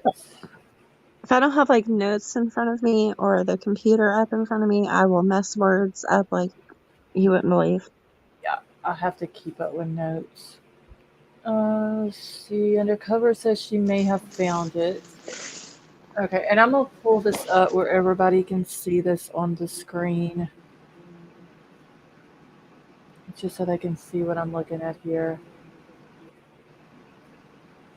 And then I'm gonna map it from her address. Let's see. Did I pull up the right thing? Okay, yes, I did. Okay, so y'all can see Riverview. Excuse me. It's right here. The Bell Creek Nature Preserve is down here. So if it's in walking distance, the name of her street was Donnyview. It should be pretty easy to find. And I don't like this. I need this map here. Okay. Alright, so now that looks more like a nature, but it's not really, it don't look like it's really that big though. Okay, here's Donnie Moore Drive right here. Yeah, that's it. So where, let me think now. So this would be south. So I'm wondering if this would be the back of the preserve. Because she lives literally right at it. Mhm. Yeah, so it was saying that like one of the neighbors' ring cameras caught her walking, to the preserve, and then they have another camera footage of her at the back exit of the preserve at 2:01 p.m. Okay, let me see. 11,000. I don't remember. I know I think it was 11,004 something. I hear an echo. Does anybody else hear an echo? Yeah, I'm hearing like a TV or something. Cherokee Raider, do you have your TV on? I'm sorry, what was that, hun? Do you have your TV or something on? I can hear an echo. No. It Okay, stopped. okay, yeah, I don't hear it now. Hold on. I had Facebook up. I don't think that'll do it. Was there something playing on Facebook? I'll mute my mic and see if that helps. Because I don't hear it now. Okay. All right, so I may have to go back and find her exact address. But I mean, they literally live right here on a lake. So her address is going to be somewhere here on this part of Donnie Moore. So where's the back of, where's the back of the preserve considered? I'm not sure. Because, I mean, it's, shit. I mean, it's Beale Creek Preserve's up here, but this also looks like type of reserve down here too. I don't know. We're gonna have to dig into this one Yeah, and cover it, whether certain YouTube creators want us to or not. exactly. Yeah. Every case, every missing person, should be able to get attention, and they should be able to have the right to, their families to Right. say, don't come on our property, don't record us when we're crying, Exactly. we're in our moments of grief and sorrow and worry, and don't come questioning us because you're not the police. Well, I Um, have I have a very huge issue with people being disrespectful to victims or their families. Like that yes, is yeah. a huge, Me- like I will keep people and ban them in my chat for being disrespectful to a victim or their yes, family. And I had never heard of Sarah's case until I saw you live, dropped in your chat, and you were going over all that. And I looked at my husband. I was like, yeah, I'm going to cover her case because yeah, that was like that was a little bit ridiculous. I am not the type to fire up a live and do something like that. Like if you look at all my videos, they are strictly true crime. Hmm. That is so unlike me, but that lit a fire under my ass and made me so mad. She um Gosh. she went way overboard with that Yes. because I get if there's a missing person and the family doesn't want people filming them or all over their property or whatever, Hmm. and you should respect that and not get mad at them and say the things that was said to them. Yeah. Yeah, and just so your audience knows, the almost I can almost repeat it verbatim. That she said, I will see to it that no YouTube creators or YouTube personalities or social media covers your case of your missing person. And I will see to, and then she even made the statement that because these people ask them, to give them privacy, that this will hinder any help that they will receive in the future while searching for their loved one. Ooh. Yeah. And Undercover says, what YouTubers don't want other YouTubers to look into cases? Undercover, I will give you one guess. And I will just say you always tell us to take it with a grain of salt. And it's a female. And she'll know exactly who I'm talking about. Angel, how are you? Yeah. It's Yeah. just We don't want to say names and cause up any more, right. trouble. But Yeah, I'm not gonna give her I'm not gonna give her any publicity, even though it would be bad. I don't right. do drama on my channel, but the fact is Mhm. you don't be disrespectful to a victim's family. That pisses me off more than anything because Right. these families are going through enough as it is, looking P Fox, yes, you got it. Looking for their missing loved one. Mhm. And they Absolutely. they don't need uh, people who claim to be world famous YouTube creators. Oh, when this person referred to themselves as a world famous, I almost choked. Yeah. Wow, you think highly of yourself. Yeah. Ego a little bit. I mean, yeah, so Some people are just in it for the wrong reasons, and it just mhm. drives me insane. But I just don't ever speak on my behalf or your Or behalf anybody or none of yeah, us. I mean, if she doesn't want to cover the case, then that's fine. That's her choice. But don't go mhm, to speaking and it's almost like you're threatening this family, saying that because I'm world famous YouTube creator, that I will yeah, make sure that nobody else on YouTube covers your daughter's case. exactly, That's bullshit. exactly. Crime Crazy, yes, that's who we're talking about. Yeah, my video that I did on it, it's still up. I did it last night. And you'll see in the title because I do put the person's name, and it Mhm. just says, you know, such and such threatens the family of missing Sarah Dreyer. And I don't cuss. I don't completely, you know, I think I did cuss once, but I don't completely, like, you know, lose it while Right. going over it. But I mean, I was very, I think I made my point. I hope I Yeah. did. I mean, I did see, who else was it today that had Sarah's name on there? Um, I want to say Gray Hughes.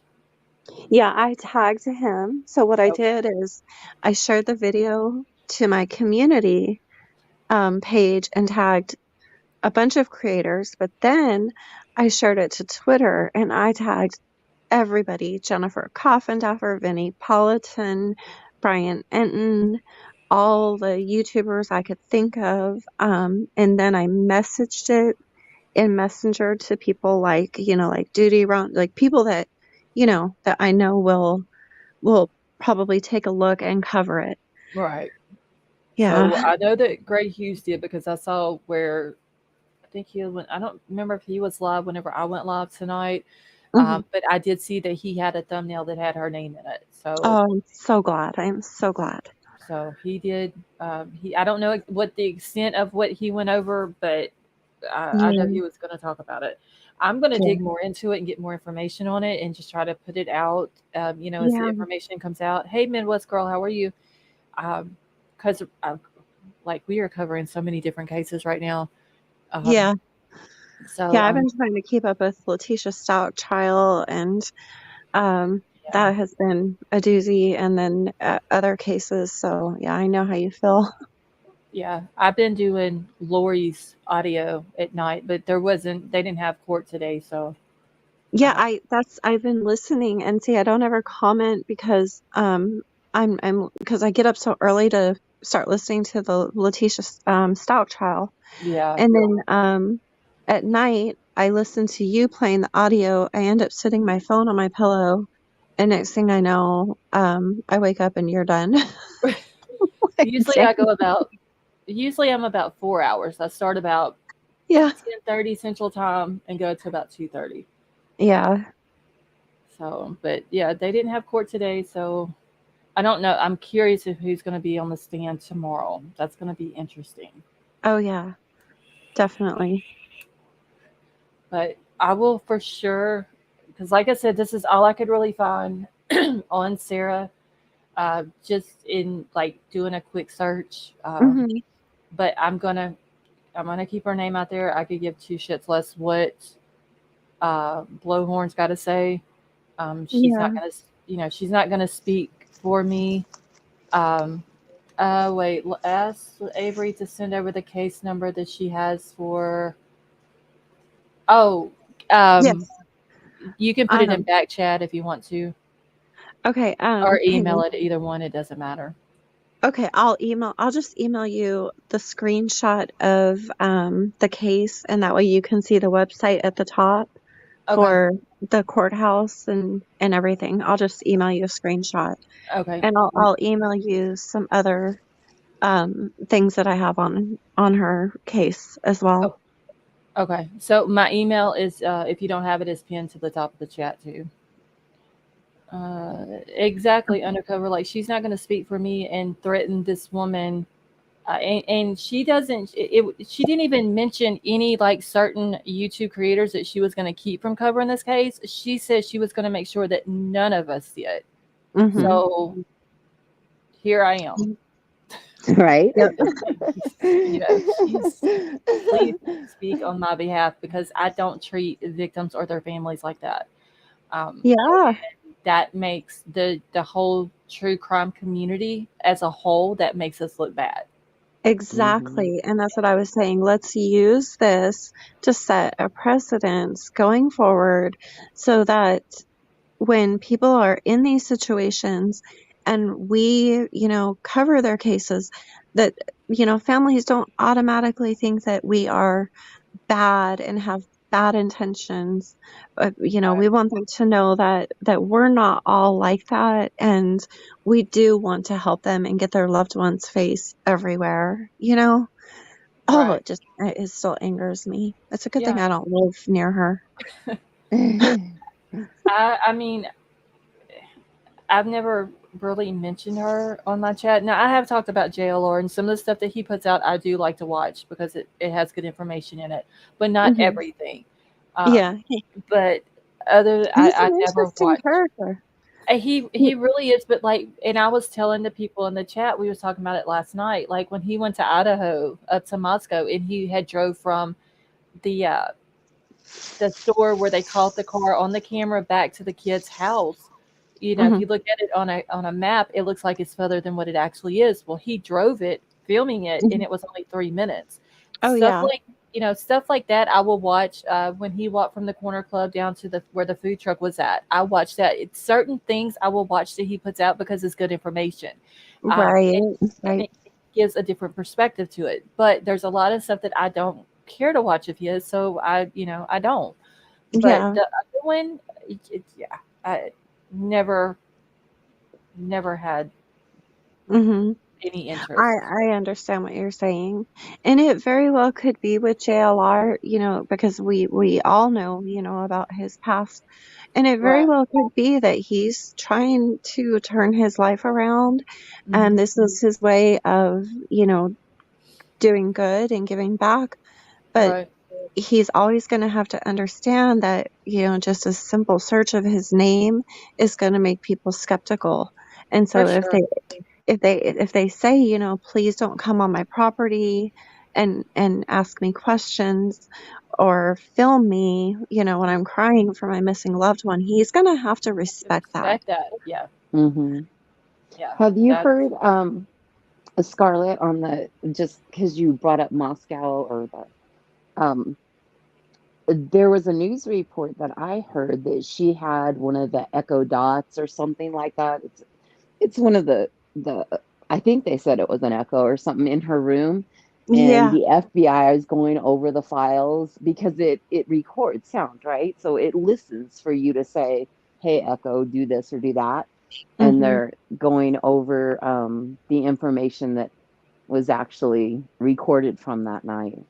I think Yeah. that'll be interesting. Yeah, because we were talking about that. Somebody had mentioned something about it was a Bluetooth speaker or something, and Hmm. I forgot. I think Big Al was up on panel with me, Oh, was and he? he was explaining, like even your TVs and cell phones and stuff like that can Hmm. record stuff. And I was like, yeah, I would never have something in my house that that can record me at any time, or even if there's like a trigger word that would make it record. Hey, Listen. Brian Hmm. Hoffman, how are you?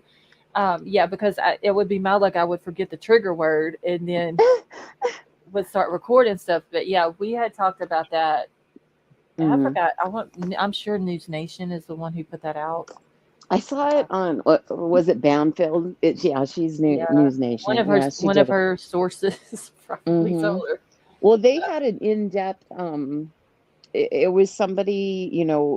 The person she was talking to was actually, he was a law enforcement official that was, talking about what they found and things like, not in this case, but in previous cases, Hmm. that anytime your Bluetooth is connected, like I use my Bluetooth when it's constantly listening. So they're going through all that information, and hopefully they'll find some more to hang his ass.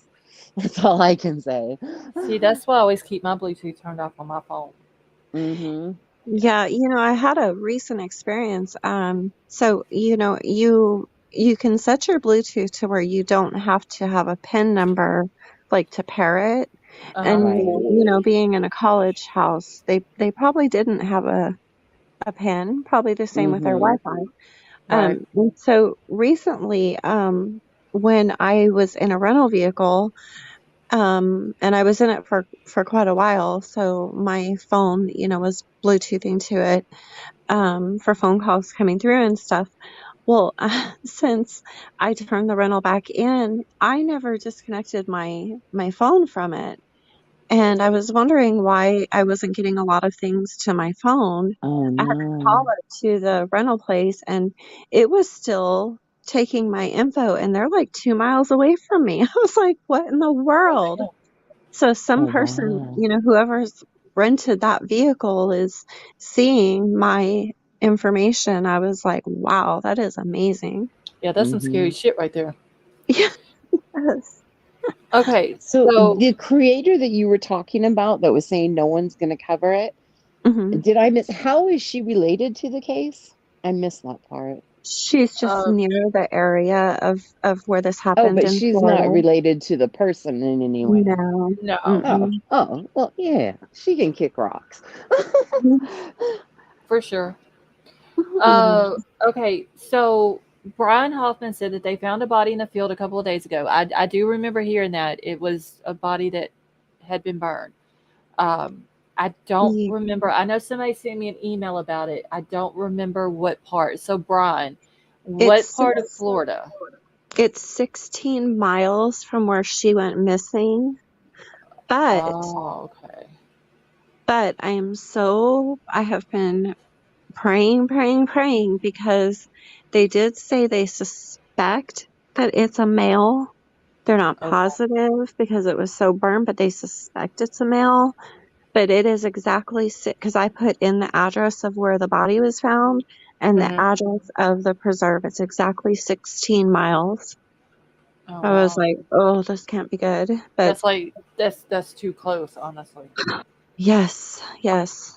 Okay, Scott, it was you. I knew somebody had sent it to me. The story about it. I couldn't remember what part of Florida. Okay. So that's way too close. Yeah, Honestly. I mean, I immediately thought, when I heard of it, and I seen how close it is, I thought, oh, goodness gracious. Yeah. But then I seen something where they were speculating there it could be a male, so, maybe it's not her. Yeah. But But honestly, I 7 mean, days. has there been any other males from around that area within that mile radius that's been reported missing? I don't know. Okay, I'm just making a note. 16 miles. I have to write everything down, and I'll be done with it. Me too. I go Ever through. since I had my 45th birthday, my son laughs at me because I never thought I'd see the day where I was writing out grocery list. I have to Yeah. write everything down. Yeah, I forget everything. I go through tons and tons of notebooks and ink pens. Like I literally need to buy stocks in big ink pens. Yeah. I'm thinking if it's this bad in my 40s, what am I going to be like in my 60s? What is this? Okay, so my husband was telling me that the YouTuber that we were talking about a minute ago had talked bad about Duty Run also, which Yeah. I had seen where she had done it at, but I didn't get to actually hear what it was about. But supposedly he had said something about people or some YouTube creators can't follow the rules or something like that, and she took it personally and kind of went off on Because him. she's the only one who didn't follow the rules. She was Oh, told. yes, on the Cal City Boys. Yes, Yes. she was told that she cannot restream the audio for Sincere and Classic. Yes. And she got on her panel, and said about her constitutional rights and this and this and that. And, But it's a that, court order though that you can't do it. yes, 100%. And then she tried to lie and say that she called the courts and they told her that she could. And so she was streaming it. She was Wow. actually streaming it, Right. and that could I that could remember cause that now. that Yes. could I mean, cause a mistrial, I believe. yeah. For sure. I mean, and that's like Letitia's. There, Mhm. if you go into where you have to go into Letitia's to get the WebEx Mhm. to stream it, there is also a link there that you can look at the court order. And it says that, you can restream it or rebroadcast it or whatever. There's a court order given permission to do so. Right. Lori Vallows, they're only giving the audio out to people who pay for it, which has been Right. mostly like news stations and people like that. hmm So there's always going to be like a court order that's going to give permission or not permission to hmm restream a case. And I'm pretty sure that the judge that is over the West trial has a good reason for not wanting it restreamed or recorded. Right. I'm sure he has a good reason. But, she thinks she's above everything and she can do whatever she wants. And so, yeah, Judy Ron had a lawyer up on panel with him and they both discussed it and how, it can hurt the case and all the different things. And, and so she got mad and now she's threatening to sue him. Oh my God, because he said that Yeah. that is She told him, "You will be hearing from me soon." that is so crazy. Threatening people Yeah, with attorneys and bullshit. I know. Have they said when the Lori Daybell, when that's going to resume? Tomorrow morning at 8:30. Okay. Yeah. Now I've been kind of MIA the last couple of days. Yeah, they didn't have court today because there was a death on one of the. Yeah, Lindsay Blake, one of the lead attorneys for the DA. Her dad had passed away, but I have to give it to her though. So Wednesday they cut court short that day because she had asked for that. I'm pretty sure because of the death. But Thursday and Friday she was up there like the boss lady she is, questioning and doing her job and all that. So and her daddy just passed away. So I gotta tell you guys, I'm so anxious for the Stout trial to start in the morning because actually it's after midnight yesterday. In the morning, the judge, before the jury came in, the judge told Letitia that if she continues to flip off the witnesses and the jurors, that he will have her handcuffed and bolted underneath the table to where, the jurors can't see the handcuffs, and he will bolt her handcuffs to the bottom of the table. And, he told her that's going to be very uncomfortable for you to sit that way, all day long. Right. So today her daughter gets on the stand and guess what she does? She flips her flipping off. Yes, and a bunch of people called and reported it. So I am so anxious to see in the morning if this woman is bolted to the table. Yes, there was a screenshot of her on Twitter, and somebody was like, "When is this? When is enough or when is this going to stop or something like that?" And it said when her daughter was on the stand, and you could see her, she's flipping her daughter off. Yes, yes. And her daughter, her daughter was crying because her daughter said her mom, Letitia, had told her all her life since her dad passed away when she was 12 that he was robbed and killed, shot. And so that's what she thought all of her life. And she just recently found out that he actually died of a drug overdose. And the attorney asked her, and the prosecutor asked her how she found out. And she said, the internet. And she was crying. And it was at that moment when Letitia flipped her off. I was like, you've got to be kidding me. What is The way to make points with the jury, right?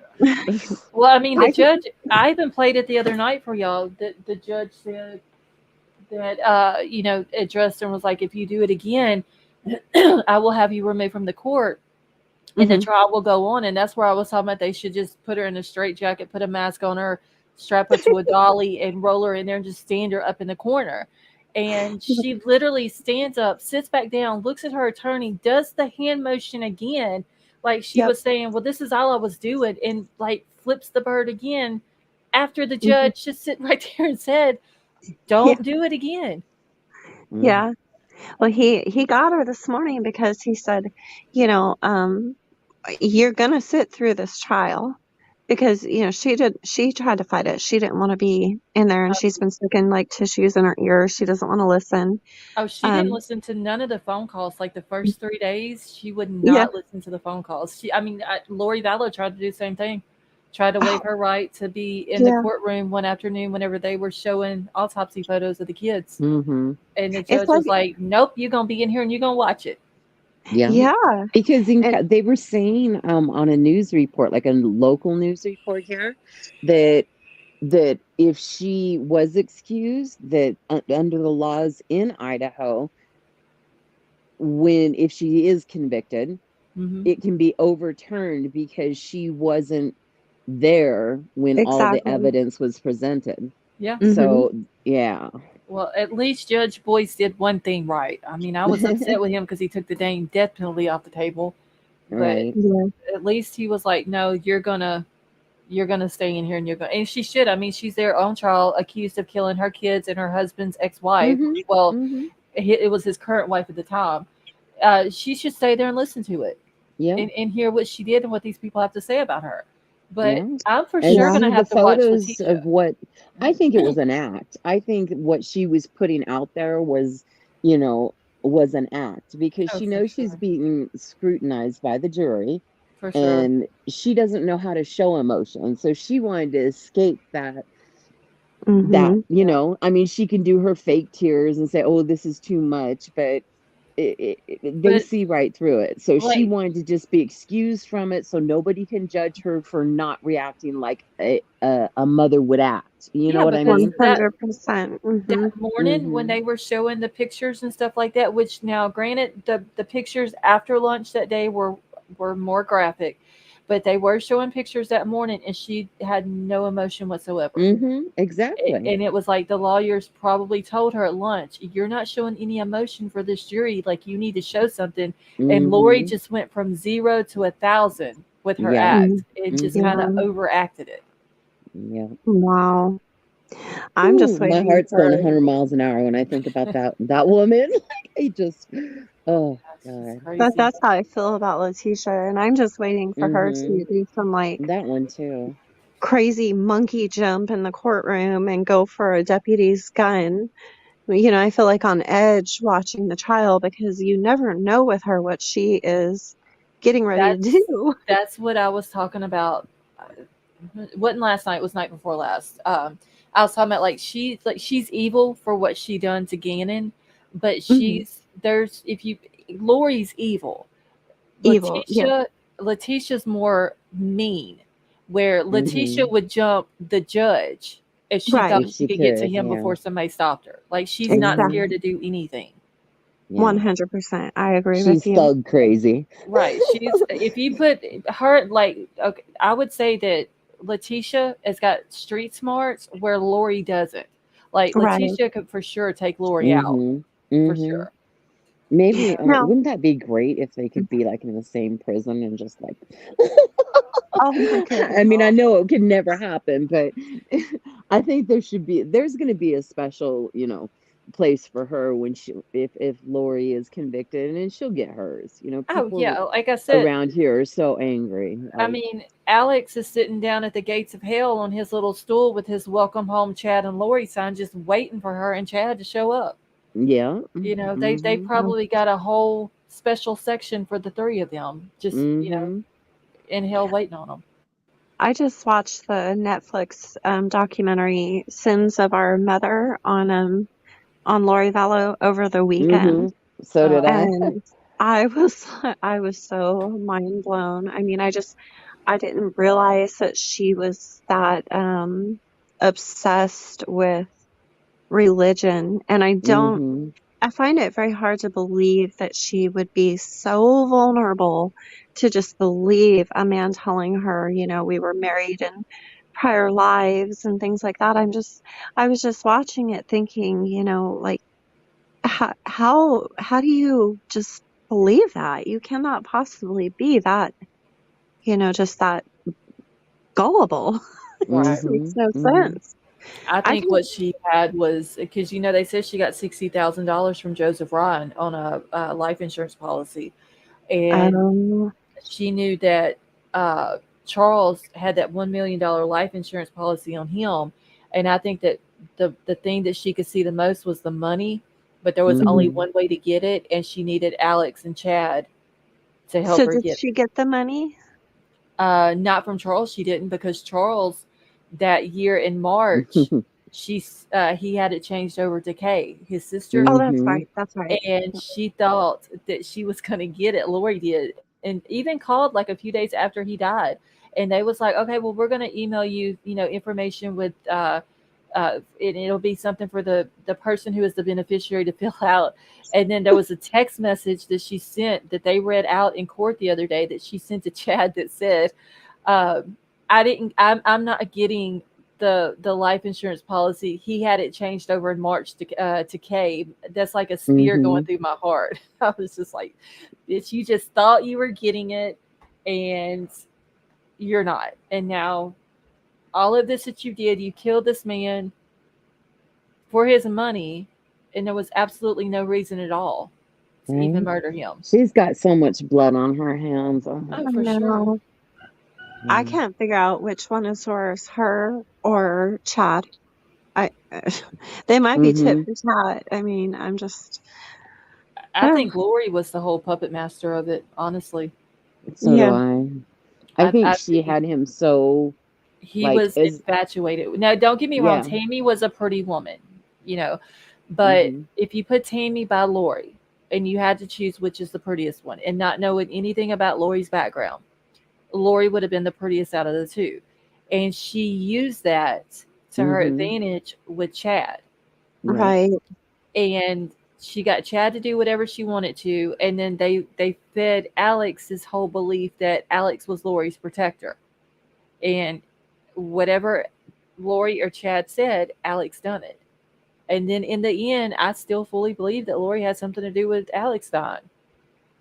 Because of it being said that he called Lori that night and told her about where he tried to shoot Tammy, and he messed the whole thing up, and she got mad and said, well, he can't do anything on his own, or he can't do anything right on his own. And then the day that Tammy was exhumed, he said that I hope that I'm not going to be the fall guy for them. I'm talking about Lori and Chad. And then the next day he died. He died, yeah. And it makes me believe that Lori had something to do with it. Were you able to watch that video that I sent on her husband's? When I sent you a link to a video where the police cam, the body cam, when they were called. Was it the day her husband was? No, it was before that. Before her husband died. The there one was of a call to the house. Yeah, and her husband is saying, yeah.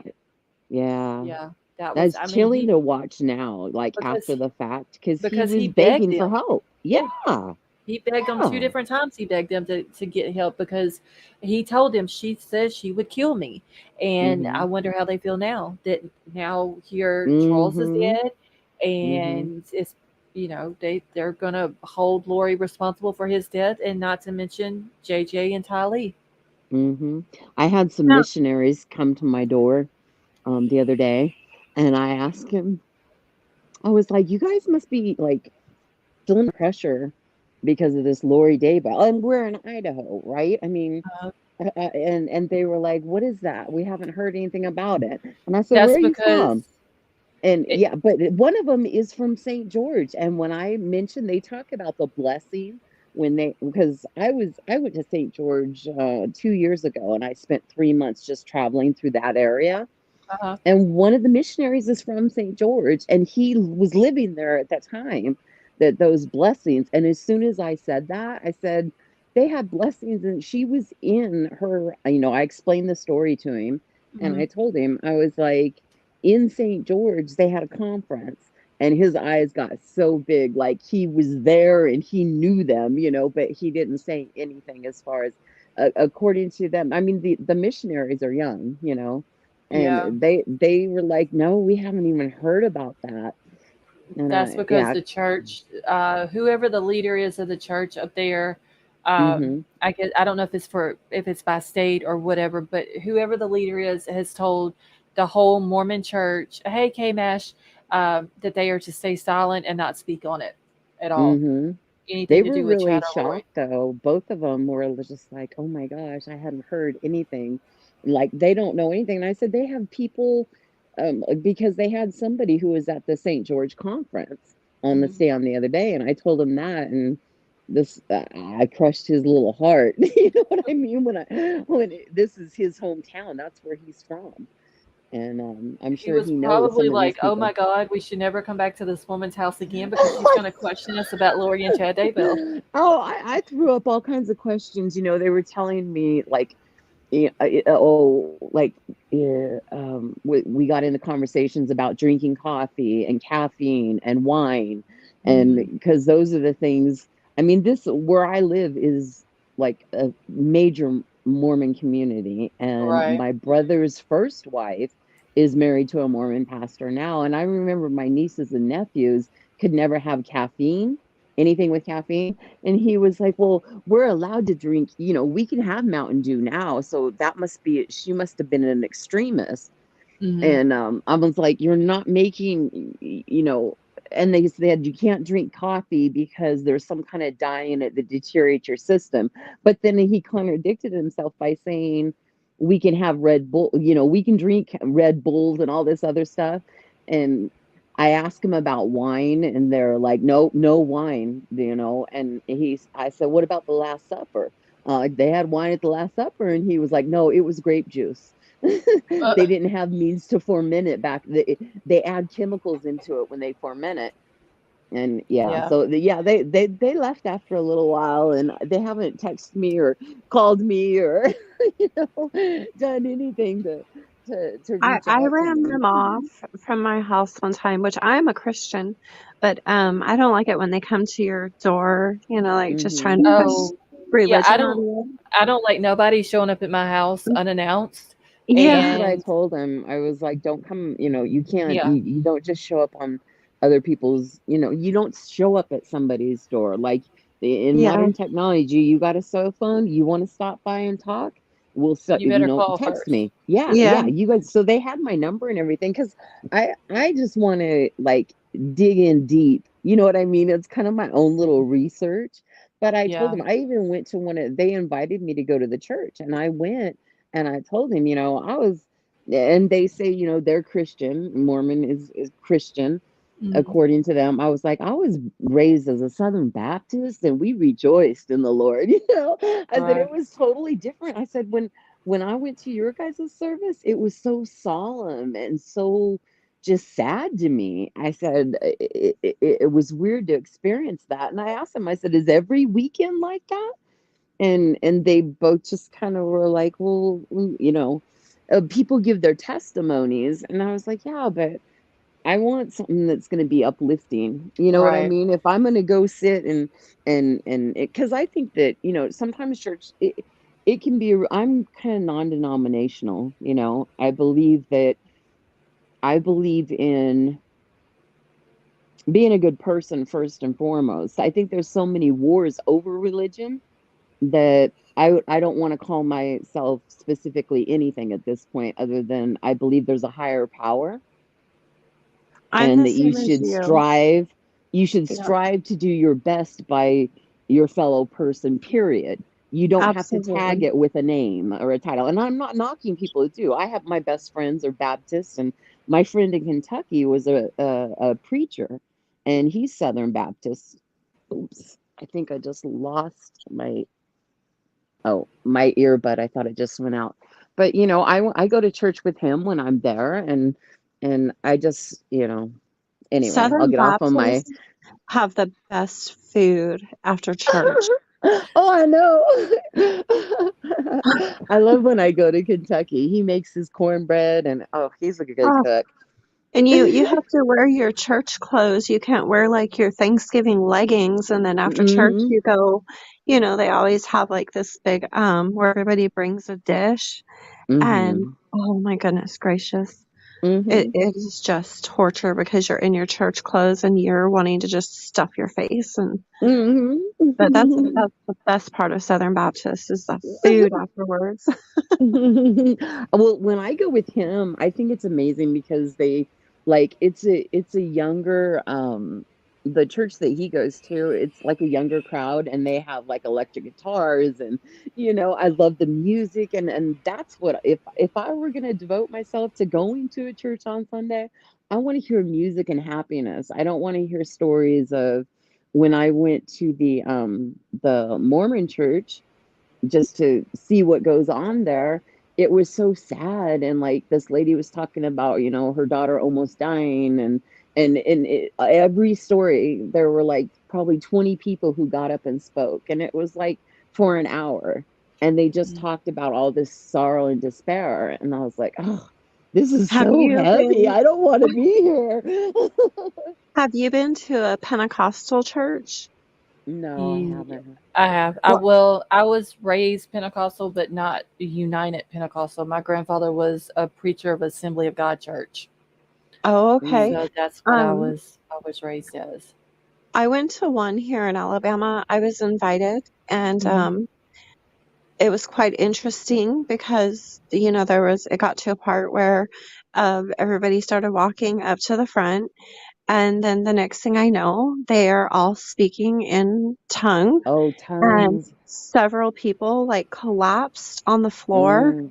And my sister was with me, and I was telling her, I was like, I thought it was like a medical emergency. I was Oh telling her, no. we've got to go do CPR. And she's like, no, the spirit is in them. It fine. Right. And I'm just watching, like, are they breathing? I had never experienced anything like that before. It traumatized me, to be honest Right? with you. Yeah, I Mhm. Oh guess if yeah, you're used to it. I have seen that many, many times in church. Hmm. I've seen I it on said, TV. I know what you're talking about. Like, are Yeah. they the ones that bring out? No, I'm just asking because I'm not really familiar. Do they bring out snakes and dance with them? No, No, no, oh, I that's had no, to somebody. see That's a that. different. no, Okay. no. That's Who was I that don't did know. that? Honestly, I don't know what type of church does that, but no, not. Have you seen any videos of that? I think Yeah, I I've know it seen it. like Koresh. It's got to be something that's Yeah, pulled away from the church, but still claiming that denomination that yeah. I've seen Well, videos I've of. seen videos of it, but no. Assembly of God is it's a type of Pentecostal church, but like the United Pentecostal Church is the church where all the women wear the dresses and they don't cut their hair. They don't believe in wearing makeup and stuff like that. Assembly of God, uh, we wear pants. The women do. We cut our hair, Mm-hmm. wear makeup, stuff like that. But it's still Mm-hmm. a form of Pentecostal church. But what Mm. Avery was talking about, yeah, I mean, I've seen people, fall out in the spirit and speak in tongues Mm-hmm. and all I'll tell that. you what, if I'm in a church and I see snakes, I'm gonna be the one Yeah, talking in that. tongue and passed out on the floor. I Right. think that the churches like that, if I remember correctly, I watched a video about it, and they Mm-hmm. said that if you were right with God, that the snake wouldn't bite you. And then Oh, it But wasn't. Go ahead. I'm sorry. I don't The know preacher what the got bit and point. died in the video I saw. are you I, I remember him serious? discussing that. Yeah. I don't know what the point is. Like, why would you? Because that's a Want serpent. to risk It's it. you know what I'm Yeah. saying. Like, it's the snake of the devil and all that. Like, why would you want to bring that into a church? And so, yeah, I don't. Wow. I've never been to a church where they bring snakes out. If they did, I would get up and walk out in the middle of church. Exactly. Same here. Um, I've studied like the Quran and mhm. I looked into like all different religions because for me it just baffles me is once you 90% of the wars that have gone on, when it comes down to it, they're based on religion, right? Like the Yeah. wars. And so it just blows my mind that once you put a name to your religion, you can be persecuted like in other countries and overseas. And so Mhm. I've read like all the different you know, like the Quran, and I've researched the religions just to be like, why? You know, you're supposed to Mhm. be, this is something that's the most holiest thing, and yet it's created so many wars because of the denomination or the name that you pin to the religion. And Absolutely. if we could just absolve that and just be Mhm. good people like we're supposed to be, Right. then think about, you know, how much better the world would be. But I'm sorry to get off on religion. I just, you know, Look, I play my You're life fine. very safe, religion, non-denominational, that's how I am. political Mhm. affiliation, independent. Like I stay straight down the center no matter what Mhm. because I am just playing it safe. Right. Right. Just for those reasons. Mhm. Because it divides. It just Yeah. Mhm. And see that's Mhm. and I've said it 1,000 times in my chat. I don't care what type of church you go to. If you go to church, if you don't, that's fine too. I don't care what religion you Mhm. are. The only thing I ask is if you don't believe in God, which is fine also, don't try to push it on people. Uh, Mhm. you know, and we don't push religion on people who come in here. You Mhm. know, I don't care what color skin you have. I don't care if you're rich, Mhm. you're poor. I don't care what you have. Like, we don't judge people here.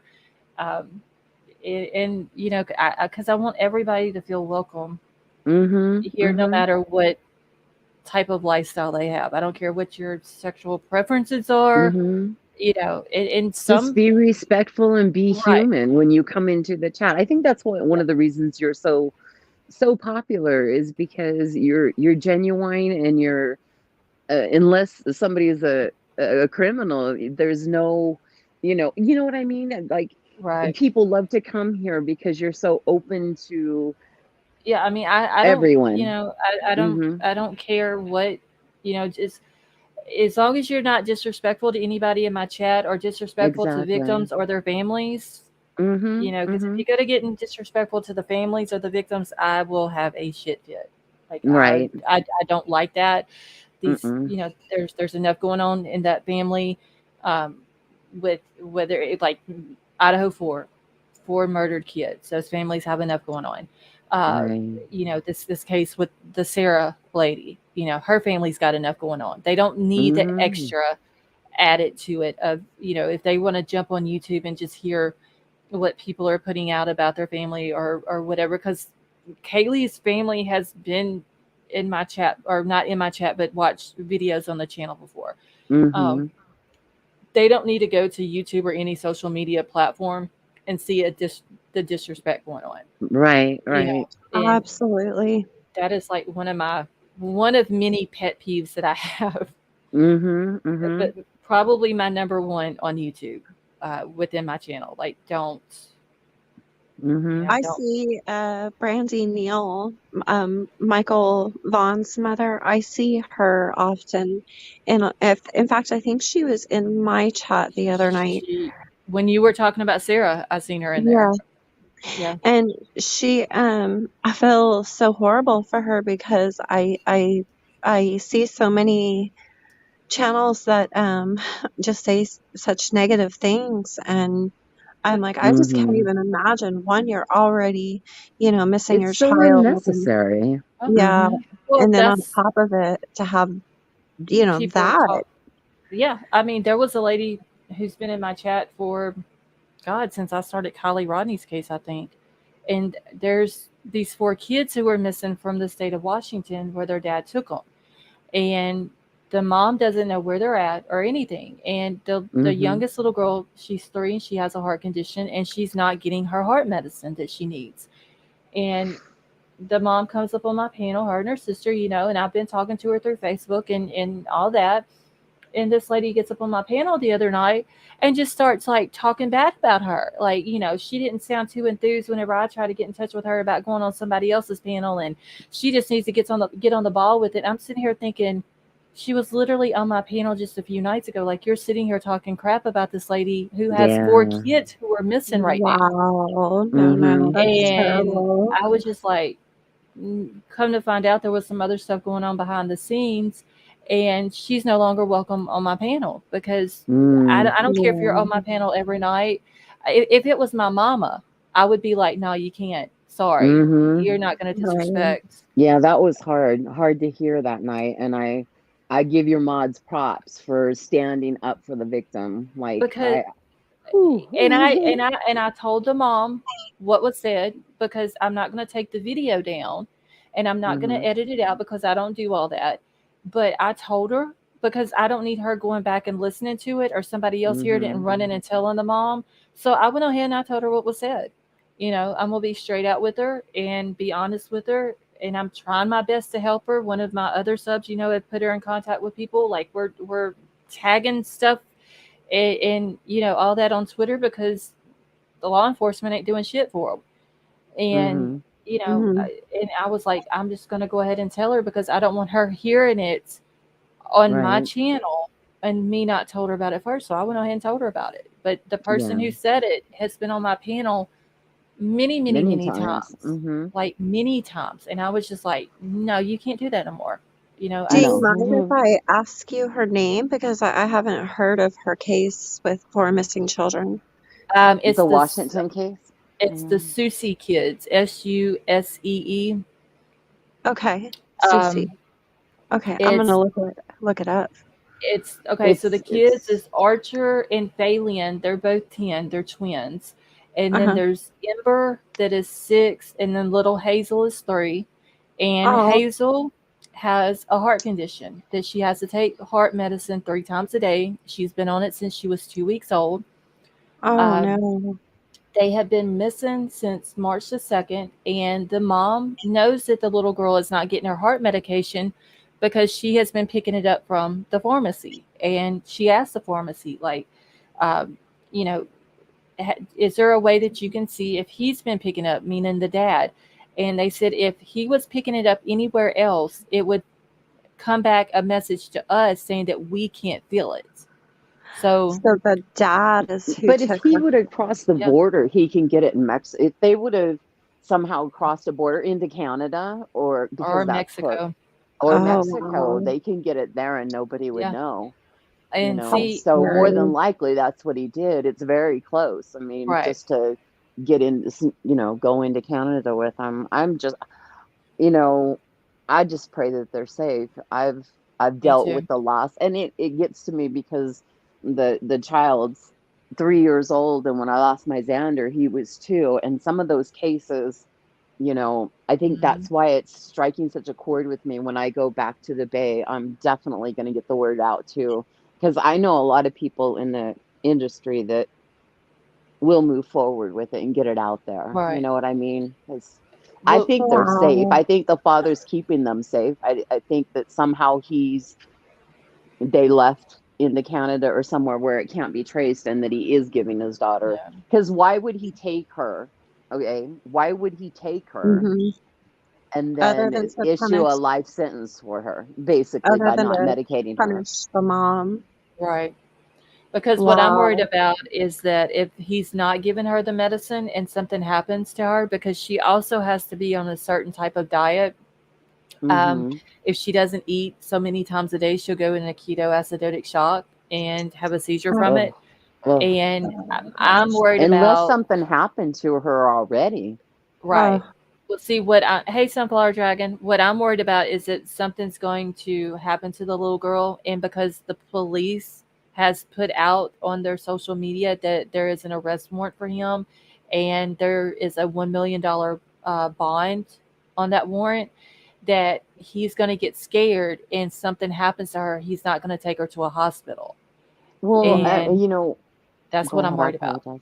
I'm thinking, I mean, I hate to, the only other scenario I could see is maybe while she was in his care and custody, something happened to her and he just took the others and they left it, Yeah, I went don't over know. the border. I would hate to think that. No, My I mean, it's strong feeling and vibe is that they're going to be recovered. right. And Because the only other way that she wouldn't is if something happened prior to him disappearing with them. but what seems weird though is his girlfriend is also with him and her 3 kids. Mm-hmm. So that's 2 adults and 7 kids. It's very hard to hide or go Exactly. without being And her noticed when you have family 7 has to know where kids. she is. But see, that's the thing. Her or her 3 kids have not been reported missing. Right. So if somebody is missing, but they're not reported missing, then Mm-hmm. therefore somebody in her family has got to be in touch with them or know where they are. Mm-hmm. You see what I'm saying? Like Yep. there's got to be she's got to be talking to somebody or they're with her family or something because her and her 3 kids have not been reported missing. Mm-hmm. But then it begs to ask, why are they hiding? You know what I mean? What was so tragic that they're just Yep. MIA now? And Yep. that's the only thing that gives me some reservation that maybe something had happened. But my strong feeling is that all of them will be located and the baby's fine. And that's what I'm Right. praying for, you And know. I mean, the girlfriend, her mom lives in Missouri. That's where me and Undercover both think that they might have went to is Missouri because the girlfriend has an older child who lives with her mom, and I'm thinking that's where they're at, out that What way part of somewhere. Missouri?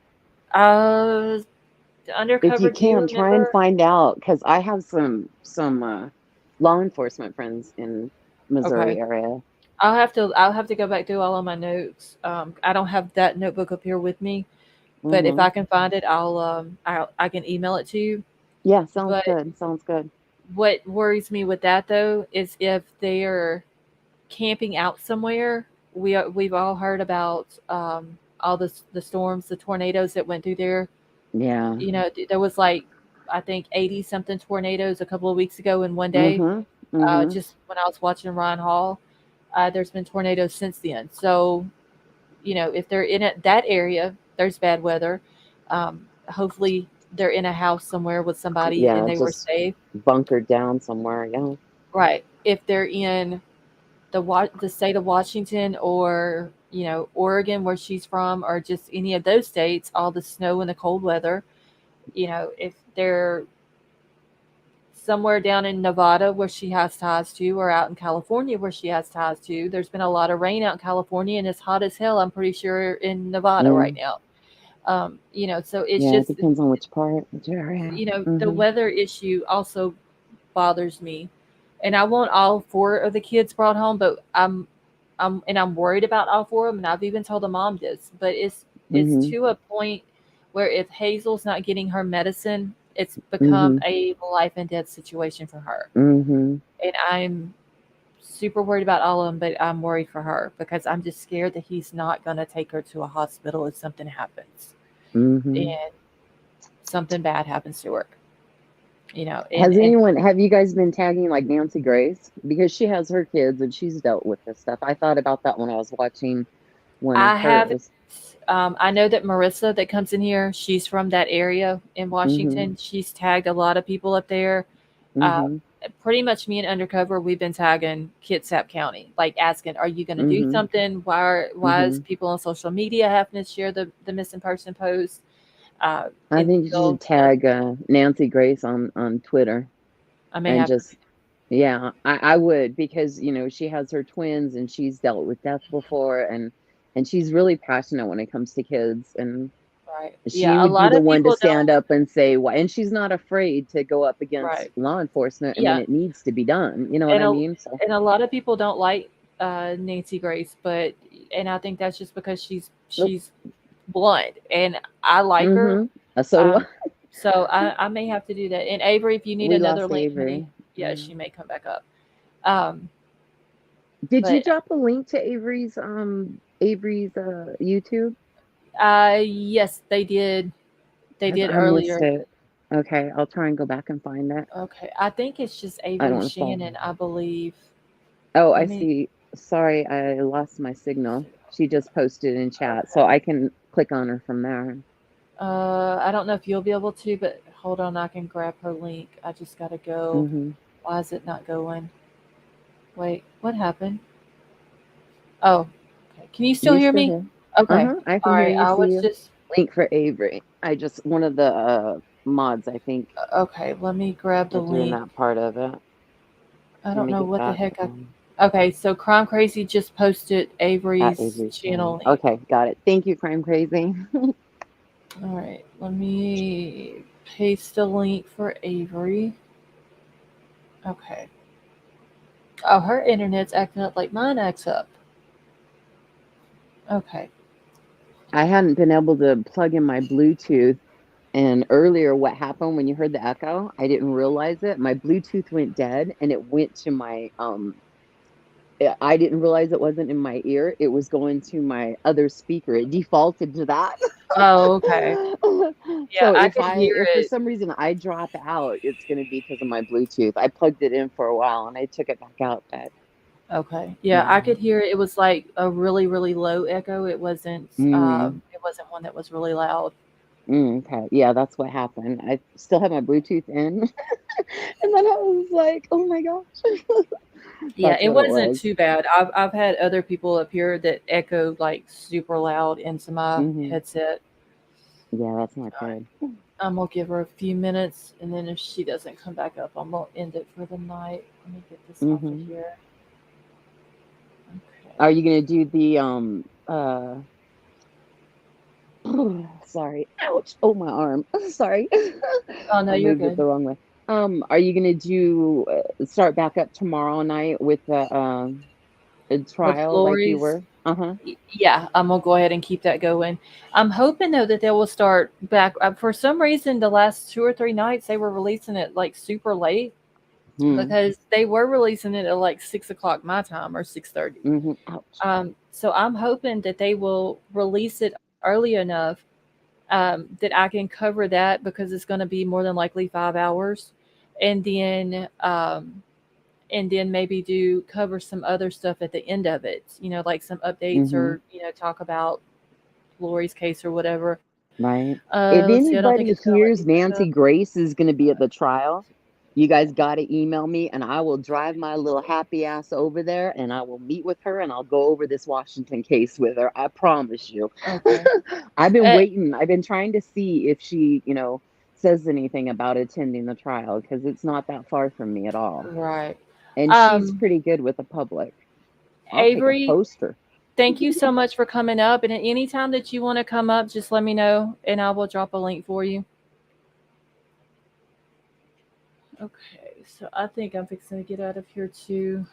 All right. Well, thank you for having me. Oh, you're welcome. I'm glad that your arm is doing better now since they Oh, got that it's like stitched out. night and day, night and day. Like once they took the plaster off, and then Yeah. I could see like, oh my gosh, I had her take a picture once they took the plaster off, and Hmm. you can see this huge knot where the pins are, Oh and it's wow. so red from the plaster. And now I can drive, I can talk, I can think. I couldn't even, if you asked me what my name was 2 days ago, I couldn't even remember what my name was because I was in so much pain. Yeah. That's how bad it was. So Oh I'm my gosh. happy to be able to be coherent again. Well, I mean, at least So, it's getting better, so that's all that oh matters, I yeah, guess. So, I feel like it's almost like I haven't had surgery, the difference in the pain. I feel like 95% better right now as far as my pain levels. So, but every once in a while it's heavy because it goes all the way up to my armpit and it's in a oh bent gosh. motion, which is good. And every once in a while I'll hit it or do something with it. But other than that, before it was 24 hours a day pain, and I was only getting like 2 hours of sleep a day. Yeah. Well, So, at least it's better now since they changed it. So, yeah, it is. All right, dear. You have a great night, and thank you everybody for being here. Please smash the like button on your way out. all right. Well, thanks for coming up. I hope you have a good night. Okay, you too, hun. Out. All right. Thank you. Bye bye, hun. Bye. All right, y'all. I'm about to get out of here.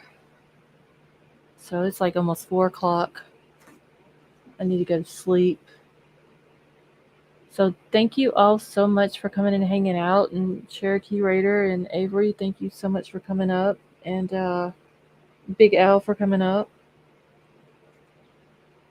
So I will be back tomorrow night um, with the Lori stuff. They're going to start back up tomorrow. So I will have my notes ready for that and the audio. I'm going to try to watch Letitia now that I know that the judge has told her he's going to tie her arms up underneath the table. That's going to be interesting to see. So I love you all. I hope you all have a wonderful night. Thank you so much for coming and hanging out. And I will talk to y'all tomorrow.